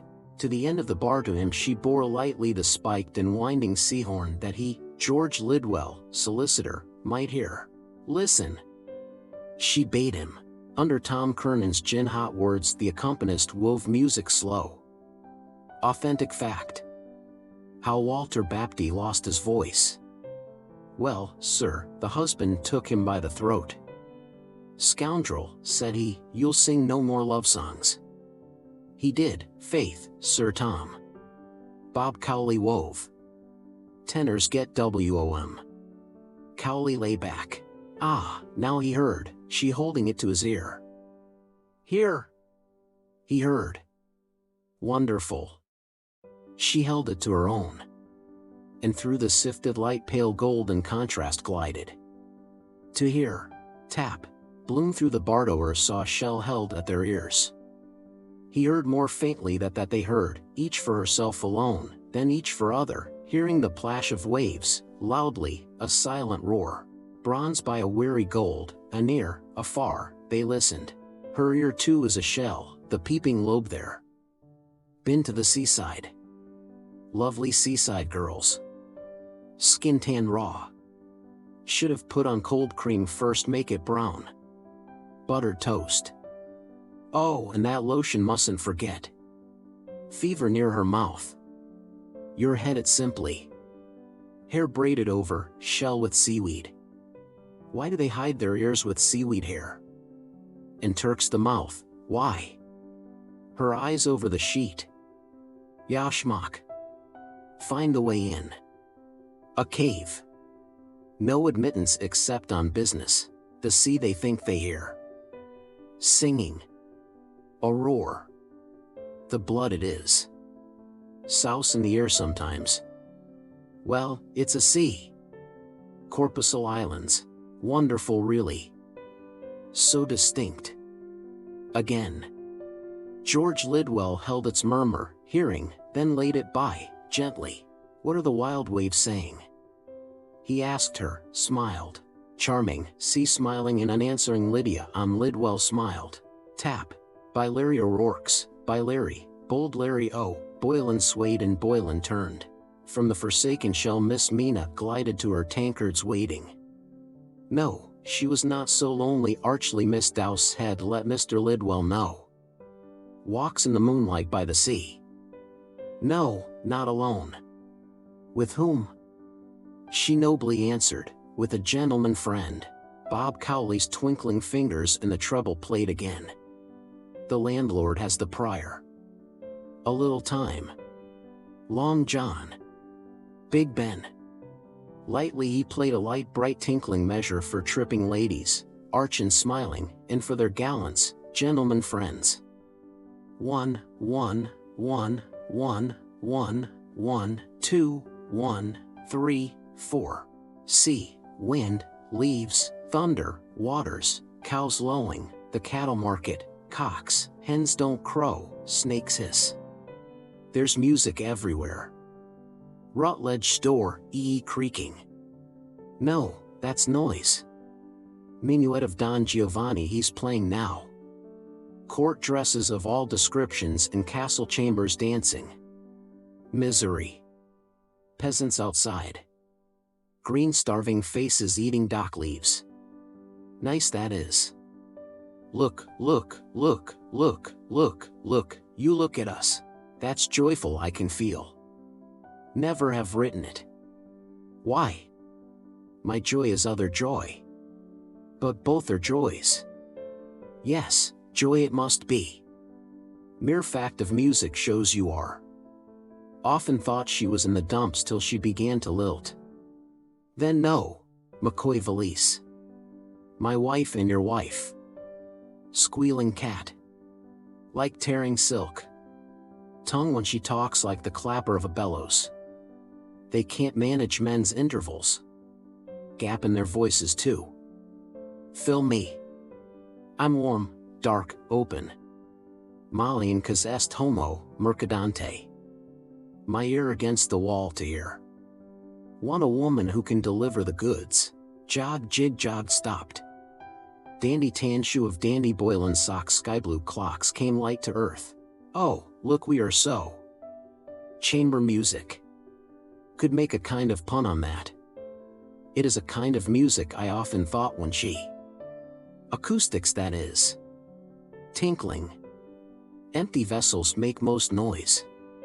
Because the acoustics, the resonance changes according as the weight of the water is equal to the law of falling water. Like those rhapsodies of Liszt's, Hungarian, gypsy-eyed. Pearls. Drops. Rain. Diddle addle oodle. Hiss. Now. Maybe now. Before. One rapped on a door, one tapped with a knock. Did he knock Paul de Cock with a loud proud knocker with a cock cara cock? Cock. Tap. Castegno. Ben, said Father Cowley. No, Ben, Tom Kernan interfered. The croppy boy. Our native Doric. I do, Ben, Mr. Dedalus said. Good men and true. Do, they begged in one. I'll go. Here, Pat, return. Come. He came, he did not stay. To me. How much? What key? 6 sharps. F sharp major, Ben Dollard said. Bob Cowley's outstretched talons griped the black deep-sounding chords. Must go Prince Bloom told Richie Prince. No, Richie said. Yes, must. Got money somewhere. He's on for a razzle backache spree. Much? He see here's lip speech. 1 and 9. Penny for yourself. Here. Give him tuppence tip. Deaf, bothered. But perhaps he has wife and family waiting Paddy come home. He. Deaf wait while they wait. But here. Chords dark. Lugubrious. Low. In a cave of the dark middle earth. Embedded ore. Lump music. The voice of dark age, of unlove, earth's fatigue made grave approach and painful, come from afar, from hoary mountains, called on good men and true. The priest he sought. With him would he speak a word. Tap. Ben Dollard's voice. Bass barrel tone. Doing his level best to say it. Croak of vast manless moonless womanless marsh. Other come down. Big ship's chandler's business he did once. Remember, Rossini ropes, ship's lanterns. Failed to the tune of £10,000. Now in the Ivac home. Cubicle number so and so. Number 1 base did that for him. The priests at home. A false priest's servant bade him welcome. Step in. The Holy Father. With bows a traitor servant. Curly cues of chords. Ruin them. Wreck their lives. Then build them cubicles to end their days in. Hushabye. Lullaby. Die, dog. Little dog, die. The voice of warning, solemn warning, told them the youth had entered a lonely hall, told them how solemn fell his footsteps there, told them the gloomy chamber, the vested priest sitting to shrive. Decent soul. Bit addled now. Thinks he'll win and answers, poet's picture puzzle. We hand you crisp £5 note. Bird sitting hatching in a nest. Lay of the last minstrel he thought it was. C*T what domestic animal? T-A our most courageous mariner. Good voice he has still. No eunuch yet with all his belongings. Listen. Bloom listened. Richie Golding listened. And by the door deaf Pat, bald Pat, tipped Pat, listened. The chords harped slower. The voice of penance and of grief came slow, embellished, tremulous. Ben's contrite beard confessed. In nomine Domini, in God's name he knelt. He beat his hand upon his breast, confessing, mea culpa. Latin again. That holds them like birdlime. Priest with the communion corpus for those women. Chap in the mortuary, coffin or coffee, corpusnomine. Wonder where that rat is by now. Scrape, tap, they listened. Tankards and Miss Kennedy. George Lidwell, eyelid well expressive, full-busted satin. Kernan. See, the sighing voice of sorrow sang. His sins. Since Easter he had cursed 3 times. You bitches bast. And once at mass time he had gone to play. Once by the churchyard he had passed, and for his mother's rest he had not prayed. A boy. A croppy boy, bronze, listening, by the beer pole gazed far away. Soulfully. Doesn't half know I'm. Molly great dab at seeing anyone looking, bronze gazed far sideways. Mirror there. Is that best side of her face? They always know. Knock at the door.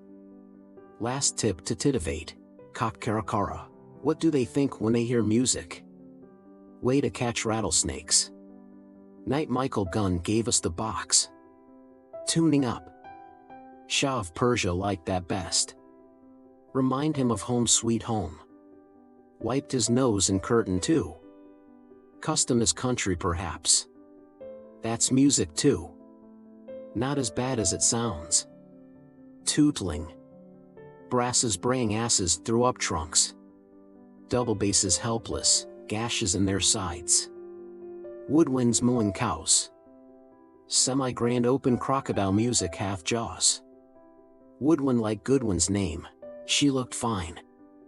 Her crocus dress she wore low cut, belongings on show. Clover breath was always in theater when she bent to ask a question. Told her what Spinoza says in that book of poor papas. Hypnotized, listening. Eyes like that. She bent. Chap in dress circle staring down into her with his opera glass for all he was worth. Beauty of music you must hear twice. Nature woman half a look. God made the country man the tune. Met him pike hoses. Philosophy. Oh rocks, all gone. All fallen.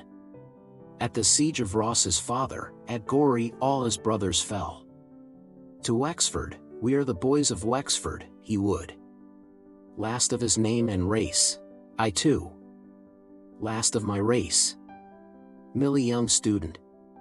Well, my fault perhaps. No son. Rudy.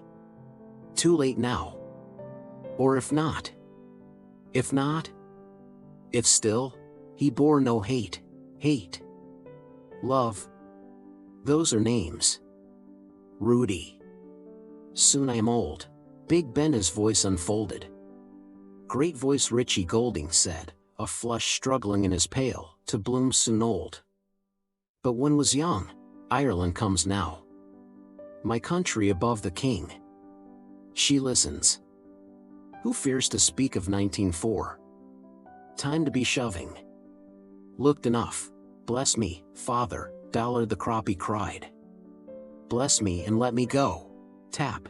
Bloom looked, unblessed to go. Got up to kill, on 18 bob a week. Fellows shell out the dibs.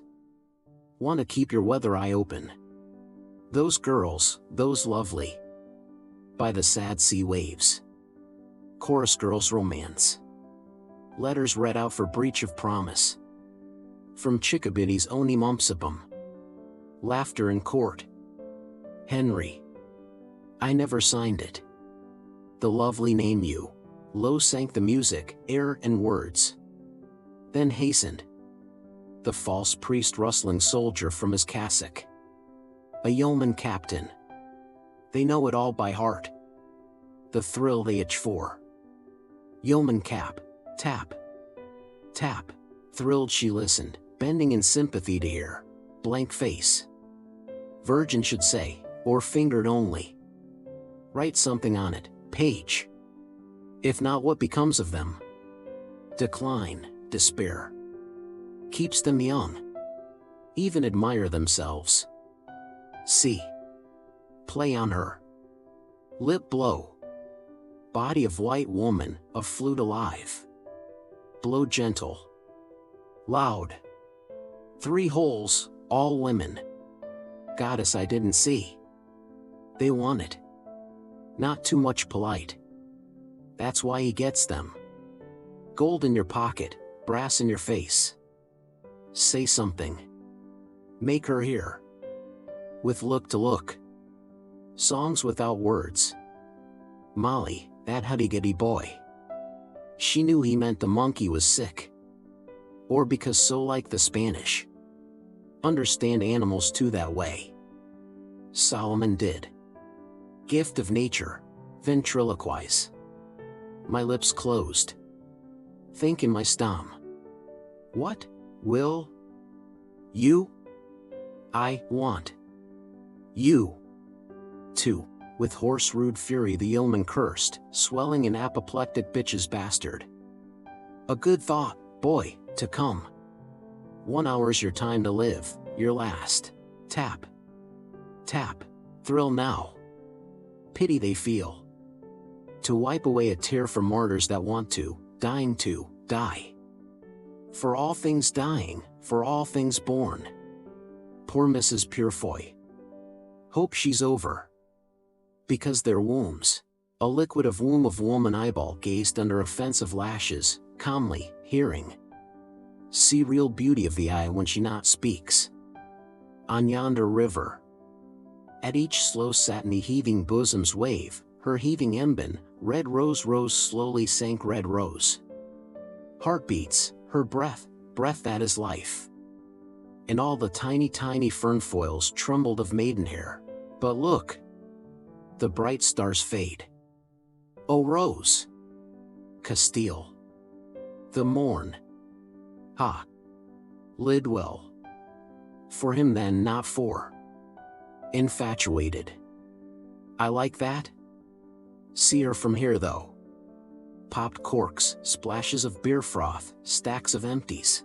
On the smooth jutting beer pole laid Lydia hand, lightly, plumply, leave it to my hands. All lost in pity for Croppy. Fro, fro, over the polished knob, she knows his eyes, my eyes, her thumb and finger passed in pity, passed, reposed and, gently touching, then slid so smoothly, slowly down, a cool firm white enamel batten protruding through their sliding ring, with a cock with a cara. Tap. Tap. Tap. I hold this house. Amen. He gnashed in fury. Traitors swing. The chords consented. Very sad thing. But had to be. Get out before the end. Thanks, that was heavenly. Where's my hat? Pass by her. can leave that Freeman. Let her I have. Suppose she were the... No. Walk, walk, walk. Like Cashel Boilo Conoro Coilo Tisdall Maurice Tisdall Farrell. Way a walk. Well, I must be. Are you off? Berfmstbys. Bloomstup. O'er rye high blue. Ow. Bloom stood up. Soap feeling rather sticky behind. Must have sweated, music. That lotion, remember. Well, so long. High grade. Card inside. Yes, by deaf Pat in the doorway straining ear Bloom passed. At Geneva Barak that young man died. At Passage was his body laid. Dolore. Oh, he Dolores. The voice of the mournful chanter called to dolorous prayer. By rose, by satiny bosom, by the fondling hand, by slops, by empties, by popped corks, greeting and going, past eyes and maidenhair, bronze and faint gold and deep sea shadow, went Bloom, soft Bloom, I feel so lonely Bloom. Tap. Tap. Tap. Pray for him, prayed the bass of Dollard. You who hear in peace. Breathe a prayer, drop a tear, good men, good people. He was the croppy boy. Scaring eavesdropping boots croppy boots boy Bloom in the Ormond hallway heard the growls and roars of Bravo, fat backslapping, their boots all treading, boots not the boots the boy. General chorus off for a swill to wash it down.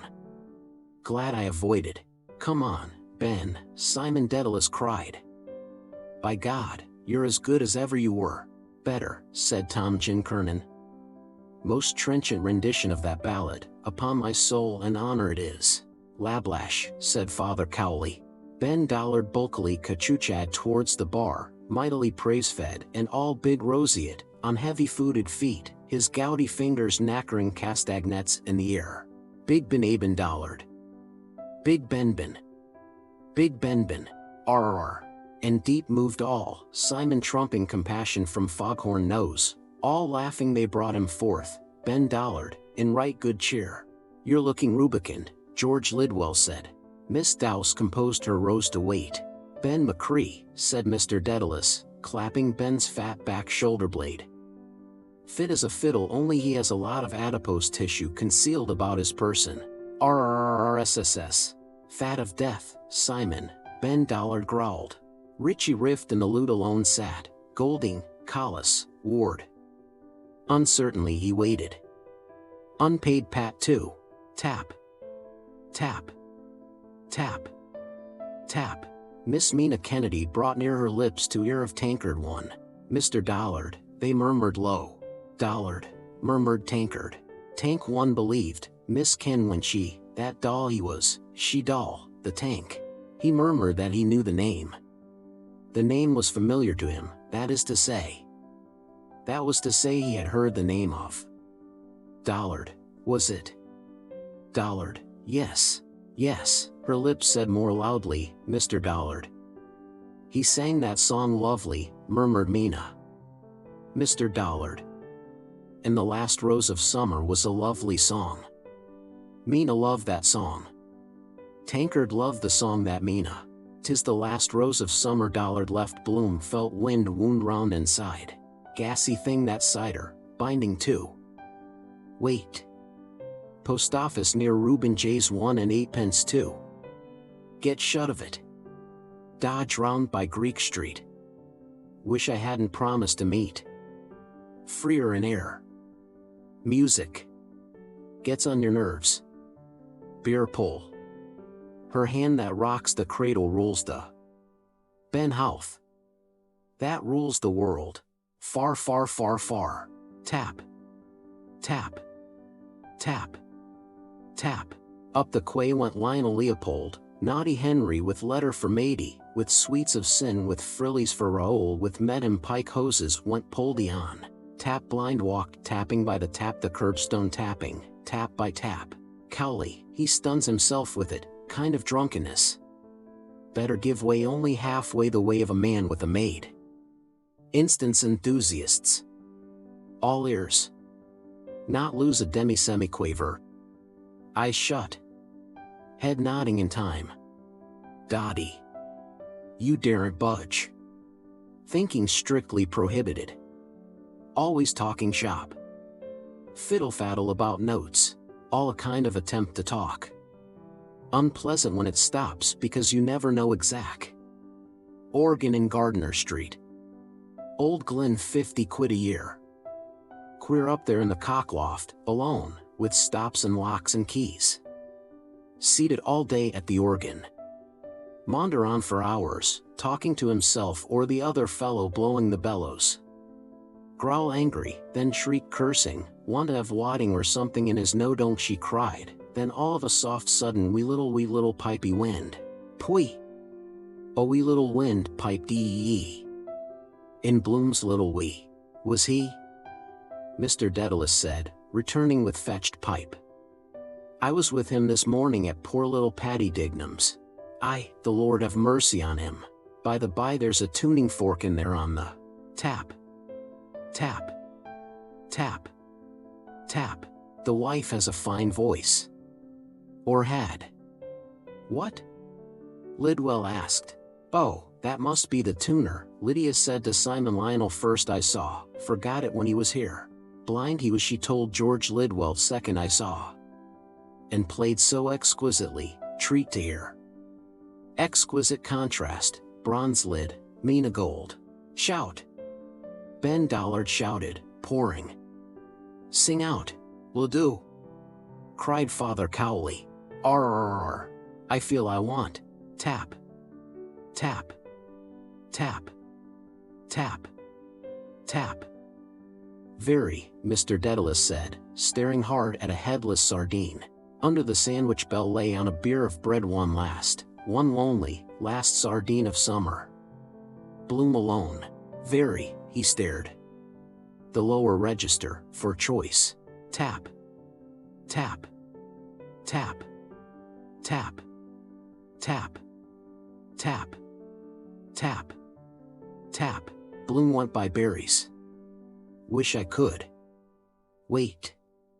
That wonderworker if I had. 24 solicitors in that one house. Counted them. Litigation. Love one another. Piles of parchment.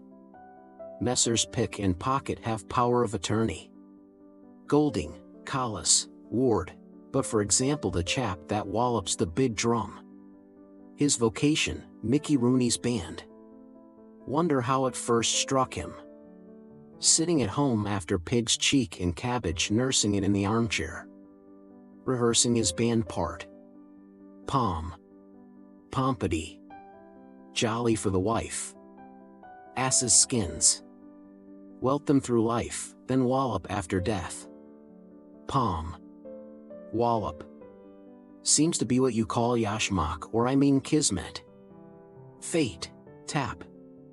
Tap. A stripling, blind, with a tapping cane came tapped up tapping by Daly's window where mermaid hair all streaming, but he couldn't see, blue whiffs of a mermaid, blind couldn't, mermaid, coolest whiff of all. Instruments. A blade of grass, shell of her hands, then blow. Even comb and tissue paper you can knock a tune out of. Molly in her shift in Lombard Street West, hair down. I suppose each kind of trade made its own, don't you see? Hunter with a horn. Ha. Have you the cloche? Sunnes la shepherd his pipe. Pwee little wee. Policeman a whistle. Locks and keys. Sweep. For a clock's all's well. Sleep. All is lost now. Drum? Pompity. Wait. I know. Town crier, bum bailiff. Long John. Waken the dead. Dignam. Poor little nominettamine. It is music. I mean, of course it's all pom, very much what they call the capo. Still you can hear. As we march along. I must really. FFF. Now if I did that at a banquet. Just a question of custom, Shah of Persia. Breathe a prayer, drop a tear. All the same, he must have been a bit of a natural not to see it was a yeoman cap. Muffled up. Wonder who was that chap at the grave in the brown mason. Oh, the whore of the lane. A frosy whore with black straw sailor hat askew came glazily in the day along the quay towards Mr. Bloom. When first he saw that form endearing. Yes, it is. I feel so lonely. Wet night in the lane. Horn. Who had the? He or she saw. Offer beat here. What is she? Hope she. Pissed. Any chance of your wash? New Molly. Had me decked. Stout lady does be with you in the brown costume. Put you off your stroke, that.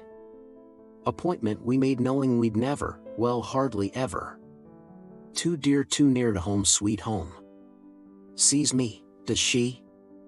Looks of fright in the day. Face like dip. Damn her. Oh, well, she has to live like the rest. Look in here. In Lionel Marx's antique sale shop window, haughty Henry Lionel Leopold dear Henry Flower earnestly Mr. Leopold Bloom envisaged battered candlesticks melodeon oozing maggoty blowbags. Bargain, 6 bob. Might learn to play. Cheap. Let her pass. Course everything is dear if you don't want it. That's what good salesman is. Make you buy what he wants to sell. Chap sold me the Swedish razor he shaved me with. Wanted to charge me for the edge he gave it.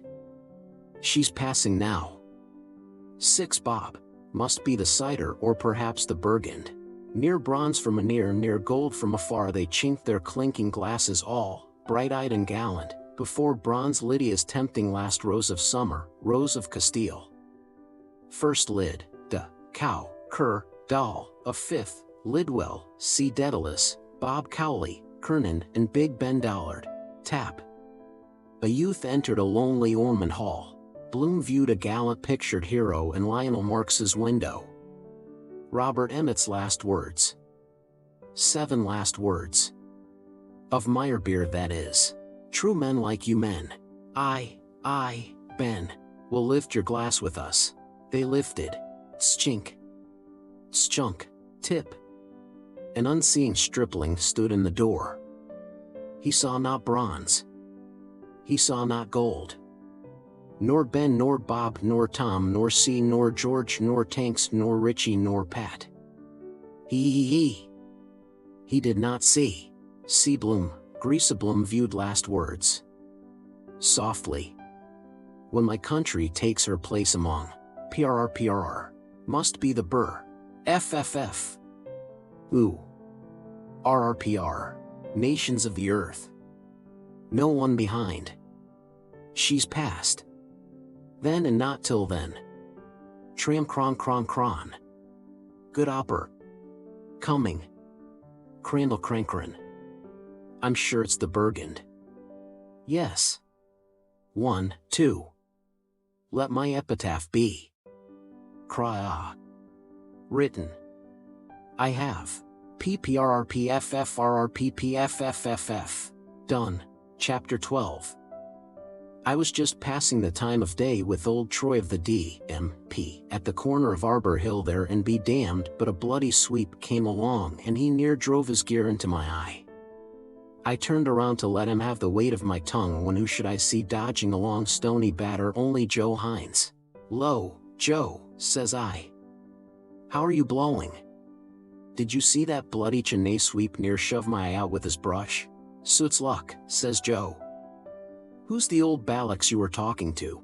"Old Troy," says I, "was in the force. I'm on 2 minds not to give that fellow in charge for obstructing the thoroughfare with his brooms and ladders.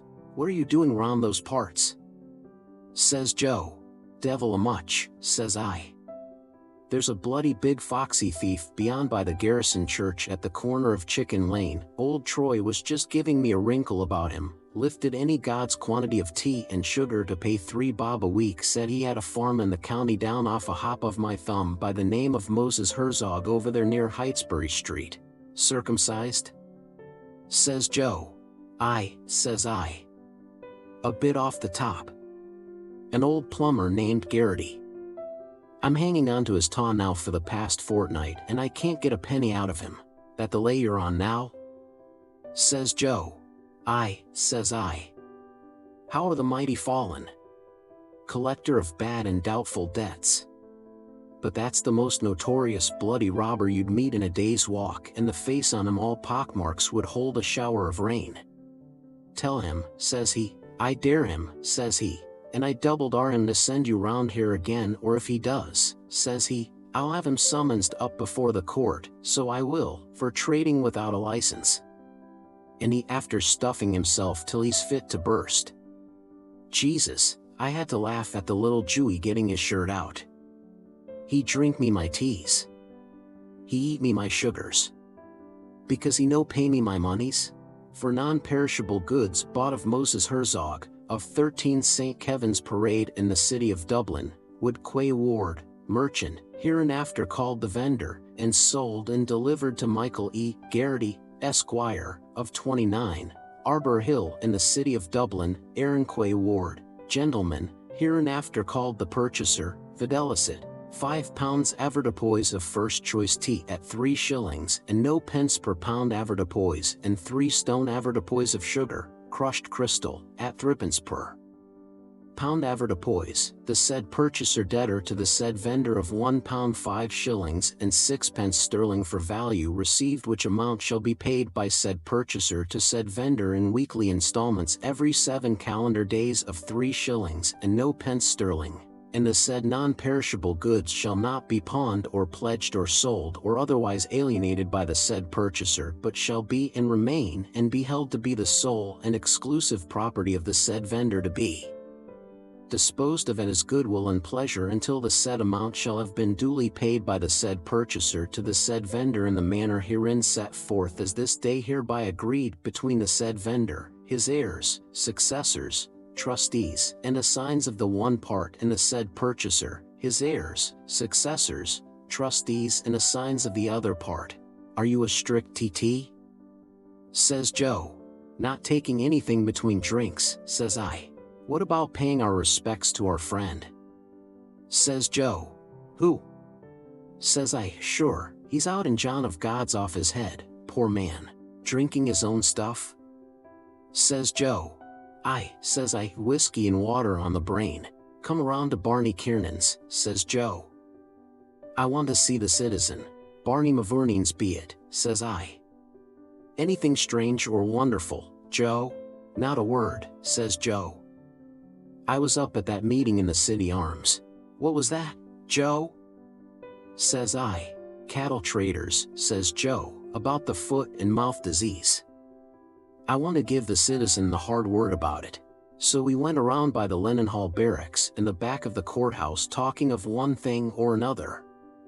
Decent fellow Joe when he has it, but sure like that he never has it. Jesus, I couldn't get over that bloody foxy Garrity, the daylight robber. For trading without a license, says he. In Innisfail the fair there lies a land, the land of holy Micon. There rises a watchtower beheld of men afar. There sleep the mighty dead as in life they slept, warriors and princes of high renown.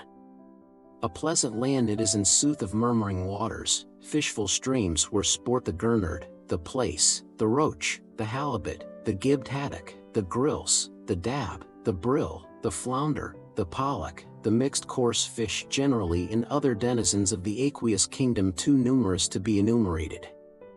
In the mild breezes of the west and of the east the lofty trees wave in different directions their first-class foliage, the wafty sycamore, the Lebanonian cedar, the exalted plane tree, the eugenic eucalyptus, and other ornaments of the arboreal world with which that region is thoroughly well supplied. Lovely maidens sit in close proximity to the roots of the lovely trees singing the most lovely songs while they play with all kinds of lovely objects, as for example golden ingots, silvery fishes, crans of herrings, draughts of eels, codlings, creels of fingerlings, purple sea gems, and playful insects. And heroes voyage from afar to woo them, from Ablana to Sleevemargy, the peerless princes of unfettered Munster and of Connaught the just and of smooth sleek Leinster and of Cruachan's land and of Armagh the splendid and of the noble district of Boyle, princes, the sons of kings. And there rises a shining palace whose crystal glittering roof is seen by mariners who traverse the extensive sea in barks built expressly for that purpose, and thither come all herds and fatlings and firstfruits of that land, for O'Connell Fitzsimon takes toll of them, a chieftain descended from chieftains. Thither the extremely large wains bring foison of the fields, flaskets of cauliflowers, floats of spinach, pineapple chunks, Rangoon beans, strikes of tomatoes, drums of figs, drills of swedes, spherical potatoes and tallies of iridescent kale, York and Savoy, and trays of onions, pearls of the earth, and punnets of mushrooms and custard marrows and fat vetches and bear and rape and red green yellow brown russet sweet big bitter ripe pomelated apples and chips of strawberries and sieves of gooseberries, pulpy and pelurious, and strawberries fit for princes and raspberries from their canes. I dare him, says he, and I doubled ar him. Come out here, Garrity, you notorious bloody hill and dale robber. And by that way when the herds innumerable of bellwethers and flushed ewes and shearling rams and lambs and stubble geese and medium steers and roaring mares and polled calves and long wools and store sheep and cuffs prime springers and coals and sow pigs and bacon hogs and the various different varieties of highly distinguished swine and Angus heifers and polly bullocks of immaculate pedigree together with prime premiated milchcows and beeves, and there is ever heard a trampling, cackling, roaring, lowing, bleating, bellowing, rumbling, grunting, champing, chewing, of sheep and pigs and heavy-hooved kine from pasturelands of Lusk and Rush and Carrick mines and from the streamy valleys of Thomond, from the McGillicuddy reeks the inaccessible and lordly Shannon the unfathomable, and from the gentle declivities of the place of the race of Keir, their udders distended with superabundance of milk and butts of butter and rennets of cheese and farmers' firkins and targets of lamb and crannocks of corn and oblong eggs in great hundreds, various in size, the agate with this done. So we turned into Barney Kiernan's, and there, sure enough, was the citizen up in the corner having a great confab with himself and that bloody mangy mongrel, Gary Owen, and he waiting for what the sky would drop in the way of drink. There he is, says I, in his glory hole, with his Cruskeen lawn and his load of papers, working for the cause. The bloody mongrel let a grouse out of him would give you the creeps. Be a corporal work of mercy if someone would take the life of that bloody dog. I'm told for a fact he ate a good part of the breeches off a constabulary man in Santry that came round one time with a blue paper about a license. Stand and deliver, says he. That's all right, citizen, says Joe. Friends here. Pass, friends, says he. Then he rubs his hand in his eye and says he, what's your opinion of the times? Doing the rapparee and Rory of the hill. But, begob, Joe is equal to the occasion. I think the markets are on a rise, says he, sliding his hand down his fork.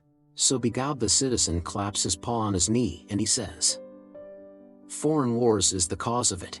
And says Joe, sticking his thumb in his pocket, it's the Russians' wish to tyrannize.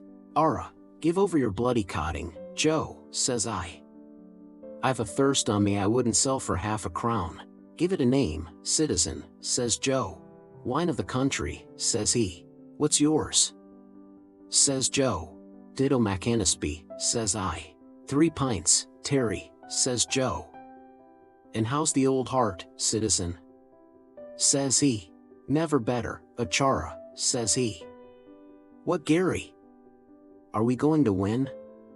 And with that he took the bloody old Towser by the scruff of the neck and, by Jesus, he near throttled him. The figure seated on a large boulder at the foot of a round tower was that of a broad-shouldered, deep-chested, strong-limbed, frank-eyed, red-haired, freely freckled, shaggy-bearded, wide-mouthed, large-nosed, long-head, deep-voiced, bare-kneed, brawny-handed, hairy-legged, ruddy-faced, sinewy-armed hero. From shoulder to shoulder he measured several ells and his rock-like mountainous knees were covered, as was likewise the rest of his body wherever visible, with a strong growth of tawny prickly hair in hue and toughness similar to the mountain gorse, Ulex europaeus. The wide-winged nostrils, from which bristles of the same tawny hue projected, were of such capaciousness that within their cavernous obscurity the field-lark might easily have lodged her nest.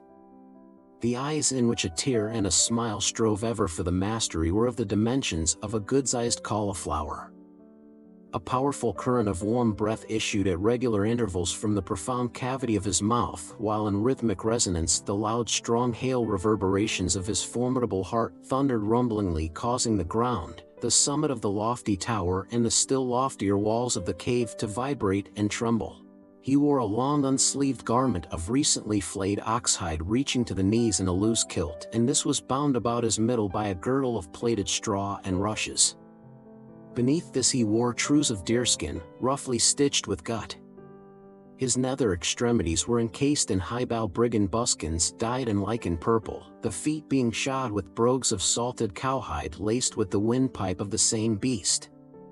From his girdle hung a row of sea stones which jangled at every movement of his portentous frame, and on these were graven with rude yet striking art the tribal images of many Irish heroes and heroines of antiquity: Cuchulainn, Conn of 100 Battles, Neil of 9 Hostages, Brian of Kincora, the Ardry Malachi, Art Mac Murroch, Shane O'Neill, Father John Murphy, Owen Roe, Patrick Sarsfield, Red Hugh O'Donnell, Red Jim McDermott, Soggarth Ewan O'Grony, Michael Dwyer, Francie Higgins, Henry Joy, Kraken, Goliath, Horace Wheatley, Thomas Conneff, Peg Woffington, the village blacksmith, Captain Moonlight, Captain Boycott, Dante Alighieri, Christopher Columbus, S. Fursa, S. Brendan, Marshall McMahon, Charlemagne, Theobald Wolfe Tone, the mother of the Maccabees, the last of the Mohicans, the Rose of Castile, the man for Galway, the man that broke the bank at Monte Carlo, the man in the Gap, the woman who didn't, Benjamin Franklin, Napoleon Bonaparte, John L. Sullivan, Cleopatra, Savornin Delish, Julius Caesar, Paracelsus, Sir Thomas Lipton, William Tell, Michelangelo Hayes, Muhammad, the Bride of Lammermoor, Peter the Hermit, Peter the Packer, Dark Rosaline, Patrick W. Shakespeare, Brian Confucius, Murta Gutenberg, Patricio Velasquez, Captain Nemo, Tristan and Isolde, the first Prince of Wales, Thomas Cook and Son, the Bold Soldier Boy, Arnaud Pogue, Dick Turpin, Ludwig Beethoven, the Colleen Bawn, Wadler Healy, Angus the Culdee, Dolly Mount, Sidney Parade, Ben Houth, Valentine Greatrakes, Adam and Eve, Arthur Wellesley, Boss Croker, Herodotus, Jack the Giant Killer, Gautama Buddha, Lady Godiva, the Lily of Killarney, Bela of the Evil Eye, the Queen of Sheba, Aki Nagel, Joe Nagel, Alessandro Volta, Jeremiah Donovan Rosa, Don Philip O'Sullivan Beer.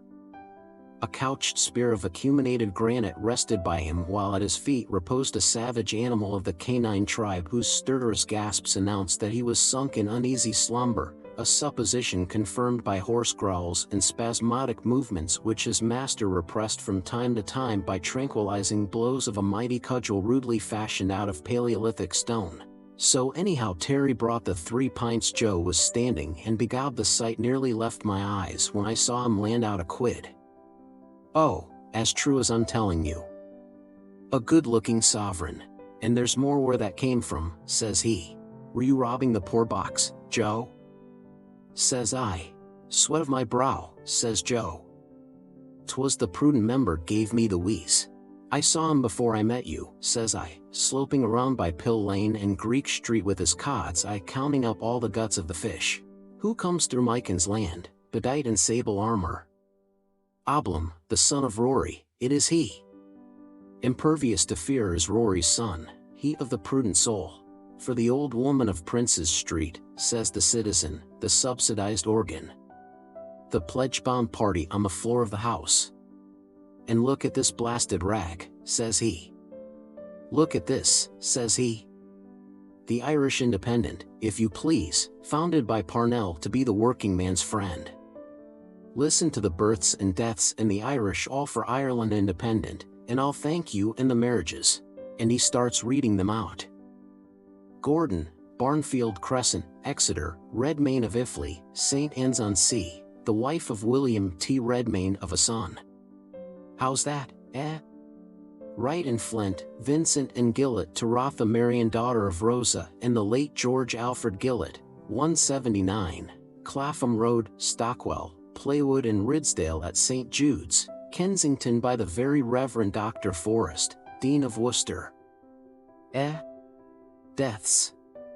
Bristow, at Whitehall Lane, London, Carr, Stoke Newington, of gastritis and heart disease. Cockburn, at the Moat House, Chepstow. I know that fellow, says Joe, from bitter experience. Cockburn. Dimsey, wife of David Dimsey, late of the Admiralty, Miller, Tottenham, aged 85, Welsh, June 12, at 35, Canning Street, Liverpool, Isabella Helen. How's that for a national press, my brown son?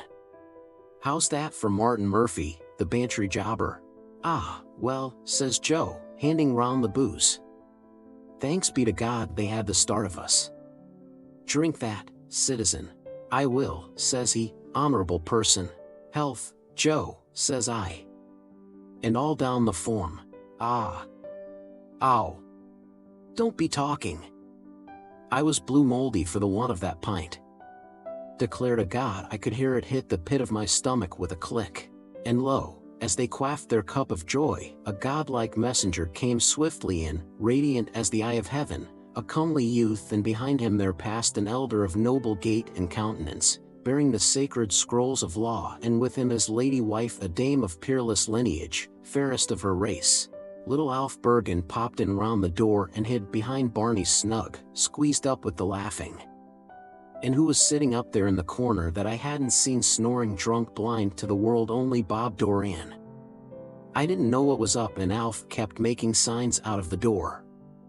And begob, what was it, only that bloody old pantaloon Dennis Breen in his bath slippers with two bloody big books tucked under his oxter, and the wife hotfoot after him, unfortunate wretched woman, trotting like a poodle. I thought Alf would split. Look at him, says he. Breen. He's traipsing all round Dublin with a postcard someone sent him with you, up on it to take a lee. And he doubled up. Take a what? Says I. Libel action, says he, for £10,000. Oh hell! Says I. The bloody mongrel began to growl that'd put the fear of God in you, seeing something was up, but the citizen gave him a kick in the ribs. Bido hushed, says he. Who? Says Joe. Breen, says Alf.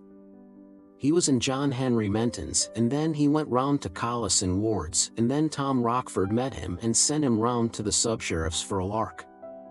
Oh God, I've a pain laughing. Up.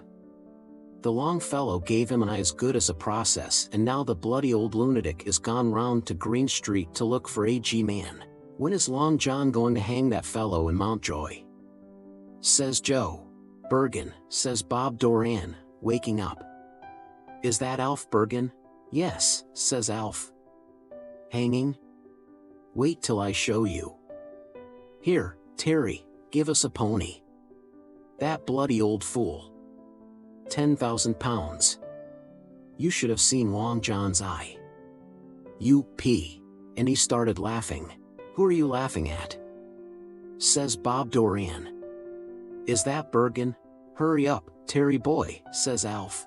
Terence Orion heard him and straightway brought him a crystal cup full of the foamy ebon ale which the noble twin brothers Bungaveg and Bungerdelown brew ever in their divine ale vats, cunning as the sons of deathless Leda.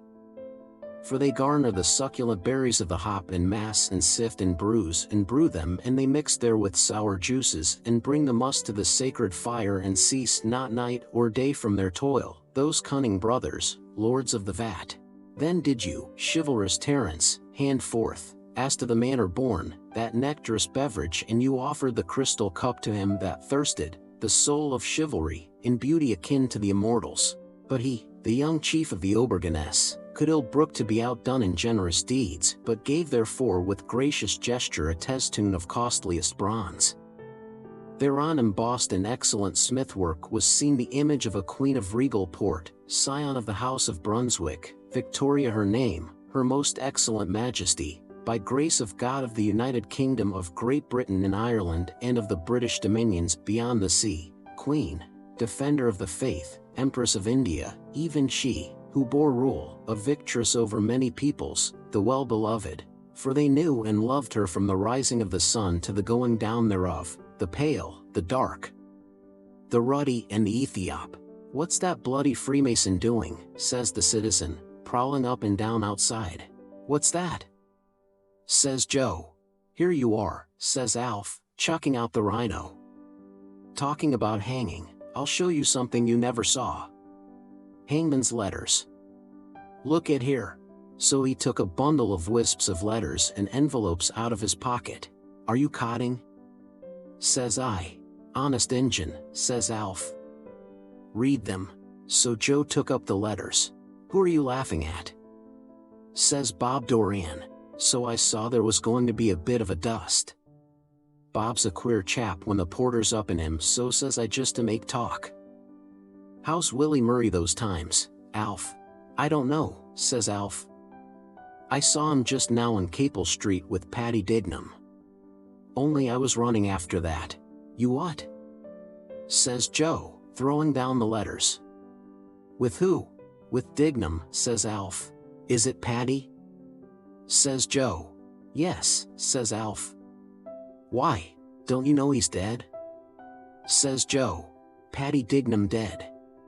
says Alf. "Aye," says Joe.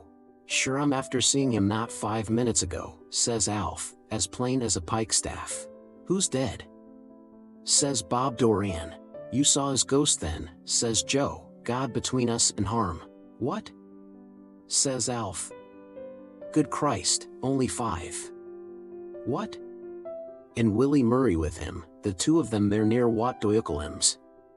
"What? Dignam dead? What about Dignam?" says Bob Doran. "Who's talking about dead?" says Alf. "He's no more dead than you are." "Maybe so," says Joe. "They took the liberty of burying him this morning anyhow." "Paddy?" says Alf. "Aye," says Joe. "He paid the debt of nature, God be merciful to him." "Good Christ," says Alf. "Begob he was what you might call flabbergasted." In the darkness spirit hands were felt to flutter, and when prayer by tantras had been directed to the proper quarter, a faint but increasing luminosity of ruby light became gradually visible, the apparition of the etheric double being particularly lifelike owing to the discharge of jivic rays from the crown of the head and face. Communication was effected through the pituitary body and also by means of the orange fiery and scarlet rays emanating from the sacral region and solar plexus. Questioned by his earth name as to his whereabouts in the heaven world, he stated that he was now on the path of pralaya or return, but was still submitted to trial at the hands of certain bloodthirsty entities on the lower astral levels. In reply to a question as to his first sensations in the great divide beyond, he stated that previously he had seen as in a glass darkly, but that those who had passed over had summit possibilities of atmic development opened up to them. Interrogated as to whether life there resembled our experience in the flesh, he stated that he had heard from more favored beings now in the spirit that their abodes were equipped with every modern home comfort such as talafana, elevator, hatakalda, wataklasat, and that the highest adepts were steeped in waves of volupcy of the very purest nature. Having requested a quart of buttermilk, this was brought and evidently afforded relief. Asked if he had any message for the living, he exhorted all who were still at the wrong side of Maya to acknowledge the true path, for it was reported in Divanic circles that Mars and Jupiter were out for mischief on the eastern angle where the ram has power. It was then queried whether there were any special desires on the part of the defunct, and the reply was, "We greet you, friends of Earth, who are still in the body. Mind C.K. doesn't pile it on." It was ascertained that the reference was to Mr. Cornelius Kelleher, manager of Messrs. H.J. O'Neill's popular funeral establishment, a personal friend of the defunct, who had been responsible for the carrying out of the interment arrangements. Before departing he requested that it should be told to his dear son Patsy that the other boot which he had been looking for was at present under the commode in the return room, and that the pair should be sent to Cullen's to be sold only as the heels were still good. He stated that this had greatly perturbed his peace of mind in the other region, and earnestly requested that his desire should be made known. Assurances were given that the matter would be attended to, and it was intimated that this had given satisfaction. He is gone from mortal haunts, O Dignam, son of our morning. Fleet was his foot on the bracken, Patrick of the beamy brow. Wail, Banba, with your wind, and wail, O ocean, with your whirlwind. There he is again, says the citizen, staring out. Who? Says I. Bloom, says he. He's on point duty up and down there for the last 10 minutes. And, begob, I saw his fissig do a peep in and then slitter off again. Little Alf was knocked ballways. Faith, he was. Good Christ. Says he. I could have sworn it was him. And says Bob Doran, with the hat on the back of his pole, lowest blackguard in Dublin when he's under the influence. Who said Christ is good? I beg your parsnips, says Alf. Is that a good Christ, says Bob Doran, to take away poor little Willie Dignam? Ah, well, says Alf, trying to pass it off. He's over all his troubles. But Bob Doran shouts out of him. He's a bloody ruffian, I say, to take away poor little Willie Dignam.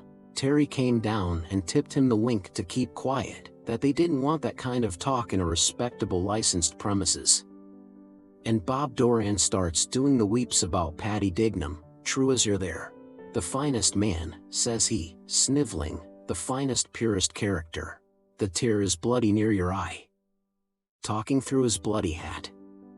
Fitter for him go home to the little sleepwalking bitch he married, Mooney, the bum bailiff's daughter. Mother kept a kip in Hardwick Street, that used to be stravaging about the landings. Bantam Lyons told me that was stopping there at 2 in the morning without a stitch on her, exposing her person, open to all comers, fair field and no favor. The noblest, the truest, says he. And he's gone, poor little Willie, poor little Paddy Dignam. And mournful and with a heavy heart he bewept the extinction of that beam of heaven.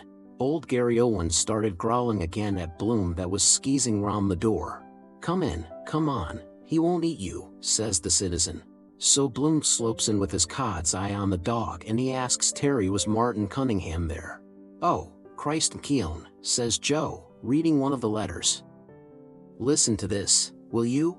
And he starts reading out one. 7, Hunter Street.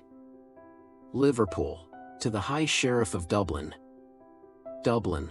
Honored Sir, I beg to offer my services in the above-mentioned painful case. I hanged Joe Gann in Bootle Jail on the 12th of February 1900, and I hanged. Show us, Joe, says I. Private Arthur Chase for foul murder of Jesse Tilsett in Pentonville Prison, and I was assistant when. Jesus, says I. Billington executed the awful murderer Toad Smith. The citizen made a grab at the letter. Hold hard, says Joe. I have a special knack of putting the noose once and he can't get out. Hoping to be favored I remain, honored sir. My terms is 5 guineas. H. Rumbold. Master Barber. And a barbarous bloody barbarian he is too, says the citizen. And the dirty scrawl of the wretch, says Joe. Here, says he, take them to hell out of my sight, Alf. Hello, Bloom, says he, what will you have? So they started arguing about the point. Bloom saying he wouldn't and he couldn't and excuse him, no offense and all to that, and then he said well he'd just take a cigar. Gob, he's a prudent member and no mistake. Give us one of your prime stinkers, Terry, says Joe. And Alf was telling us there was one chap sent in a mourning card with a black border round it. They're all barbers, says he, from the black country that would hang their own fathers for 5 quid down and traveling expenses. And he was telling us there's 2 fellows waiting below to pull his heels down when he gets the drop and choke him properly, and then they chop up the rope after and sell the bits for a few bob a skull. In the dark land they bide, the vengeful knights of the razor. Their deadly coil they grasp, yeah, and therein they lead to Erebus. Whatsoever white hath done a deed of blood, for I will on no wise suffer it, even so saith the Lord. So they started talking about capital punishment, and of course Bloom comes out with the why and the wherefore and all the codology of the business, and the old dog smelling him all the time. I'm told those Jewies does have a sort of a queer odor coming off them for dogs about I don't know what all deterrent effect and so forth and so on. There's one thing it hasn't a deterrent effect on, says Alf. What's that? Says Joe. The poor bugger's tool that's being hanged, says Alf. That so? Says Joe. God's truth, says Alf. I heard that from the head warder that was in Kilmainham when they hanged Joe Brady, the Invincible. He told me when they cut him down after the drop it was standing up in their faces like a poker. Ruling passion strong in death, says Joe, as someone said. That can be explained by science, says Bloom. It's only a natural phenomenon, don't you see, because on account of the... And then he starts with his jawbreakers about phenomenon and science, and this phenomenon and the other phenomenon. The distinguished scientist, Herr Professor Leopold Bloom, tendered medical evidence to the effect that the instantaneous fracture of the cervical vertebrae and consequent scission of the spinal cord would, according to the best approved tradition of medical science, be calculated to inevitably produce in the human subject a violent ganglionic stimulus of the nerve centers of the genital apparatus, thereby causing the elastic pores of the corpora cavernosa to rapidly dilate in such a way as to instantaneously facilitate the flow of blood to that part of the human anatomy known as the penis or male organ, resulting in the phenomenon which has been denominated by the faculty a morbid upwards and outwards philoprogenitive erection and articulo mortis per diminutionem capitis. So of course the citizen was only waiting for the wink of the word, and he starts gassing out of him about the Invincibles and the Old Guard and the men of 67 and who fears to speak of 98, and Joe with him about all the fellows that were hanged, drawn and transported for the cause by drumhead court-martial and a New Ireland and knew this, that and the other. Talking about New Ireland, he ought to go and get a new dog, so he ought. Mangy ravenous brute sniffing and sneezing all round the place and scratching his scabs. And round he goes to Bob Dorian that was standing Alpha half one sucking up for what he could get. So of course Bob Dorian starts doing the bloody fool with him. Give us the paw. Give the paw, doggy. Good old doggy. Give the paw here.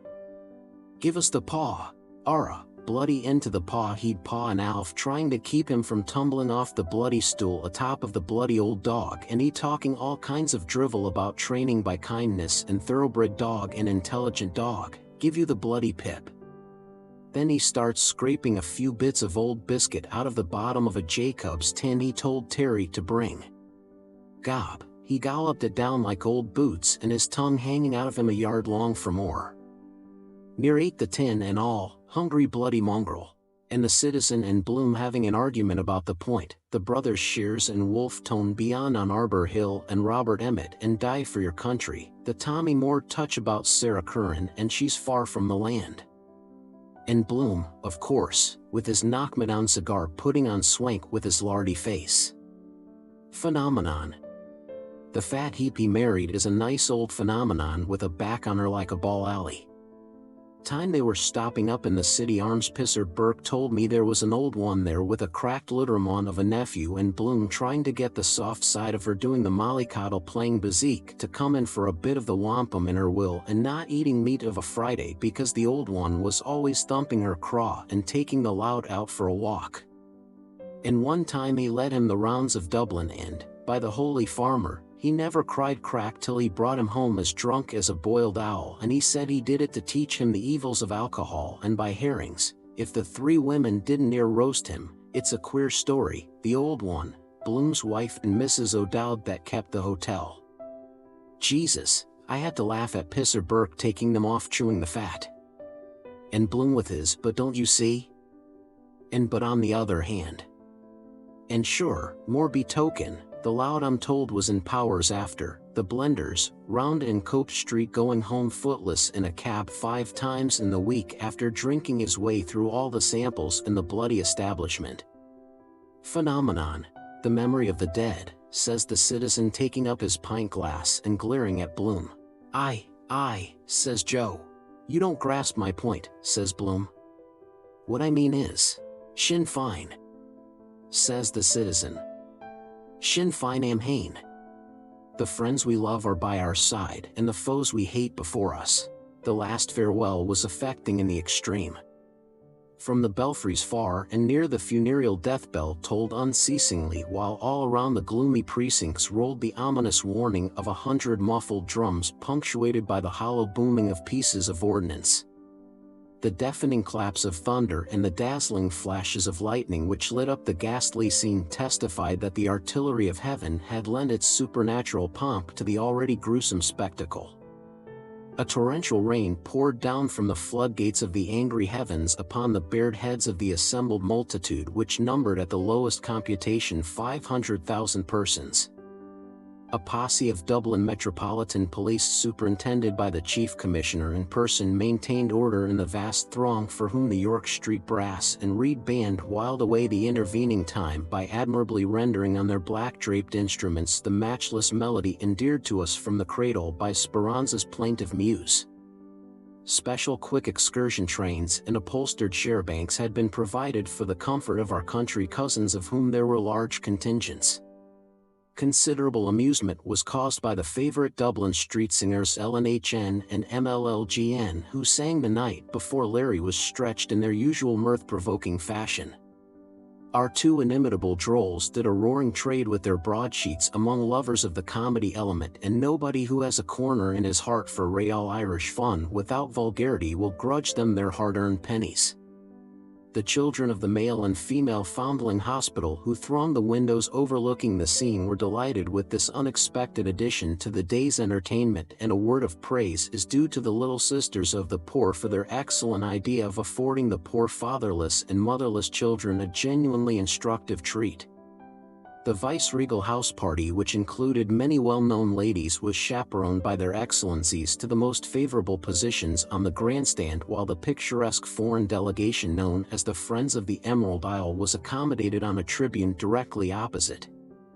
The delegation, present in full force, consisted of Commendator Basabasi Benino Benone, the semi-paralyzed doyen of the party, who had to be assisted to his seat by the aid of a powerful steam crane, Monsieur Pierre-Paul Petit-Tepetin, the Grand Joker Vladimir Pochthankertchev, the Arch-Joker Leopold Rudolf von Schwanzenbad Hodenthaler, Countess Mara Viraga Kasazini Putrapesti, Hiram Y. Bomboost, Count Athanatos Karamoopoulos, Ali Baba Bakshish Rahat Lokam Effendi, Senor Hidalgo Caballero, Don Peccadillo y Palabras y Paternoster de la Malora de la Malaria, Hokapoco Harakiri, Hai Hung Chang, Olaf Kaber-Ketelsen, Meneer Trick van Trumps, Pan Polax Padiriski, Goospond Prhklstr Kratchenabrichizich, Boris Yupinkov, Her Hausdirektor President Hans Chuekli Sturli, National Gymnasium Sanatorium and Suspensorium Ordinary Privato Generalister Special Professor Dr. Krieg Fried Überallgemein.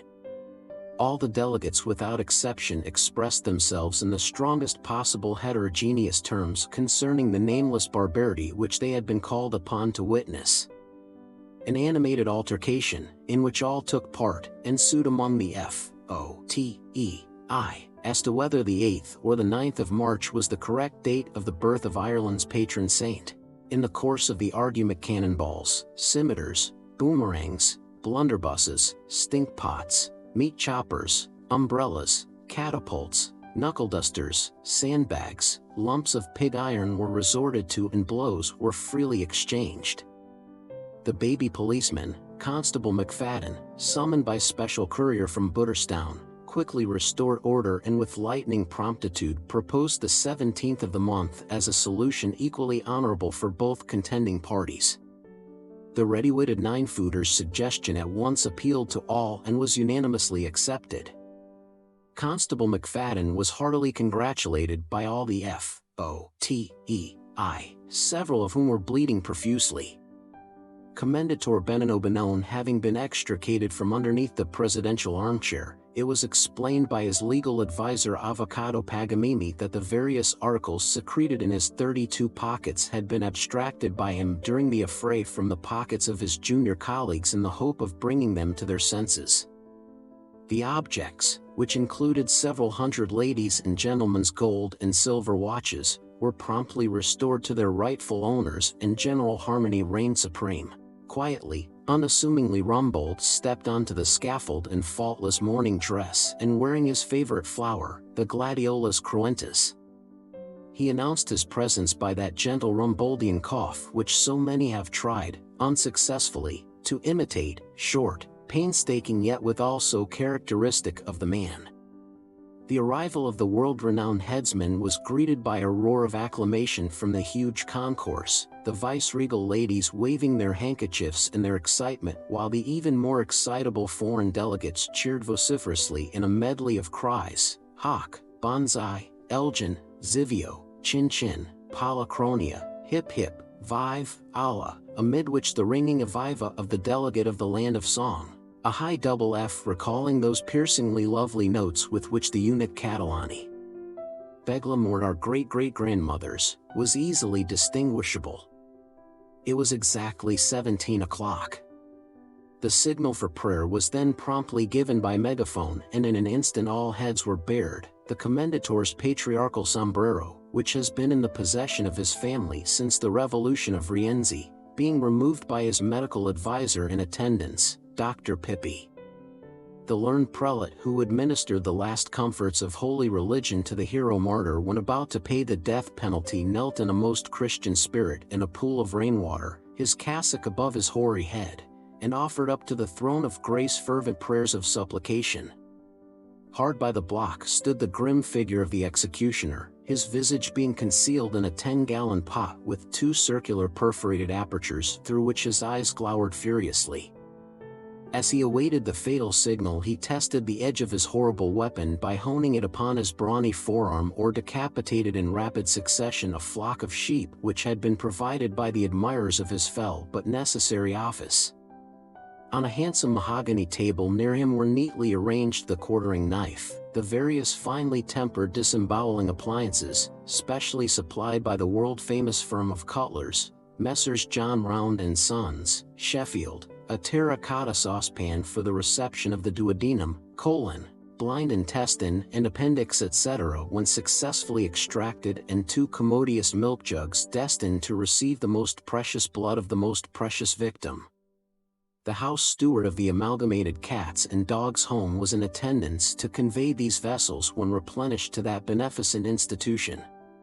Quite an excellent repast consisting of rashers and eggs, fried steak and onions, done to a nicety, delicious hot breakfast rolls and invigorating tea had been considerately provided by the authorities for the consumption of the central figure of the tragedy, who was in capital spirits when prepared for death and evinced the keenest interest in the proceedings from beginning to end, but he, with an abnegation rare in these our times, rose nobly to the occasion and expressed the dying wish, immediately acceded to, that the meal should be divided in aliquot parts among the members of the Sick and Indigent Roomkeepers Association as a token of his regard and esteem.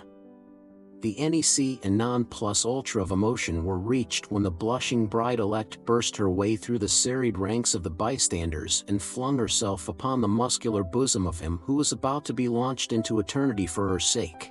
The hero folded her willowy form in a loving embrace, murmuring fondly, "Sheila, my own." Encouraged by this use of her Christian name, she kissed passionately all the various suitable areas of his person which the decencies of prison garb permitted her ardor to reach. She swore to him as they mingled the salt streams of their tears that she would ever cherish his memory, that she would never forget her hero boy who went to his death with a song on his lips as if he were but going to a hurling match in Clontarf Park. She brought back to his recollection the happy days of blissful childhood together on the banks of Anna Liffey, when they had indulged in the innocent pastimes of the young and, oblivious of the dreadful present, they both laughed heartily, all the spectators, including the venerable pastor, joining in the general merriment. That monster audience simply rocked with delight.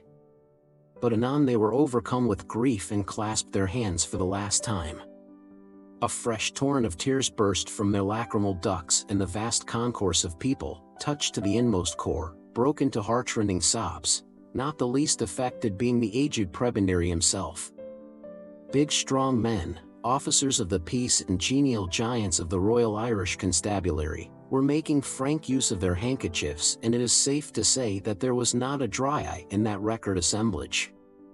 A most romantic incident occurred when a handsome young Oxford graduate, noted for his chivalry towards the fair sex, stepped forward and, presenting his visiting card, bankbook and genealogical tree, solicited the hand of the hapless young lady, requesting her to name the day, and was accepted on the spot. Every lady in the audience was presented with a tasteful souvenir of the occasion in the shape of a skull and crossbones brooch, a timely and generous act which evoked a fresh outburst of emotion, and when the gallant young Oxonian, the bearer, by the way, of one of the most time-honored names in Albion's history, placed on the finger of his blushing fiancée an expensive engagement ring with emeralds set in the form of a four-leaved shamrock, the excitement knew no bounds. Nay, even the stern Provost Marshal, Lieutenant Colonel Tomkin Maxwell Frenchmullen Tomlinson, who presided on the sad occasion, he who had blown a considerable number of sepoys from the cannon mouth without flinching, could not now restrain his natural emotion. With his mailed gauntlet he brushed away a furtive tear and was overheard, by those privileged burghers who happened to be in his immediate entourage, to murmur to himself in a faltering undertone, "God blimey if she ain't a clinker, that there bleeding tart. Blimey, it makes me kind of bleeding cry, straight, it does, when I sees her, 'cause I thinks of my old mash tub what's waiting for me down Limehouse way." So then the citizen begins talking about the Irish language and the corporation meeting and all to that, and the Shonines that can't speak their own language, and Joe chipping in because he stuck someone for a quid, and Bloom putting in his old goo with his twopenny stump that he cadged off of Joe, and talking about the Gaelic League and the Anti-Treating League in drink, the curse of Ireland. Anti-treating is about the size of it. Gob, he'd let you pour all manner of drink down his throat till the Lord would call him before you'd ever see the froth of his pint. And one night I went in with a fellow into one of their musical evenings, song and dance about she could get up on a truss of hay, she could my Maureen lay, and there was a fellow with a ballyhooly blue ribbon badge spiffing out of him in Irish, and a lot of Colleen Bounds going about with temperance beverages and selling medals and oranges and lemonade and a few old dry buns. Gob, Flahulac entertainment. Don't be talking.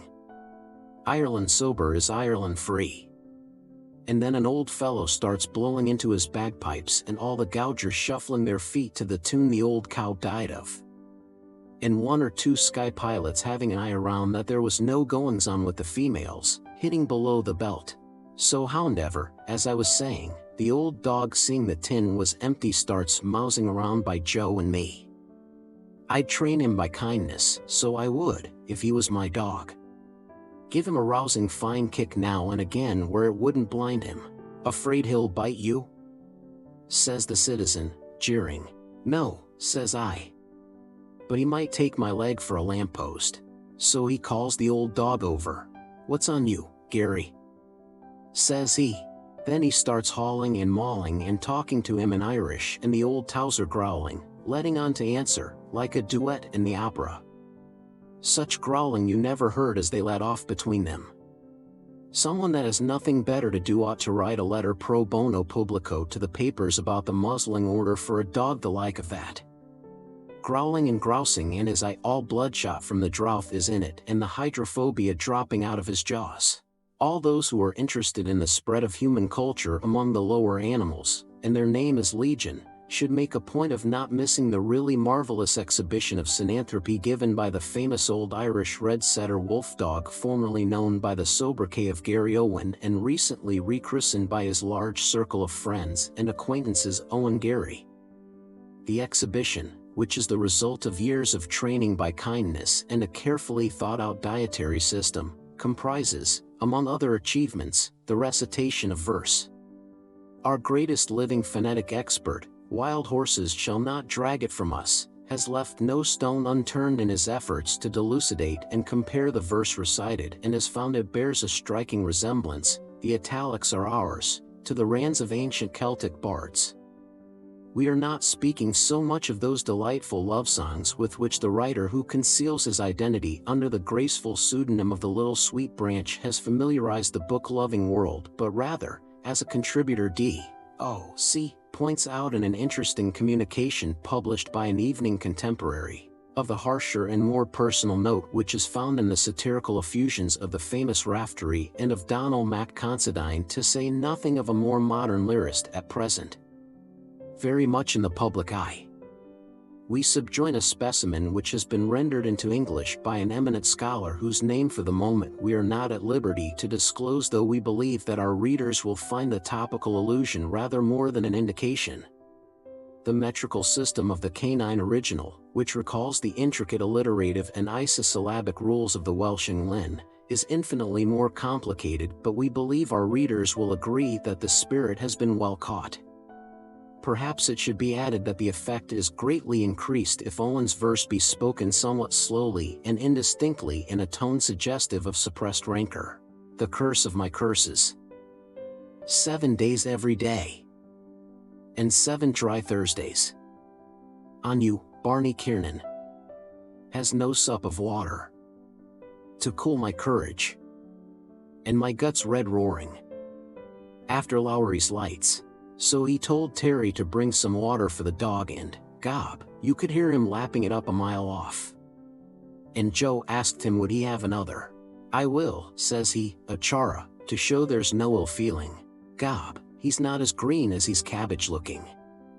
Arsing around from one pub to another, leaving it to your own honor, with old Giltrap's dog, and getting fed up by the ratepayers and corporators. Entertainment for man and beast. And says Joe, could you make a hole in another pint? Could a swim duck? Says I. Same again, Terry, says Joe. Are you sure you won't have anything in the way of liquid refreshment? Says he. Thank you, no, says Bloom. As a matter of fact, I just wanted to meet Martin Cunningham, don't you see, about this insurance of poor Dignam's. Martin asked me to go to the house. You see, he, Dignam, didn't serve any notice of the assignment on the company at the time, and nominally under the act the mortgagee can't recover on the policy. Holy wars, says Joe, laughing, that's a good one if old Shylock is landed. So the wife comes out top dog, what? Well, that's a point, says Bloom, for the wife's admirers. Whose admirers? Says Joe. The wife's advisors, says Bloom. Then he starts all confused mucking it up about mortgager under the act like the Lord Chancellor giving it out on the bench and for the benefit of the wife, and that a trust is created, but on the other hand that Dignam owed Bridgman the money, and if now the wife or the widow contested the mortgagee's right till he near had the head of me addled with his mortgager under the act. He was bloody safe he wasn't running himself under the act that time as a rogue and vagabond, only he had a friend in court. Selling bazaar tickets, or what do you call it, Royal Hungarian Privileged Lottery. True as you're there. Oh, commend me to an Israelite. Royal and Privileged Hungarian Robbery. So Bob Doran comes lurching around asking Bloom to tell Mrs. Dignam he was sorry for her trouble, and he was very sorry about the funeral, and to tell her that he said, and everyone who knew him said, that there was never a truer, a finer than poor little Willie that's dead, to tell her. Choking with bloody foolery. And shaking Bloom's hand, doing the tragic, to tell her that. Shake hands, brother. You're a rogue and I'm another. Let me, said he, so far presume upon our acquaintance which, however slight it may appear if judged by the standard of mere time, is founded, as I hope and believe, on a sentiment of mutual esteem, as to request of you this favor. But, should I have overstepped the limits of reserve, let the sincerity of my feelings be the excuse for my boldness. No, rejoined the other, I appreciate to the full the motives which actuate your conduct, and I shall discharge the office you entrust to me, consoled by the reflection that, though the errand be one of sorrow, this proof of your confidence sweetens in some measure the bitterness of the cup. Then suffer me to take your hand, said he. The goodness of your heart, I feel sure, will dictate to you better than my inadequate words the expressions which are most suitable to convey an emotion whose poignancy, were I to give vent to my feelings, would deprive me even of speech. And off with him, and out trying to walk straight. Boozed at 5 o'clock. Night he was near being lagged, only Paddy Leonard knew the bobby, 14A. Blind to the world up in a shebeen in Bride Street after closing time, fornicating with 2 shawls and a bully on guard, drinking porter out of teacups. And calling himself a Frenchie for the shawls, Joseph Manoir, and talking against the Catholic religion, and he serving Mass in Adam and Eve's when he was young with his eyes shut, who wrote the New Testament, and the Old Testament, and hugging and smugging. And the two shawls killed with the laughing, picking his pockets, the bloody fool and he spilling the porter all over the bed and the two shawls screeching laughing at one another. How is your testament? Have you got an Old Testament? Only Paddy was passing there, I tell you what. Then see him of a Sunday with his little concubine of a wife, and she wagging her tail up the aisle of the chapel with her patent boots on her, no less, and her violets, nice as pie, doing the little lady. Jack Mooney's sister. And the old prostitute of a mother procuring rooms to street couples. Gob, Jack made him toe the line. Told him if he didn't patch up the pot, Jesus, he'd kick the shite out of him. So Terry brought the 3 pints. Here, says Joe, doing the honors. Here, citizen. Slanleet, says he.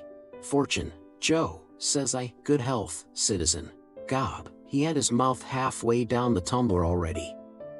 Want a small fortune to keep him in drinks. Who was the long fellow running for the mayoralty? Alf. Says Joe. Friend of yours, says Alf. Nan? Says Joe. The member? I won't mention any names, says Alf. I thought so, says Joe.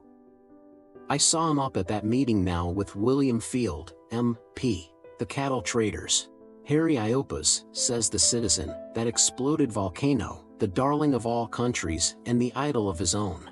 So Joe starts telling the citizen about the foot and mouth disease and the cattle traders and taking action in the matter and the citizen sending them all to the right about and Bloom coming out with his sheep dip for the scab and a who's drench for coughing calves and the guaranteed remedy for timber tongue.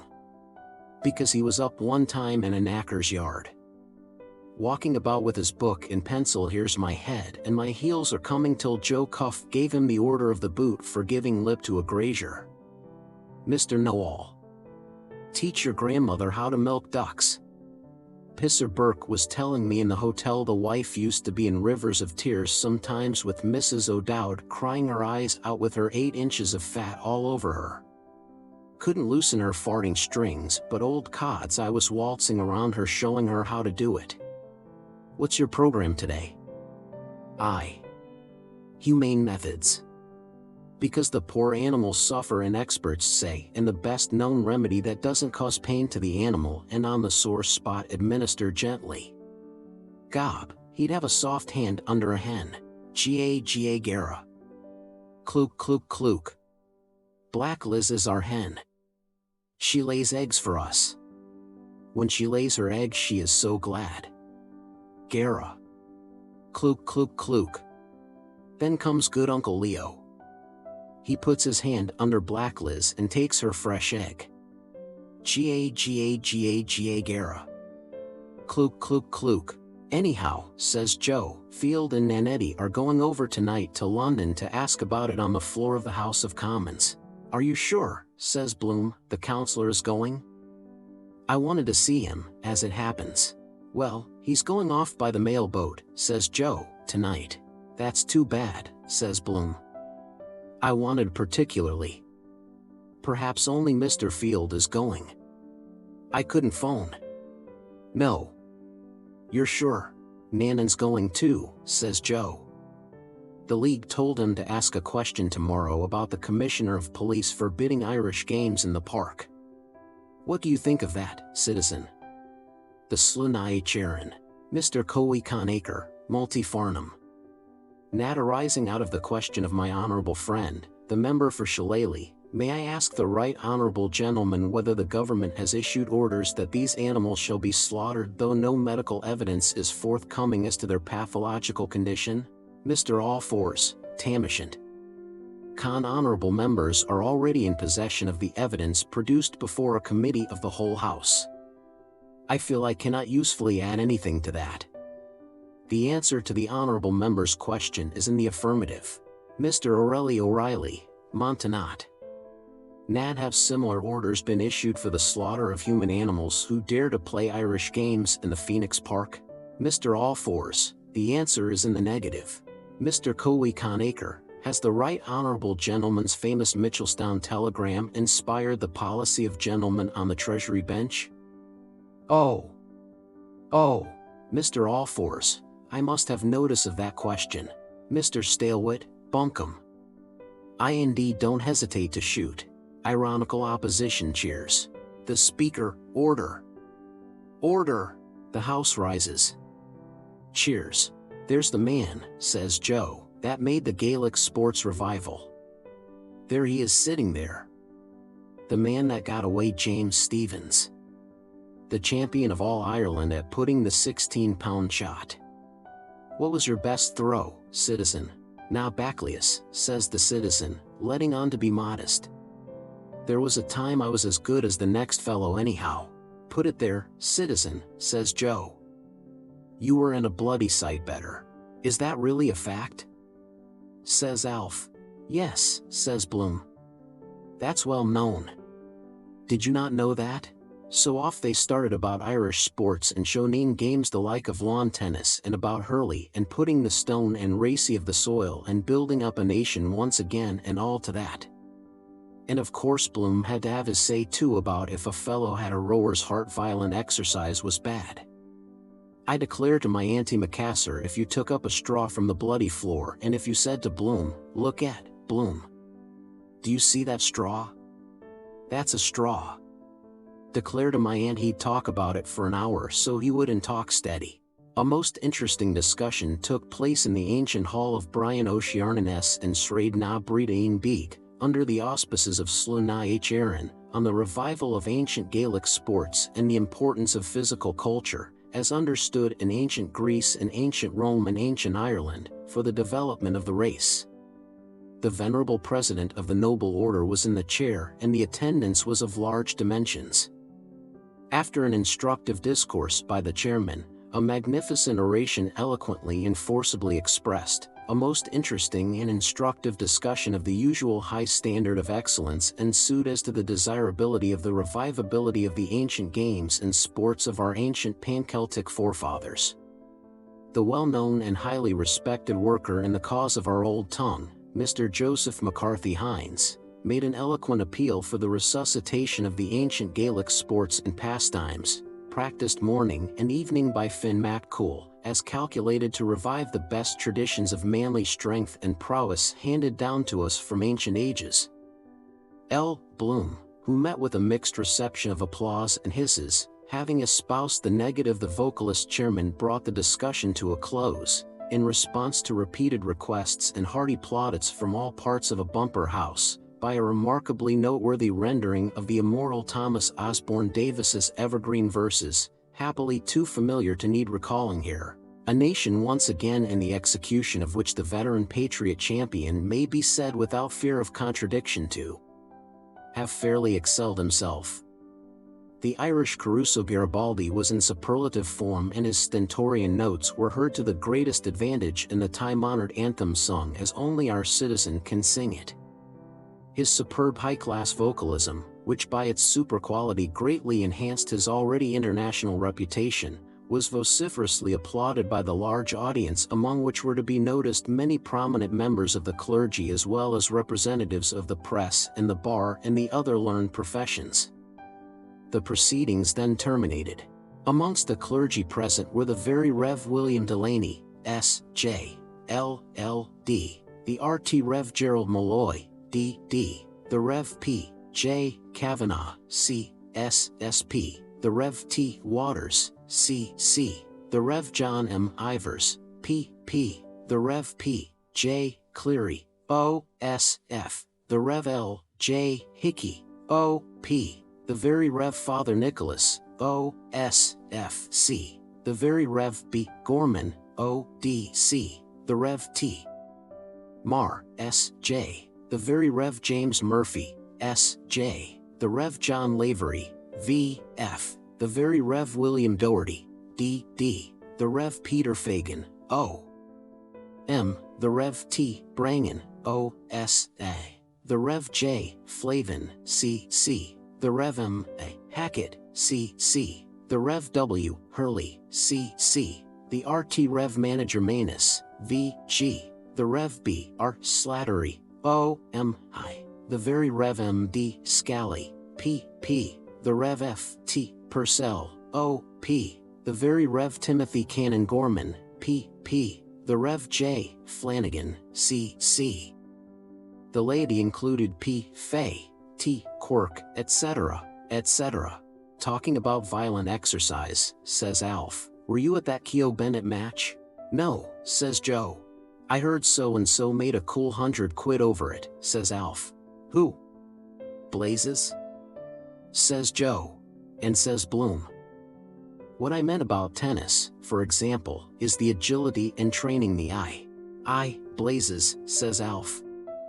He let out that Myler was on the beer to run up the odds and he's swatting all the time. We know him, says the citizen. The trader's son. We know what put English gold in his pocket. True for you, says Joe. And Bloom cuts in again about lawn tennis and the circulation of the blood, asking Alf. Now, don't you think, Bergen? Myler dusted the floor with him, says Alf. Heenan and Sayers was only a bloody fool to it. Handed him the father and mother of a beating. See the little kipper not up to his navel and the big fellow swiping.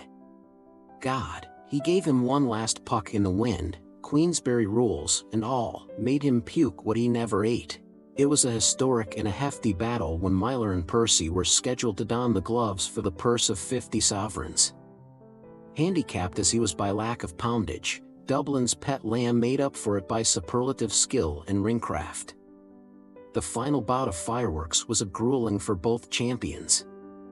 The welterweight sergeant major had tapped some lively claret in the previous mix-up during which Keogh had been receiver general of rights and lefts, the artilleryman putting in some neat work on the pet's nose, and Myler came on looking groggy. The soldier got to business, leading off with a powerful left jab to which the Irish gladiator retaliated by shooting out a stiff one flush to the point of Bennett's jaw. The redcoat ducked but the Dubliner lifted him with a left hook, the body punch being a fine one. The men came to handgrips. Myler quickly became busy and got his man under, the bout ending with the bulkier man on the ropes, Myler punishing him. The Englishman, whose right eye was nearly closed, took his corner where he was liberally drenched with water, and when the bell went came on gamey and brimful of pluck, confident of knocking out the fistic Eblanite in jig time. It was a fight to a finish and the best man for it. The two fought like tigers and excitement ran fever high. The referee twice cautioned pucking Percy for holding, but the pet was tricky and his footwork a treat to watch. After a brisk exchange of courtesies during which a smart uppercut of the military man brought blood freely from his opponent's mouth, the lamb suddenly waded and all over his man and landed a terrific left to battling Bennett's stomach, flooring him flat. It was a knockout clean and clever. Amid tense expectation, the Portobello bruiser was being counted out when Bennett's second Olpfatz Wetstein threw in the towel and the Santry boy was declared victor to the frenzied cheers of the public, who broke through the ring ropes and fairly mobbed him with delight. He knows which side his bread is buttered, says Alf. I hear he's running a concert tour now up in the north. He is, says Joe. Isn't he? Who? Says Bloom. Ah, yes. That's quite true. Yes, a kind of summer tour, you see. Just a holiday. Mrs. B is the bright particular star, isn't she? Says Joe. My wife? Says Bloom. She's singing, yes. I think it will be a success too. He's an excellent man to organize. Excellent. Ho-ho begob, says I to myself, says I. That explains the milk in the coconut and absence of hair on the animal's chest. Blazes doing the tootle on the flute. Concert tour. Dirty Dan the Dodger's son off Island Bridge that sold the same horses twice over to the government to fight the Boers. Old what?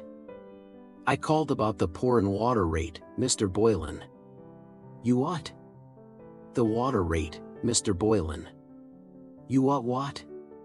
That's the bucko that'll organize her, take my tip. Twixt me and you Catarish, pride of Calpes Rocky Mount, the raven-haired daughter of Tweedy. There grew she to peerless beauty where loquat and almond scent the air. The gardens of Alameda knew her step, the garths of olives knew and bowed. The chaste spouse of Leopold is she, Marian of the bountiful bosoms. And lo, there entered one of the clan of the O'Malley's, a comely hero of white face yet withal somewhat ruddy, his majesty's counsel learned in the law, and with him the prince and heir of the noble line of Lambert. Hello, Ned. Hello, Alf. Hello, Jack. Hello, Joe. God save you, says the citizen. Save you kindly, says J. What'll it be, Ned? Half one, says Ned. So J ordered the drinks. Were you round at the court? Says Joe. Yes, says J.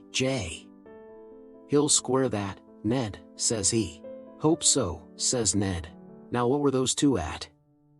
J, getting him off the grand jury list and the other give him a leg over the stile. With his name in Stubbs's. Playing cards, hobnobbing with flash toffs with a swank glass in their eye, a drinking fizz, and he half smothered in writs and garnishy orders. Pawning his gold watch in Commons of Francis Street where no one would know him in the private office when I was there with Pisser releasing his boots out of the pop. What's your name, sir? Dunn, says he. Aye, and Dunn says I, gob, he'll come home by Weeping Cross one of those days, I'm thinking. Did you see that bloody lunatic Breen round there? Says Alf. U.P. up. Yes, says J. Looking for a private detective. Aye, says Ned. And he wanted right go wrong to address the court only Corny Kelleher got round him telling him to get the handwriting examined first. £10,000, says Alf, laughing. God, I'd give anything to hear him before a judge and jury. Was it you did it, Alf? Says Joe. The truth, the whole truth and nothing but the truth, so help you Jimmy Johnson. Me? Says Alf. Don't cast your nasturtiums on my character. Whatever statement you make, says Joe, will be taken down in evidence against you. Of course an action would lie, says J. It implies that he is not compos mentis. U.P. up, compass your eye. Says Alf, laughing. Do you know that he's balmy? Look at his head. Do you know that some mornings he has to get his hat on with a shoe on? Yes, says J. But the truth of a libel is no defense to an indictment for publishing it in the eyes of the law. Ha ha, Alf, says Joe. Still, says Bloom, on account of the poor woman, I mean his wife. Pity about her, says the citizen. Or any other woman marries a half and half. How half and half? Says Bloom. Do you mean he? Half and half I mean, says the citizen. A fellow that's neither fish nor flesh, nor good red herring, says Joe. That what's I mean, says the citizen. A pashoke, if you know what that is. Begob I saw there was trouble coming. And Bloom explaining he meant on account of it being cruel for the wife having to go round after the old stuttering fool. Cruelty to animals, so it is to let that bloody poverty-stricken Breen out on grass with his beard out tripping him, bringing down the rain.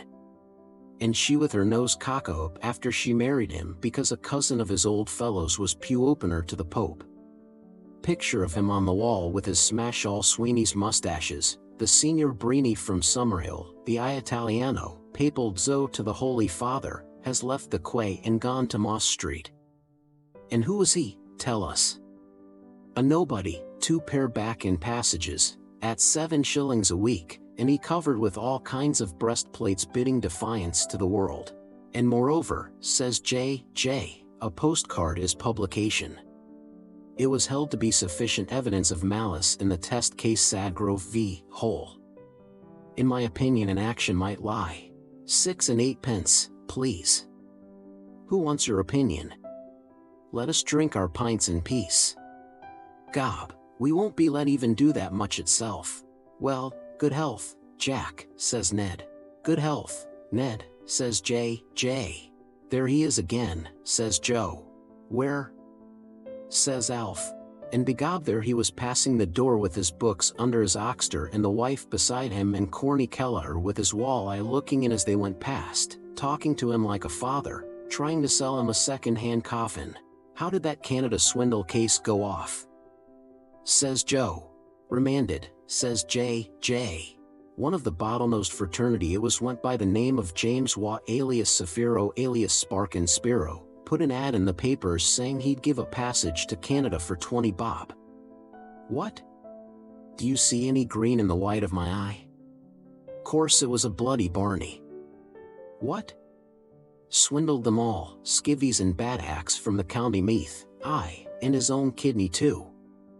J. was telling us there was an ancient Hebrew Zaretsky or something weeping in the witness box with his hat on him, swearing by the holy Moses he was stuck for 2 quid.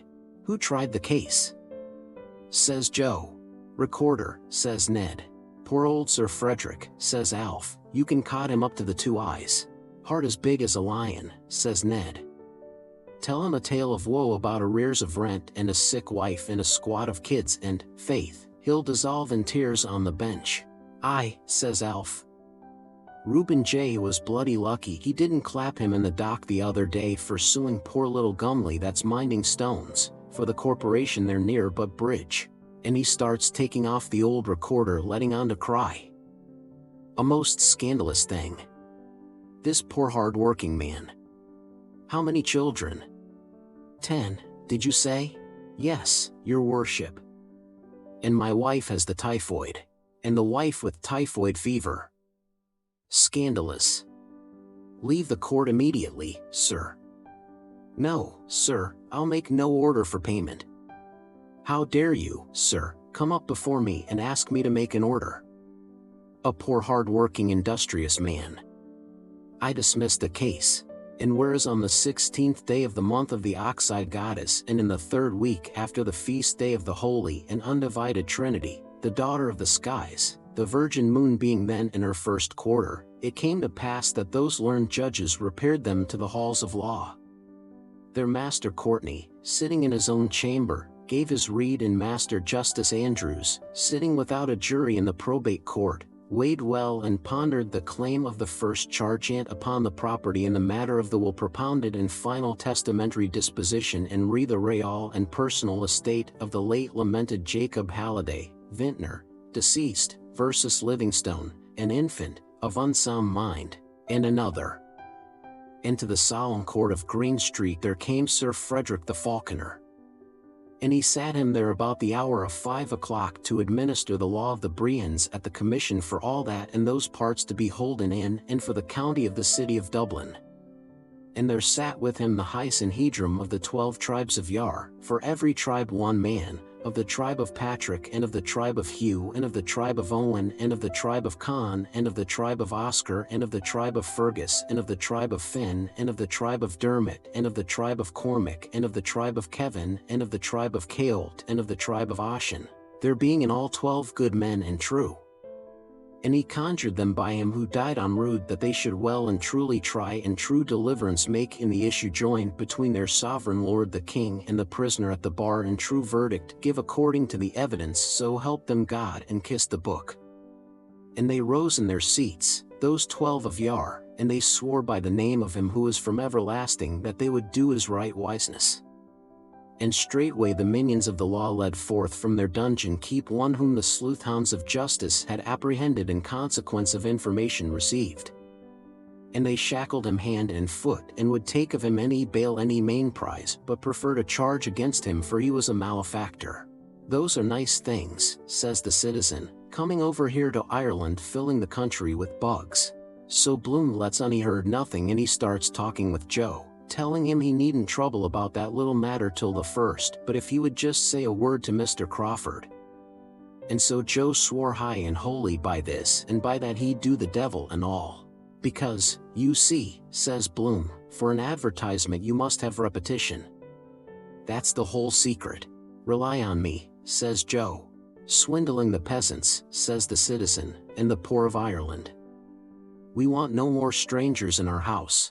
Oh, I'm sure that will be all right, Hines, says Bloom. It's just that keys, you see. Consider that done, says Joe. Very kind of you, says Bloom. The strangers, says the citizen. Our own fault. We let them come in. We brought them in. The adulteress and her paramour brought the Saxon robbers here. Decree nisi, says J. And Bloom letting on to be awfully deeply interested in nothing, a spider's web in the corner behind the barrel, and the citizen scowling after him and the old dog at his feet looking up to know who to bite and when. A dishonored wife, says the citizen, that's what's the cause of all our misfortunes. And here she is, says Alf, that was giggling over the Police Gazette with Terry on the counter, in all her war paint. Give us a squint at her, says I. And what was it, only one of the smutty Yankee pictures Terry borrows off of Corny Kelleher? Secrets for enlarging your private parts. Misconduct of Society Belle. Norman W. Tupper, wealthy Chicago contractor, finds pretty but faithless wife in lap of Officer Taylor. Belle and her bloomers misconducting herself, and her fancy man feeling for her tickles, and Norman W. Tupper bouncing in with his pea-shooter just in time to be late after she doing the trick of the loop with Officer Taylor. Oh Jakers, Jenny, says Joe, how short your shirt is. There's hair, Joe, says I, get a queer old tail end of corned beef off of that one, what? So anyhow in came John Wise Nolan and Lenehan with him with a face on him as long as a late breakfast. Well, says the citizen, what's the latest from the scene of action? What did those tinkers in the city hall at their caucus meeting decide about the Irish language? Amelin, clad in shining armor, low-bending made obeisance to the puissant and high and mighty chief of all Erin, and did him to wit of that which had befallen, how that the grave elders of the most obedient city, second of the realm, had met them in the Thulsel, and there, after due prayers to the gods who dwell in ether supernal, had taken solemn counsel whereby they might, if so be it might be, bring once more into honor among mortal men the winged speech of the sea-divided gale. It's on the march, says the citizen. To hell with the bloody brutal Sassenachs and their patois. So J. puts in a word, doing the toff about one story was good till you heard another, and blinking facts and the Nelson policy, putting your blind eye to the telescope and drawing up a bill of attainder to impeach a nation, and Bloom trying to back him up moderation and botheration and their colonies and their civilization. Their civilization, you mean, says the citizen. To hell with them. The curse of a good-for-nothing god light sideways on the bloody thick-lugged sons of whores gets. No music and no art and no literature worthy of the name. Any civilization they have they stole from us. Tongue-tied sons of bastards ghosts. The European family, says J. They're not European, says the citizen. I was in Europe with Kevin Egan of Paris. You wouldn't see a trace of them or their language anywhere in Europe except in a cabinet d'essence, and says John Wise. Full many a flower is born to blush unseen, and says Lenehan that knows a bit of the lingo. Conspuse les Anglais. Perfide Albion, he said, and then lifted he in his rude great brawny strengthy hands the medher of dark strong foamy ale, and, uttering his tribal slogan Lam der Jabu, he drank to the undoing of his foes, a race of mighty valorous heroes, rulers of the waves, who sit on thrones of alabaster silent as the deathless gods. What's up with you, says I to Lenehan. You look like a fellow that had lost a bob and found a tanner. Gold cup, says he. Who won, Mr. Lenehan? Says Terry. Throwaway, says he, at 20-1. A rank outsider. And the rest nowhere. And Base's mare? Says Terry. Still running, says he. We're all in a cart. Boylan plunged 2 quid on my tip scepter for himself and a lady friend. I had half a crown myself, says Terry, on Zinfandel that Mr. Flynn gave me. Lord Howard de Walden's. 20-1, says Lenehan. Such is life in an outhouse. Throwaway, says he. Takes the biscuit, and talking about bunions. Frailty, thy name is Scepter. So he went over to the biscuit tin Bob Doran left to see if there was anything he could lift on the nod, the old cur after him backing his luck with his mangy snout up. Old Mother Hubbard went to the cupboard. "Not there, my child," says he. "Keep your pecker up," says Joe. She'd have won the money only for the other dog. And J. and the citizen arguing about law and history with Bloom sticking in an odd word. "Some people," says Bloom, "can see the mote in others' eyes, but they can't see the beam in their own." "Remaze," says the citizen. "There's no one as blind as the fellow that won't see, if you know what that means." Where our missing 20 millions of Irish should be here today instead of 4, our lost tribes. And our potteries and textiles, the finest in the whole world. And our wool that was sold in Rome in the time of Juvenal, and our flax and our damask from the looms of Antrim, and our Limerick lace, our tanneries and our white flint glass down there by Ballybaw, and our Huguenot poplin that we have since Jacquard de Lion, and our woven silk and our Foxford tweeds and ivory raised point from the Carmelite convent in New Ross, nothing like it in the whole wide world. Where are the Greek merchants that came through the Pillars of Hercules, the Gibraltar now grabbed by the foe of mankind, with gold and Tyrian purple to sell in Wexford at the Fair of Carmen? Read Tacitus and Ptolemy, even Giraldus Cambrensis. Wine, peltries, Connemara marble, silver from Tipperary, second to none, our far-famed horses even today, the Irish hobbies, with King Philip of Spain offering to pay customs duties for the right to fish in our waters. What do the Yellow Johns of Anglia owe us for our ruined trade and our ruined hearths? In the beds of the Barrow and Shannon they won't deepen with millions of acres of marsh and bog to make us all die of consumption? As treeless as Portugal will be soon, says John Wise, or Heligoland with its one tree if something is not done to reafforest the land. Larches, firs, all the trees of the conifer family are going fast. I was reading a report of Lord Castletown's. "Save them," says the citizen, "the giant ash of Galway and the chieftain elm of Kildare with a 40-foot bole and an acre of foliage. Save the trees of Ireland for the future men of Ireland on the fair hills of Era. Oh, Europe has its eyes on you," says Lenehan. The fashionable international world attended en masse this afternoon at the wedding of the Chevalier Jean Wise de Nolan, Grand High Chief Ranger of the Irish National Foresters, with Miss Fir Conifer of Pine Valley, Lady Sylvester Elmshade, Mrs. Barbara Lovebirch, Mrs. Pole Ash, Mrs. Holly Hazel Eyes, Miss Daphne Bays, Miss Dorothy Canebrake, Mrs. Clyde Twelvetrees, Mrs. Rowan Green, Mrs. Helen Vinnegatting, Miss Virginia Creeper, Miss Gladys Beach, Miss Olive Garth, Miss Blanche Maple, Mrs. Maud Mahogany, Miss Myra Myrtle, Miss Priscilla Elderflower, Miss B. Honeysuckle, Miss Grace Poplar, Miss O. Mimosa San, Miss Rachel Cedar Frond, the Mrs. Lillian and Viola Lilac, Miss Timidity Aspinall, Mrs. Kitty Dewey Moss, Miss May Hawthorne, Mrs. Gloriana Palm, Mrs. Liana Forrest, Mrs. Arabella Blackwood and Mrs. Norma Holyoke of Oakhome Regis graced the ceremony by their presence. The bride, who was given away by her father, the conifer of the Glens, looked exquisitely charming in a creation carried out in green mercerized silk, molded on an underslip of gloaming gray, sashed with a yoke of broad emerald and finished with a triple flounce of darker-hued fringe, the scheme being relieved by bretelles and hip insertions of acorn bronze.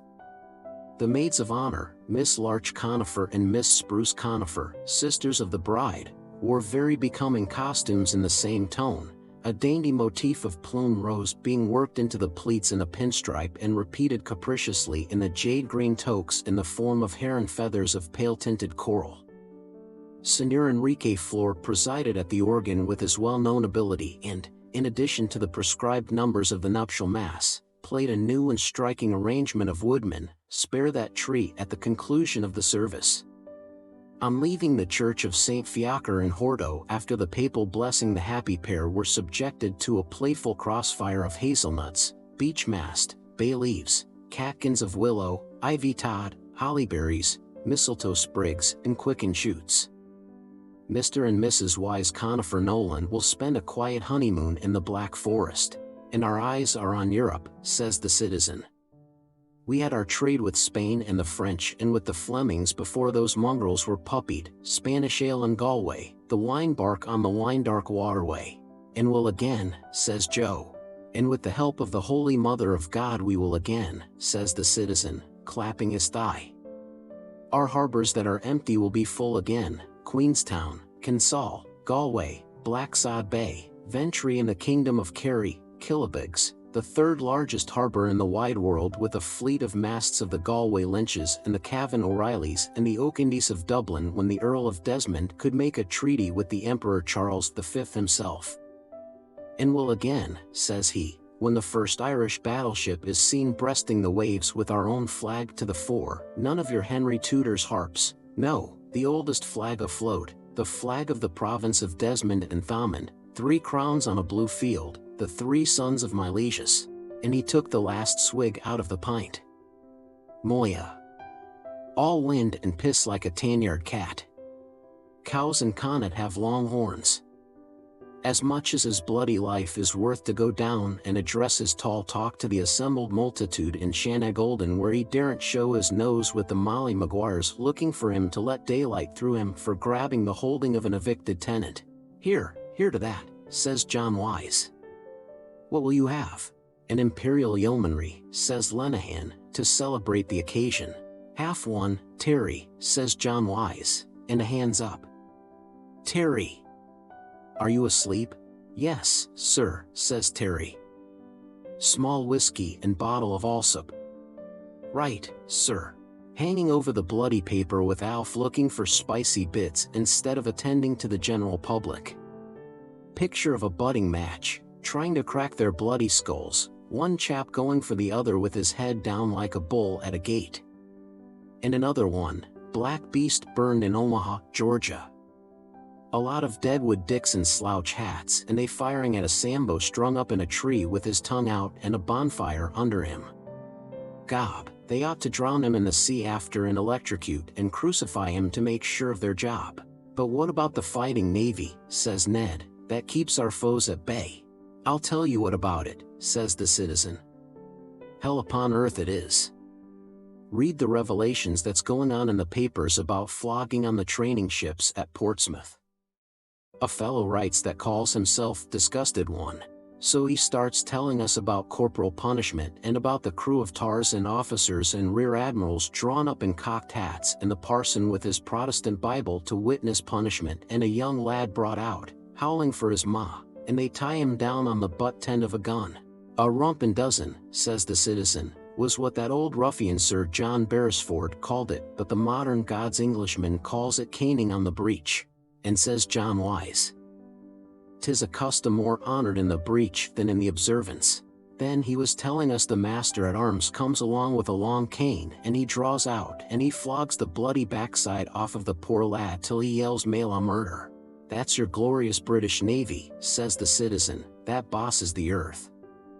The fellows that never will be slaves, with the only hereditary chamber on the face of God's earth and their land in the hands of a dozen game hogs and cotton ball barons. That's the great empire they boast about of drudges and whipped serfs, on which the sun never rises, says Joe. And the tragedy of it is, says the citizen, they believe it. The unfortunate yahoos believe it. They believe in Rod, the Scourger Almighty, creator of hell upon earth, and in Jackie Tar, the son of a gun, who was conceived of unholy boast, born of the fighting navy, suffered under rump and dozen, was scarified, flayed and curried, yelled like bloody hell. The third day he arose again from the bed, steered into haven, sitteth on his beam till further orders whence he shall come to drudge for a living and be paid. But, says Bloom, isn't discipline the same everywhere? I mean, wouldn't it be the same here if you put force against force? Didn't I tell you? As true as I'm drinking this porter, if he was at his last gasp he'd try to downface you that dying was living. We'll put force against force, says the citizen. We have our greater Ireland beyond the sea. They were driven out of house and home in the Black 47. Their mud cabins and their shielings by the roadside were laid low by the battering ram, and the Times rubbed its hands and told the white-livered Saxons there would soon be as few Irish in Ireland as Redskins in America. Even the Grand Turk sent us his piastres. But the Sassenach tried to starve the nation at home while the land was full of crops that the British hyenas bought and sold in Rio de Janeiro. They drove out the peasants in hordes. 20,000 of them died in the coffin ships. But those that came to the land of the free remember the land of bondage. And they will come again, and with a vengeance. No cravens, the sons of Granuaile, the champions of Kathleen and Ihoulihan. Perfectly true, says Bloom. But my point was, we are a long time waiting for that day, citizen, says Ned. Since the poor old woman told us that the French were on the sea and landed at Killala. Says John Wise. We fought for the royal Stuarts that reneged us against the Williamites, and they betrayed us. Remember Limerick and the broken treaty stone. We gave our best blood to France and Spain, the wild geese. Fontenoy, and Sarsfield and O'Donnell, Duke of Tetuan in Spain, and Ulysses Brown of Camus that was Field Marshal to Maria Theresa. But what did we ever get for it? The French, says the citizen. Set of dancing masters. Do you know what it is? They were never worth a roasted fart to Ireland. Aren't they trying to make an entente cordiale now at Tépé's dinner party with perfidious Albion? Firebrands of Europe, and they always were. Conspieux les Français, says Lenehan, nobbling his beer. And as for the Prussians and the Hanoverians, says Joe, haven't we had enough of those sausage-eating bastards on the throne from George the Elector down to the German lad and the flatulent old bitch that's dead? Jesus, I had to laugh at the way he came out with that about the old one with the winkers on her, blind drunk in her royal palace every night of God, old Vic, with her jorum of Mountain Dew and her coachman carting her up body and bones to roll into bed, and she pulling him by the whiskers and singing him old bits of songs about Erin on the Rhine and come where the booze is cheaper. Well, says J. We have Edward the Peacemaker now. Tell that to a fool, says the citizen. There's a bloody sight more pox than pax about that boyo. Edward Guelph-Wetton. And what do you think, says Joe, of the holy boys, the priests and bishops of Ireland doing up his room in Maynooth in his satanic majesty's racing colors and sticking up pictures of all the horses his jockeys rode? The Earl of Dublin, no less. They ought to have stuck up all the women he rode himself, says little Alf. And says J. Considerations of space influenced their lordship's decision. Will you try another, citizen? Says Joe. Yes, sir, says he. I will. You? Says Joe. Beholden to you, Joe, says I. May your shadow never grow less. Repeat that dose, says Joe. Bloom was talking with John Wise, and he quite excited with his Dunduckety mud-colored mug on him and his old plumies rolling about. Persecution, says he, all the history of the world is full of it. Perpetuating national hatred among nations. But do you know what a nation means? Says John Wise. Yes, says Bloom. What is it? Says John Wise. A nation. Says Bloom. A nation is the same people living in the same place. By God, then, says Ned, laughing, if that's so I'm a nation for I'm living in the same place for the past 5 years. So of course everyone had to laugh at Bloom, and says he, trying to mock out of it. Or also living in different places. That covers my case, says Joe. What is your nation if I may ask? Says the citizen. Ireland, says Bloom. I was born here. Ireland. The citizen said nothing, only cleared the spit out of his gullet and, gob, he spat a red bank oyster out of him right in the corner. After you with the push, Joe, says he, taking out his handkerchief to swab himself dry. Here you are, citizen, says Joe. Take that in your right hand and repeat after me the following words. The much treasured and intricately embroidered ancient Irish facecloth attributed to Solomon of Droma and Manus Tamiltak Og Macdono, authors of the Book of Balamode, was then carefully produced and called forth prolonged admiration. No need to dwell on the legendary beauty of the corner pieces, the acme of art, wherein one can distinctly discern each of the 4 evangelists in turn presenting to each of the 4 masters his evangelical symbol, a bog oak scepter, a North American puma, a far nobler king of beasts than the British article, be it said in passing, a Kerry calf and a golden eagle from Carrantoul.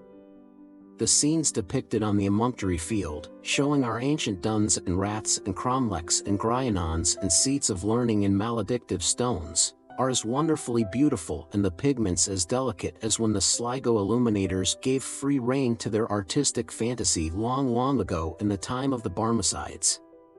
Glendalough, the lovely lakes of Killarney, the ruins of Clonmacnoise, Song Abbey, Glenanag and the 12 Pins, Ireland's Eye, the green hills of Tallet, Croagh Patrick, the brewery of Messrs. Arthur Guinness, Son and Company, Limited, Loch Nee's Banks, the Vale of Avoca, Isolde's Tower, the Mappus Obelisk, Sir Patrick Dunn's Hospital, Cape Clear, the Glen of Ahurlo, Lynch's Castle, the Scotch House, Rathdown Union Workhouse at Loughlinstown, Tullamore Jail, Castleconnell Rapids, Kilballymacshanakill, the Cross at Monasterboice, Jury's Hotel, S. Patrick's Purgatory, the Salmon Leap, Maynooth College Refectory, Curley's Hole, the three birthplaces of the first Duke of Wellington, the Rock of Cashel, the Bog of Allen, the Henry Street Warehouse, Fingal's Cave. All these moving scenes are still there for us today, rendered more beautiful still by the waters of sorrow which have passed over them and by the rich incrustations of time. "Show us over the drink," says I. "Which is which?" "That's mine," says Joe, as the devil said to the dead policeman. "And I belong to a race too," says Bloom, "that is hated and persecuted. Also now. This very moment. This very instant. Gob, he near burned his fingers with the butt of his old cigar. Robbed," says he. "Plundered. Insulted. Persecuted. Taking what belongs to us by right. At this very moment," says he, putting up his fist, "sold by auction in Morocco like slaves or cattle." "Are you talking about the New Jerusalem?" says the citizen. "I'm talking about injustice," says Bloom. "Right," says John Wise. "Stand up to it then with force like men. That's an almanac picture for you. Mark for a soft-nosed bullet. Old Lardyface standing up to the business end of a gun. Gob, he'd adorn a sweeping brush, so he would, if he only had a nurse's apron on him. And then he collapses all of a sudden, twisting around all the opposite, as limp as a wet rag. But it's no use," says he. "Force, hatred, history, all that. That's not life for men and women, insult and hatred. And everybody knows that it's the very opposite of that. That is really life." "What?" says Alf. "Love," says Bloom. "I mean the opposite of hatred. I must go now," says he to John Wise. "Just round to the court a moment to see if Martin is there.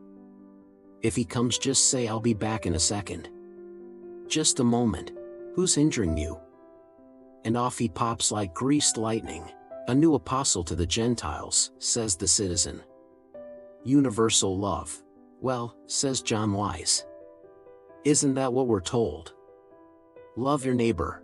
"That chap?" says the citizen. "Beggar my neighbor is his motto. Love, Moya. He's a nice pattern of a Romeo and Juliet. Love loves to love. Nurse loves the new chemist. Constable 14A loves Mary Kelly. Gertie McDowell loves the boy that has the bicycle.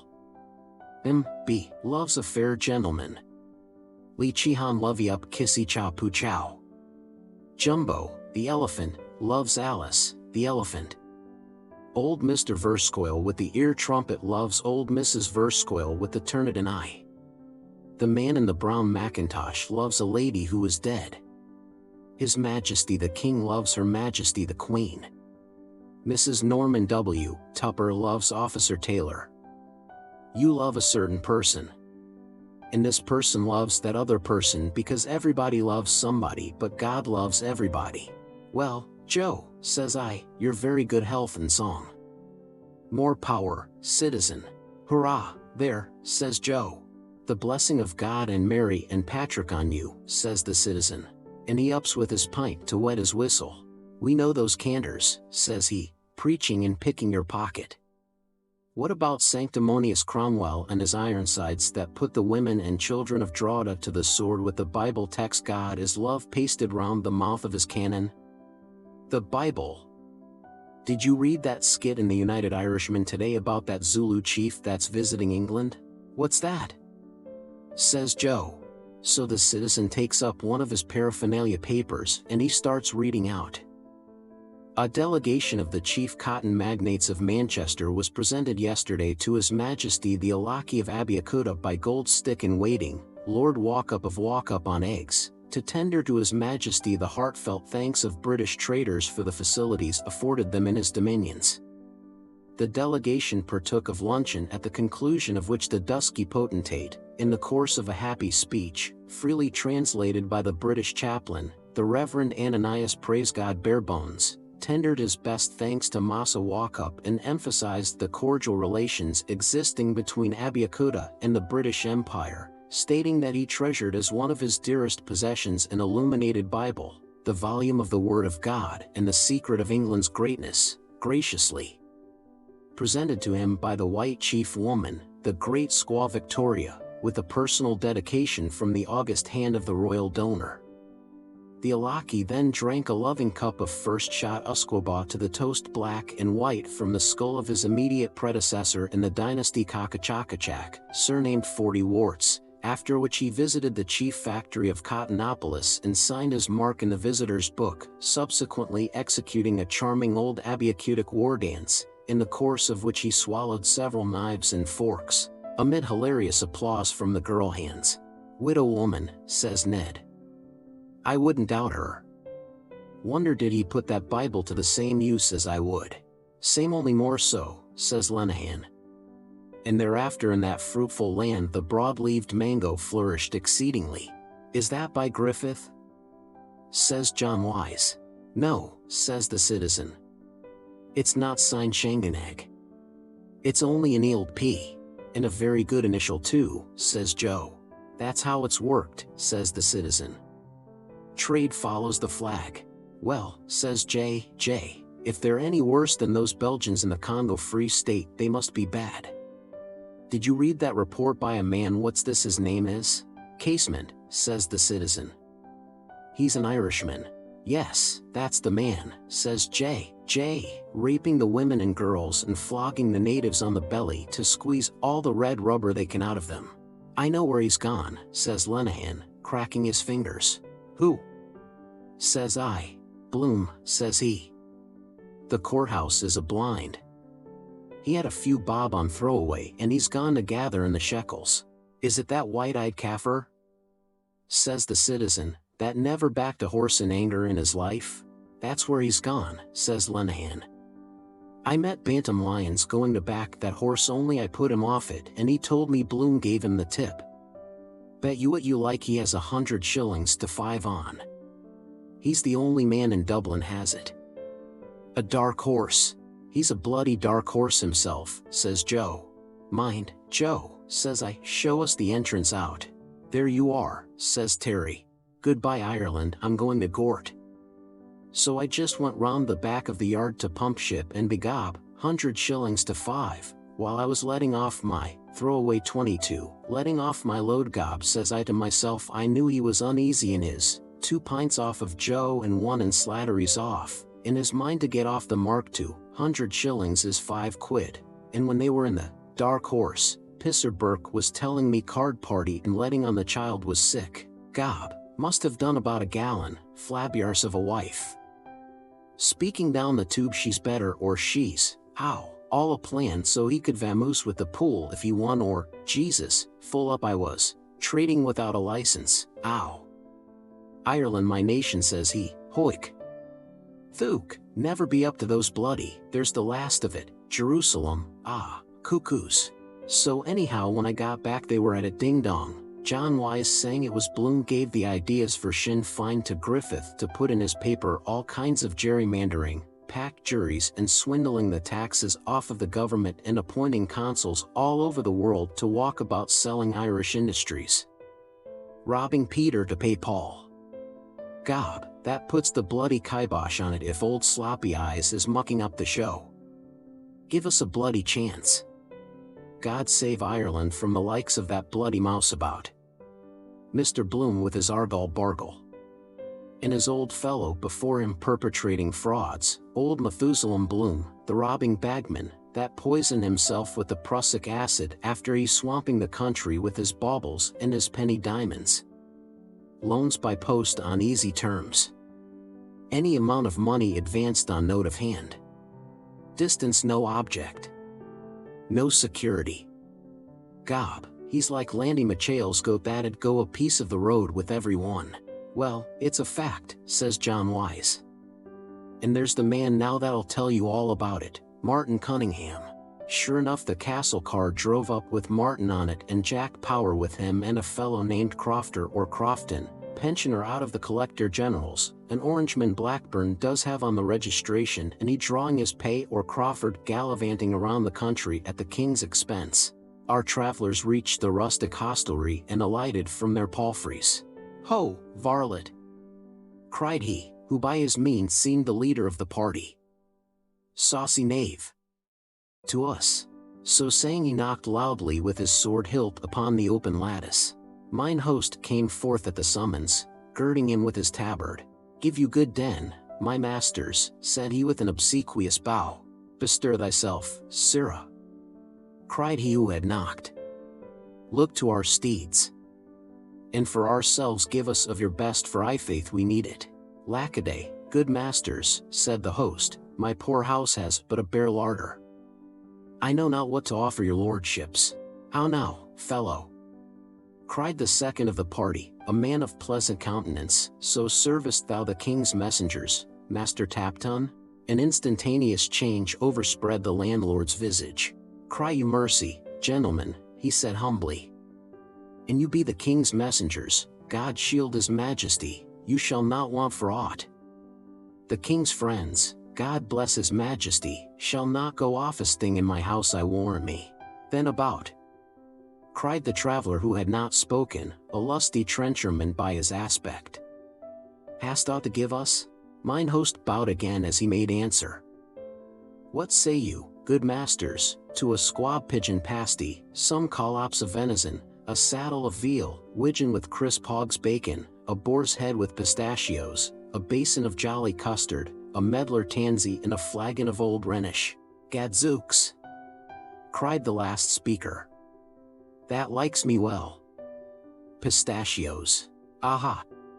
cried he of the pleasant countenance. "A poor house and a bare larder, quotha! 'Tis a merry rogue. So on comes Martin asking where was Bloom. 'Where is he?' says Lenehan.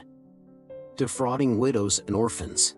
'Isn't that a fact?' says John Wise. 'What I was telling the citizen about Bloom and the Sinn Féin?' 'That's so,' says Martin. 'Or so they allege.' 'Who made those allegations?' says Alf. 'I,' says Joe. 'I'm the alligator. And after all,' says John Wise, 'why can't a Jew love his country like the next fellow?' 'Why not?' says J, when he's quite sure which country it is. 'Is he a Jew or a Gentile or a Holy Roman or a swaddler, or what the hell is he?' says Ned. 'Or who is he?' 'No offense, Crofton. Who is Junius?' says J. 'We don't want him,' says Crofter the Orangeman or Presbyterian. 'He's a perverted Jew,' says Martin, 'from a place in Hungary, and it was he drew up all the plans according to the Hungarian system. We know that in the castle. Isn't he a cousin of Bloom the dentist?' says Jack Power. 'Not at all,' says Martin. 'Only namesakes. His name was Vorig, the father's name that poisoned himself. He changed it by deed poll, the father did. That's the new Messiah for Ireland,' says the citizen. 'Island of saints and sages. Well, they're still waiting for their Redeemer,' says Martin. 'For that matter, so are we.' 'Yes,' says J, 'and every male that's born they think it may be their Messiah. And every Jew is in a tall state of excitement, I believe, till he knows if he's a father or a mother. Expecting every moment will be his next,' says Lenehan. 'Oh, by God,' says Ned, 'you should have seen Bloom before that son of his that died was born.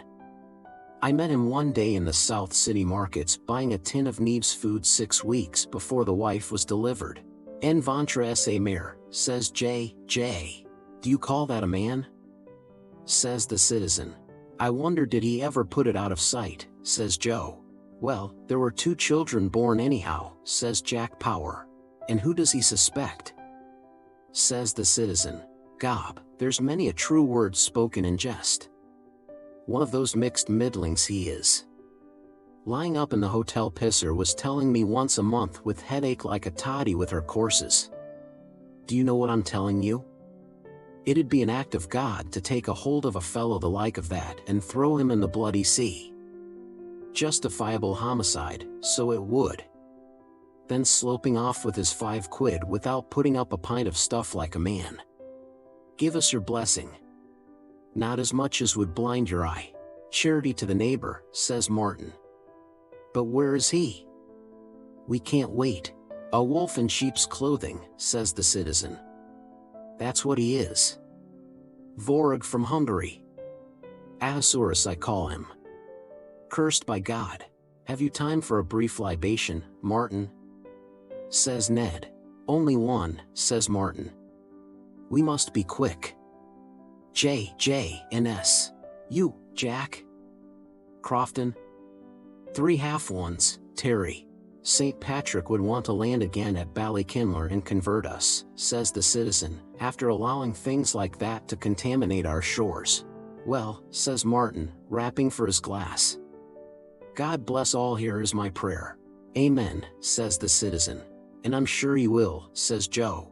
And at the sound of the sacring bell, headed by a crucifer with acolytes, thurifers, boat-bearers, readers, ostiarii, deacons and subdeacons, the blessed company drew nigh of mitred abbots and priors and guardians and monks and friars, the monks of Benedict of Spoleto, Carthusians and Camaldolesi, Cistercians and Olivetans, Oratorians and Vallambrosans, and the friars of Augustine, Brigittines, Premonstratensians, Servi, Trinitarians, and the children of Peter Nolasco, and therewith from Carmel. Mount the children of Elijah prophet led by Albert Bishop and by Teresa of Avila, Calpt and other, and friars, brown and gray, sons of poor Francis, Capuchins, Cordeliers, Minims and observants and the daughters of Clara, and the sons of Dominic, the friars preachers, and the sons of Vincent, and the monks of S. Woolston, and Ignatius's children, and the confraternity of the Christian brothers led by the Reverend Brother Edmund Ignatius Rice. And after came all saints and martyrs, virgins and confessors, S. Cyr and S. Isidore Erater and S. James the Less and S. Phocas of Sinope and S. Julian Hospitator and S. Felix de Cantilus and S. Simon Stylites and S. Stephen Protomartyr and S. John of God and S. Ferial and S. Lugard and S. Theodotus and S. Volmer and S. Richard and S. Vincent de Paul and S. Martin of Todi and S. Martin of Tours and S. Alfred and S. Joseph and S. Dennis and S. Cornelius and S. Leopold and S. Bernard and S. Terence and S. Edward and S. Owen Caniculus and S. Anonymous and S. Eponymous and S. Pseudonymous and S. Homonymous and S. Paronymus and S. Synonymous and S. Lawrence O'Toole and S. James of Dingle and Compostela and S. Columcille and S. Columba and S. Celestine and S. Coleman and S. Kevin and S. Brendan and S. Frigidian and S. Senon and S. Facna and S. Columbanus and S.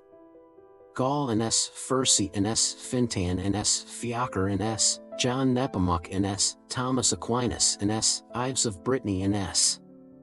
Micon and S. Herman Joseph and the 3 patrons of Holy Youth S. Aloysius Gonzaga and S. Stanislaus Kostka and S. John Birchmans and the Saints Gervasius, Servasius and Bonifacius and S. Bride and S. Kieran and S. Candace of Kilkenny and S. Jarlath of Tuam and S. Finbar and S.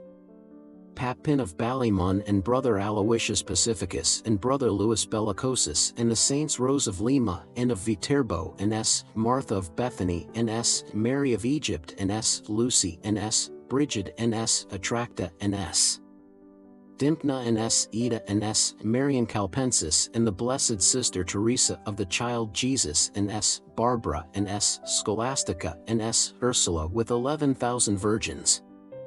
And all came with nimbi and aureoles and glory, bearing palms and harps and swords and olive crowns, in robes whereon were woven the blessed symbols of their efficacies, inkhorns, arrows, loaves, crosses, fetters, axes, trees, bridges, babes in a bathtub, shells, wallets, shears, keys, dragons, lilies, buckshot, beards, hogs, lamps, bellows, beehives, saplatals, stars, snakes, anvils, boxes of vaseline, bells, crutches, forceps, stag's horns, watertight boots, hawks, millstones, eyes on a dish, wax candles, aspergills, unicorns.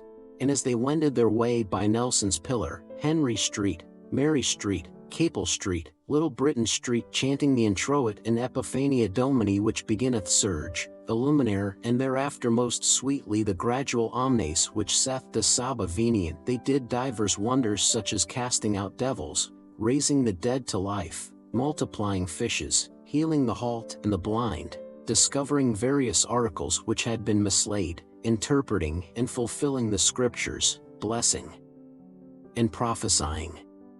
And last, beneath a canopy of cloth of gold came the Reverend Father O'Flynn attended by Malachi and Patrick. And when the good fathers had reached the appointed place, the house of Bernard Kiernan and Co., Limited, 8, 9 and 10, Little Britain Street, wholesale grocers, wine and brandy shippers, licensed for the sale of beer, wine and spirits for consumption on the premises, the celebrant blessed the house and censed the mullioned windows and the groins and the vaults and the arrases and the capitals and the pediments and the cornices and the enrailed arches and the spires and the cupolas and sprinkled the lintels thereof with blessed water and prayed that God might bless that house as he had blessed the house of Abraham and Isaac and Jacob and make the angels of his light to inhabit therein. And entering he blessed the viands and the beverages, and the company of all the blessed answered his prayers. Adiutorium nostrum in nomine Domini. Confecit coelum et terram. Dominus vobiscum. Et cum spiritu tua. And he laid his hands upon that he blessed and gave thanks, and he prayed, and they all with him prayed. Deus, cuius verbo sanctificanter omnia, benedictionem tuum effund super creaturas istis, et presta ut quisquis eis secundum legem et voluntatem tuum cum gratiarum action usus furit per invocationem sanctissimi nominis tuae corporis sanitatem et animi tutelum te auctor percipiat per Christum Dominum nostrum. And so say all of us, says Jack.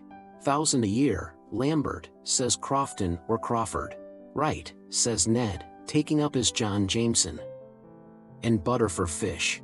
I was just looking around to see who the happy thought would strike when be damned, but in he comes again letting on to be in a hell of a hurry. I was just round at the courthouse, says he, looking for you. I hope I'm not. No, says Martin, we're ready. Courthouse my eye and your pockets hanging down with gold and silver. Mean bloody scut. Stand us a drink itself. Devil a sweet fear. There's a Jew for you. All for number 1. Cute as a shithouse rat. 100 to 5. Don't tell anyone, says the citizen. Beg your pardon, says he. Come on boys, says Martin, seeing it was looking blue. Come along now. Don't tell anyone, says the citizen, letting a ball out of him. It's a secret. And the bloody dog woke up and let a growl. Bye all, says Martin. And he got them out as quick as he could, Jack Power and Crofton or whatever you call him, and him in the middle of them letting on to be all at sea, and up with them on the bloody jaunting car. Off with you, says Martin to the Jarvey. The milk-white Dolphin tossed his mane and, rising in the golden poop, the helmsman spread the bellying sail upon the wind and stood off forward with all sail set, the spinnaker to larboard. A many comely nymphs drew nigh to starboard and to larboard and, clinging to the sides of the noble bark, they link their shining forms as doth the cunning wheelwright when he fashions about the heart of his will the equidistant rays whereof each one is sister to another, and he binds them all with an outer ring, and giveth speed to the feet of men when as they ride to a hosting or contend for the smile of ladies fair. Even so did they come and set them, those willing nymphs, the undying sisters. And they laughed, sporting in a circle of their foam, and the bark clave the waves. But begob I was just lowering the heel of the pint when I saw the citizen getting up to waddle to the door, puffing and blowing with the dropsy, and he cursing the curse of Cromwell on him, bell, book and candle and Irish, spitting and spatting out of him, and Joe and little Alf round him like a leprechaun trying to peacify him. "Let me alone," says he. And begob he got as far as the door, and they holding him, and he bawls out of him, "3 cheers for Israel. Ara, sit down on the parliamentary side of your arse for Christ's sake, and don't be making a public exhibition of yourself. Jesus, there's always some bloody clown or other kicking up a bloody murder about bloody nothing. Gob, it'd turn the porter sour in your guts, so it would." And all the ragamuffins and sluts of the nation round the door, and Martin telling the jarvey to drive ahead, and the citizen bawling, and Alf and Joe him to wisht, and he on his high horse about the Jews, and the loafers calling for a speech, and Jack Power trying to get him to sit down on the car and hold his bloody jaw, and a loafer with a patch over his eye starts singing "If the Man in the Moon Was a Jew, Jew, Jew," and a slut shouts out of her, mister, your fly is open, mister." And says he, Mendelssohn was a Jew, and Karl Marx and Mercadante and Spinoza. And the Savior was a Jew, and his father was a Jew. "Your God, he had no father," says Martin. "That'll do now. Drive ahead. Who's God?" says the citizen. "Well, his uncle was a Jew," says he. "Your God was a Jew. Christ was a Jew like me." Gob, the citizen made a plunge back into the shop. "By Jesus," says he, "I'll brain that bloody Jew man for using the holy name. By Jesus, I'll crucify him, so I will. Give us that biscuit box here." "Stop! Stop!" says Joe. A large and appreciative gathering of friends and acquaintances from the metropolis and Greater Dublin assembled in their thousands to bid farewell to Nagiasegos Urim Lapoti Vorig, late of Messrs. Alexander Toms, printers, to His Majesty, on the occasion of his departure for the distant clime of Sazerminx Brojolias Dugulas, meadow of murmuring waters. The ceremony, which went off with great eclat, was characterized by the most affecting cordiality. An illuminated scroll of ancient Irish vellum, the work of Irish artists, was presented to the distinguished phenomenologist on behalf of a large section of the community, and was accompanied by the gift of a silver casket, tastefully executed in the style of ancient Celtic ornament, a work which reflects every credit on the makers, Messrs. Jacob August Jacob. The departing guest was the recipient of a hearty ovation, many of those who were present being visibly moved when the select orchestra of Irish pipes struck up the well-known strains of "Come Back to Erin," followed immediately by Rakoczy's March. Tar barrels and bonfires were lighted along the coastline of the 4 seas on the summits of the Hill of Howth, Three Rock Mountain, Sugarloaf, Bray Head, the Mountains of Mourne, the Galties, the Ox and Donegal and Sperrin Peaks, the Nagels and the Bogrags, the Connemara Hills, the reeks of Ngillicuddy, Slieve Audie, Slieve Bernag and Slieve Bloom.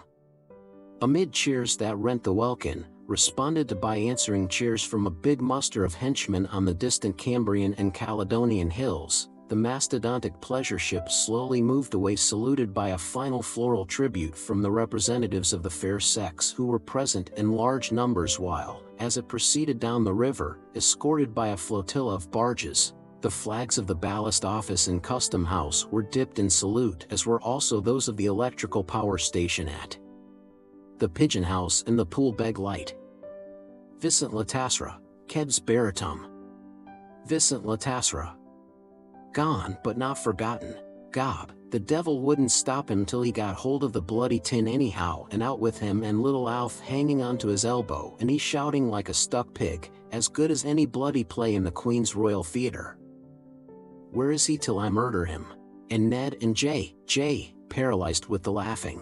Bloody wars, says I. I'll be in for the last gospel. But as luck would have it, the jarvey got the nag's head round the other way and off with him. Hold on, citizen, says Joe. Stop. Begob he drew his hand and made a swipe and let fly. Mercy of God, the sun was in his eyes, or he'd have left him for dead. Gob, he near sended into the county Longford. The bloody nag took fright and the old mongrel after the car like bloody hell, and all the populace shouting and laughing and the old tin box clattering along the street. The catastrophe was terrific and instantaneous in its effect. The observatory of Dunsink registered in all 11 shocks, all of the 5th grade of Mercalli's scale, and there is no record extant of a similar seismic disturbance in our island since the earthquake of 1534, the year of the rebellion of Silken Thomas. The epicenter appears to have been that part of the metropolis which constitutes the Innsquay ward and parish of St. Micon, covering a surface of 41 acres, 2 roods and 1 square pole or perch. All the lordly residences in the vicinity of the Palace of Justice were demolished, and that noble edifice itself, in which at the time of the catastrophe important legal debates were in progress, is literally a mass of ruins beneath which it is to be feared all the occupants have been buried alive. From the reports of eyewitnesses it transpires that the seismic waves were accompanied by a violent atmospheric perturbation of cyclonic character.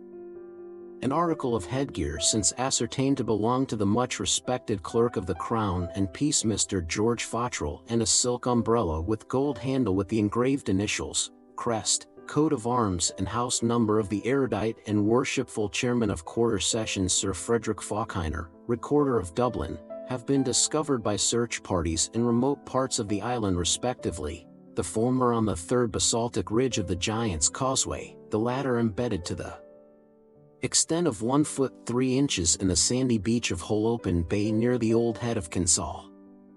Other eyewitnesses deposed that they observed an incandescent object of enormous proportions hurtling through the atmosphere at a terrifying velocity in a trajectory directed southwest by west.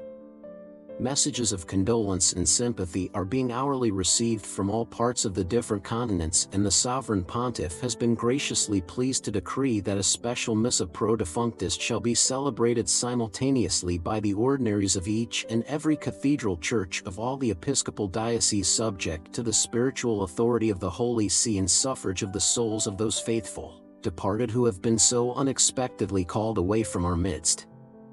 The work of salvage, removal of debris, human remains etc. has been entrusted to Messrs. Michael Mead and Son, 159, Great Brunswick Street, and Messrs. T. and C. Martin, 77, 78, 79 and 80, North Wall, assisted by the men and officers of the Duke of Cornwall's Light Infantry under the general supervision of H.R.H., Rear Admiral, the Right Honourable Sir Hercules Hannibal Habeas Corpus Anderson, K.G., K.P., K.T., P.C., K.C.B., M.P., J.P., M.B., D.S.O., S.O.D., M.F.H., M.R.I.A., B. L. Muse Document, P.L.G., F.T.C.D., F.R.U.I., F.R.C.P.I., and F.R.C.S.I. You never saw the like of it in all your born puff. Gob, if he got that lottery ticket on the side of his pole he'd remember the gold cup, he would so, but begob the citizen would have been lagged for assault and battery and Jove for aiding and abetting. The jarvey saved his life by furious driving as sure as God made Moses. What? Oh, Jesus, he did. And he let a volley of oaths after him. Did I kill him, says he, or what? And he shouting to the bloody dog. After him, Gary. After him, boy. And the last we saw was the bloody car rounding the corner and old Sheepsface on it gesticulating, and the bloody mongrel after it with his lugs back for all he was bloody well worth to tear him limb from limb. 100-5. Jesus, he took the value of it out of him, I promise you. When, lo, there came about them all a great brightness, and they beheld the chariot wherein he stood ascend to heaven. And they beheld him in the chariot, clothed upon in the glory of the brightness, having raiment as of the sun, fair as the moon and terrible that for all they durst not look upon him. And there came a voice out of heaven, calling, Elijah, Elijah. And he answered with a main cry, Abba, Adonai. And they beheld him, even him, Ben Bloom Elijah, amid clouds of angels ascend to the glory of the brightness at an angle of 45 degrees over Donahoe's and Little Green Street like a shot off a shovel.